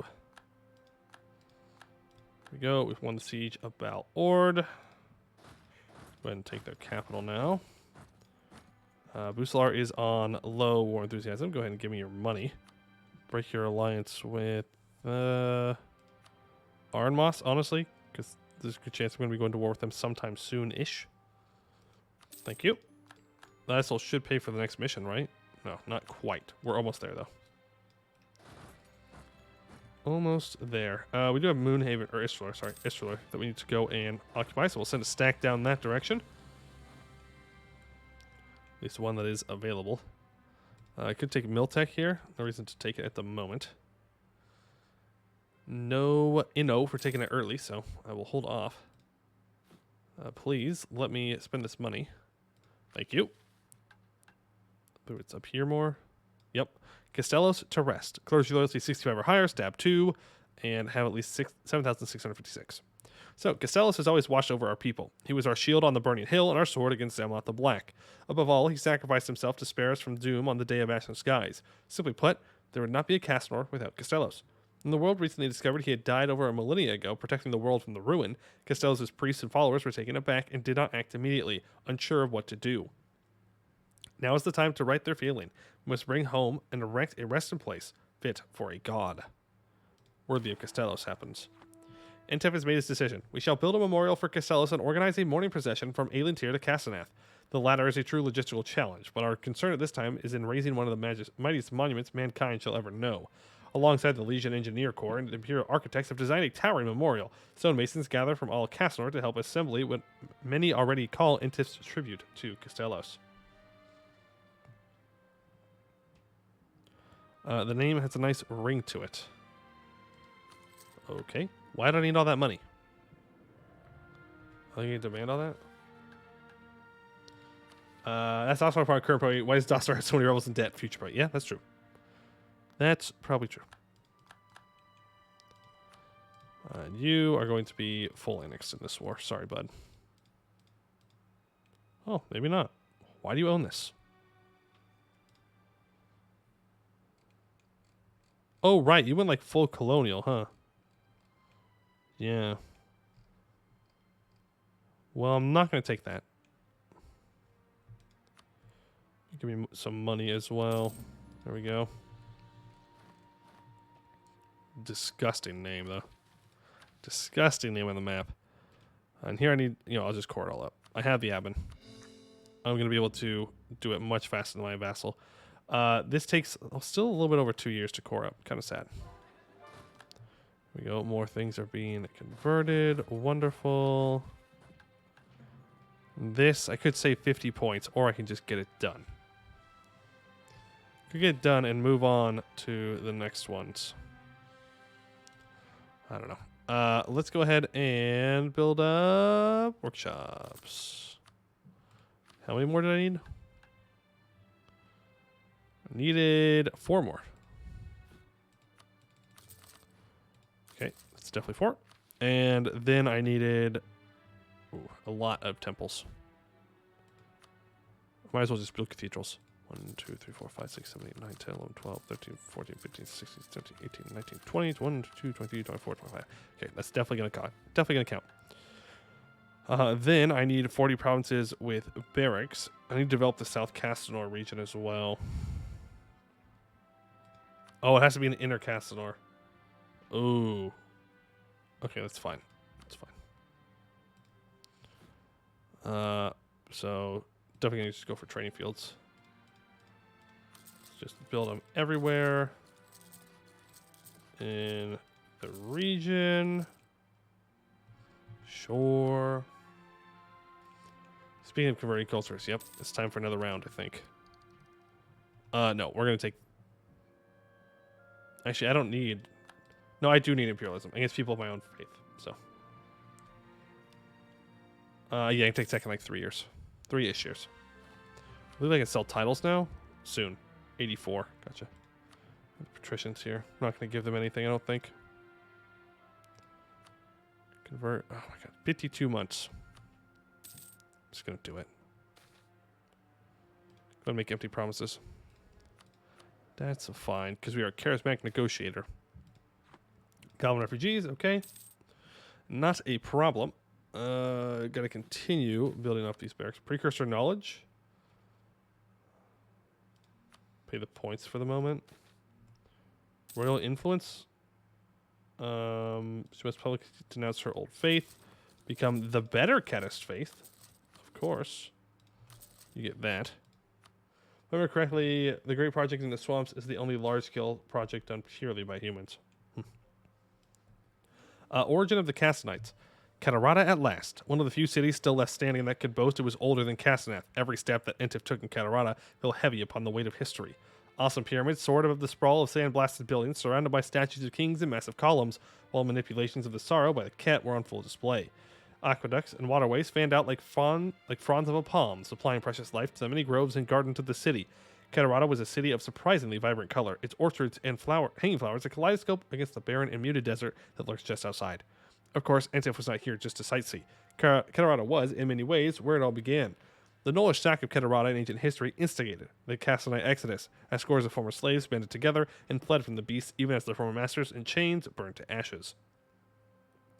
Were there any signs of that desperate flight? Any inspiration or insight to be gained from a city that had long since moved on? Go visit the great palaces. Don't care. Go look to ordinary people, or go take a dip in the sorrow. Does debt average monarch lifespan increase? Your king should already done. Yeah, well, it's I guess you're not really supposed to do it as someone that's already kind of from there or has historical roots there. Which one should we do? I don't really care about any of these. You know what? The ordinary people, though. This is sus to me. This is sus to me. Lose prestige and money? Everything else gives a bonus, but this one? I'm gonna click it. Oh, that's right. He is my starting ruler, but he died. He died, but he didn't forget everything. Why can't I combine you? Okay, there we go. Start converting, boys. Start converting. It's what we do. It's what we do. You all know. People should know this. It's literally been hundreds of years. Just so we're clear that like it has been hundreds of years. Journey's End.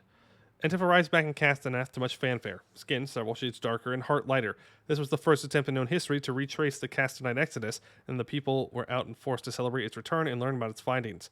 Did the expedition fulfill its goal? Perhaps. Certainly, it raised even more questions about the myth of the Castonite exodus. Questions that even now the foremost scholars and patricians of Castonath were poring over, armed with the new field knowledge and new experiences. This was not the realm of the Witch Emperor, however, who quickly had to turn his attention to the mountains of papers on his desk and endless lines of supplicants with a headache building. Now, how has Castanor fared in my absence? 10 prestige and 1 stability. Wonderful. Okay, and we should be able to restore this once all this is cored up, which shouldn't be too long. I can revoke land, and I will. Don't care about another Great Holy War, that's fine. More monies are good. Oh, you're like a god now. Tell me that isn't something a demigod would do. Wait, what? What's something that demigod wouldn't do? Same time. I'm confused. Don't strong duchies. Thank you. Yes, strong duchies. Strong duchies before dominion. Strong duchies before dominion. Strong duchies before dominion. Also, look at our supply limit. Where are you? Look at this. 149. You can tell where the roads are. The main roads are. It's super nice. We got a stupid golden highway down here. Yeah, but ours is an Elvish, so it doesn't matter. Ours is better. It's just simply better.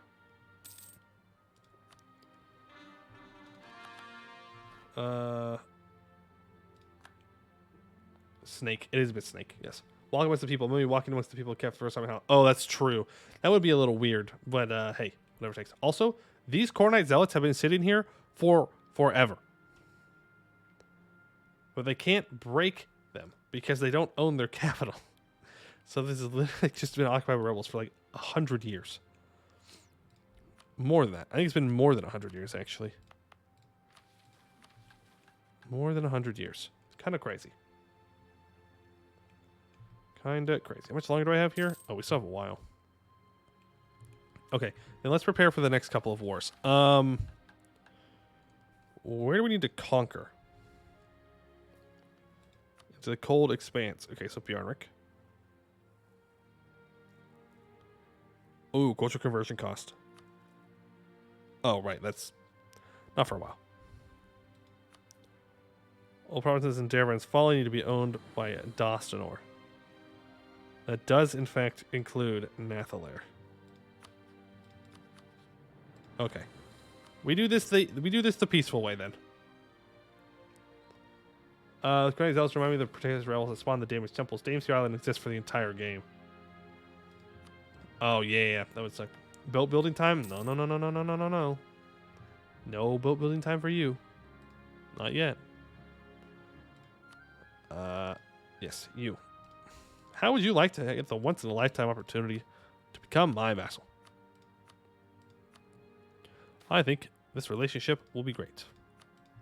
Because I have no boats to conquer you with. Why do I hate boats? I don't hate boats. We're just about to lose the coastline. Look, you know what? Here, I will... What kind of boat would you like, Admiral Newt? Would you like a transport boat, a galley, a frigate, or a heavy ship? What kind of ship do you want? I will build you a ship, if that is what you desire. Didn't you know that rebel groups and family business come from generation to generation? That's true. It's just passed down. Just something you got to do. It's always expected. Strictly a guarantee. Frigates go burr. All right, I'll give you a light ship. And you know what? Because our light ships are so cheap, I'll give you 3. Check deploy and interactions for forward march. You can ask them for boats. Like just straight up get boats.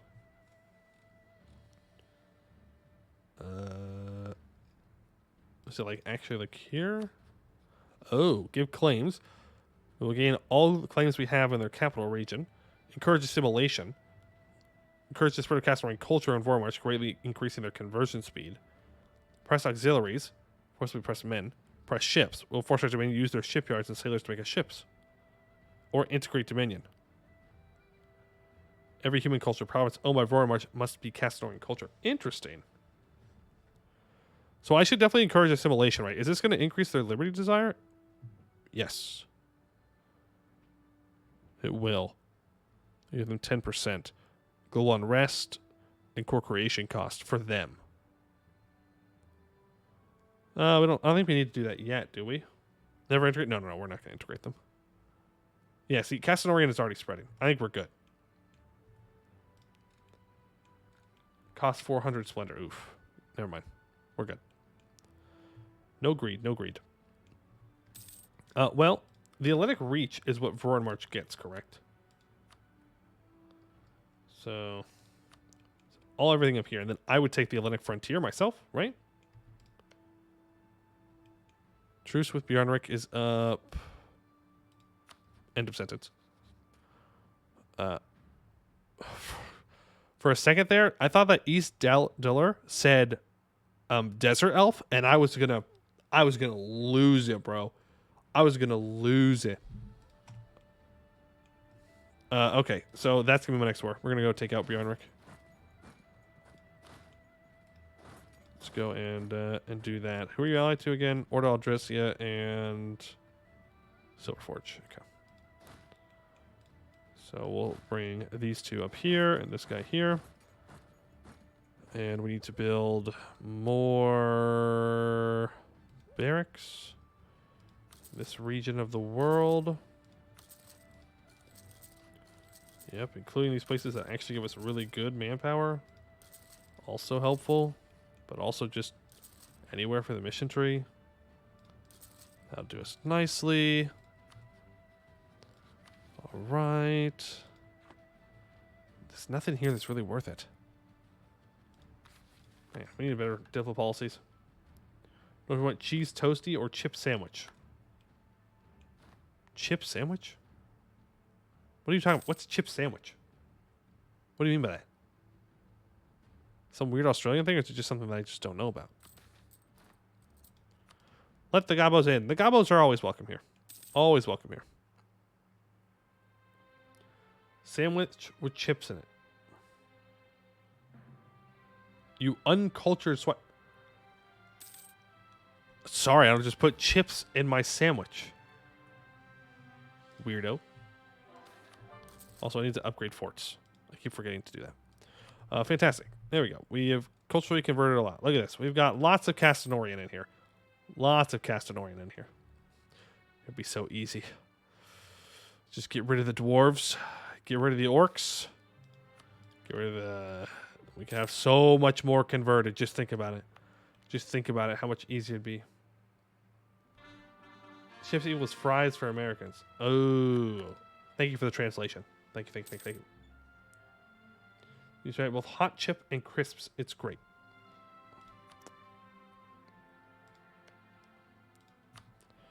Okay. Access. Offer access. Check how many boats the interaction would give. Okay.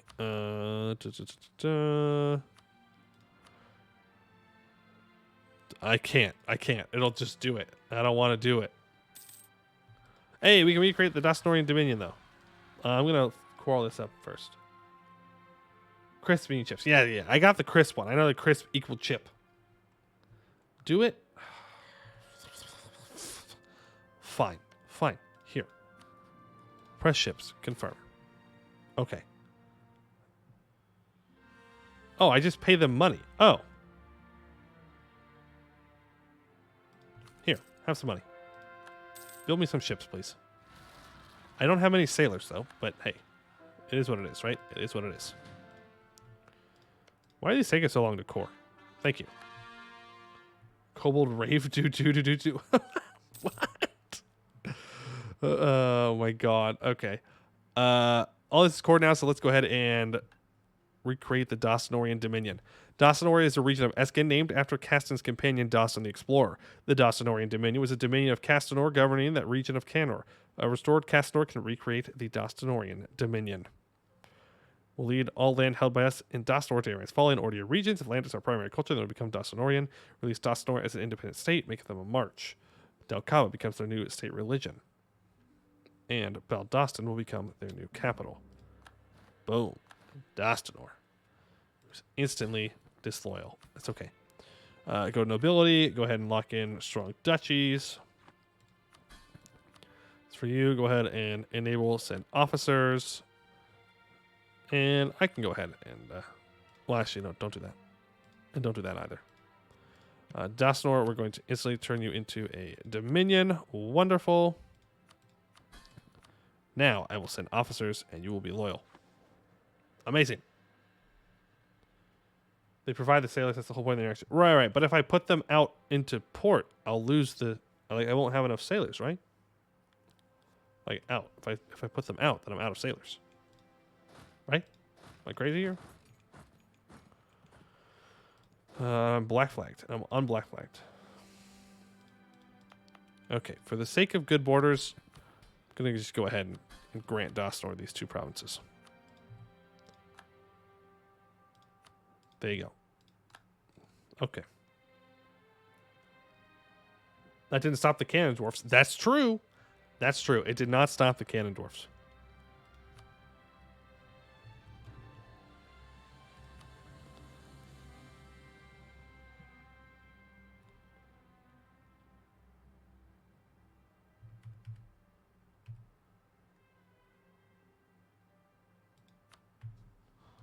Hold on.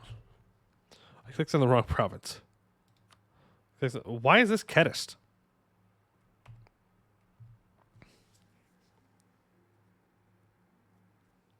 I don't know why that flipped back. That's weird. It definitely wasn't Kedist. But yes, Castanor's color is very good. It looks... This right here, very good color combination. Honestly, I like Gwed's blue more than I like Foreign March's blue. My wife was cat. Thank you, Morton. Thank you. For my thank you, Asami. Okay, that makes more sense. All right, I think I'm gonna call here. I'm pretty tired. I need to go eat some food. I am hungry, bro. I'm hungry. So we got through the disaster today. That is pretty good. We are looking like we haven't expanded much. We have all of Castanor, all of Foreign March. We have essentially no aggressive expansion. And the moment that we kind of decide to start popping off, we will. Hold on, we'll finish this mission first. Our forebears fled from Catarata, and after a decade of wandering, found a home with the aid of Caston the Explorer. He was honored with the land of Castanor in exchange, which remained a Castanorian province for decades. Though much time has passed since, we must honor his memory and reclaim the lost province. Now afflicted by the dual scourges of poverty and war, and if rumors hold true, a far wickeder sickness prevails amongst the ruling class. Demonstrating our suzerainty will be key to curing these conditions. Gain 50 of each monarch point. And 10 prestige. Yeah, we're working on getting that up so I can integrate them. And let's do this one as well, since it's only... What? They lied to me. It's the same price. They have to complete one of their ideas, though. Is that what it is? They have all of their ideas completed. I promise you. What does it say? The Swamp Road Act National Idea. They don't have the Swamp Road Act National Idea. Hold on. Let's let a month tick go by. Let's let a month tick go by.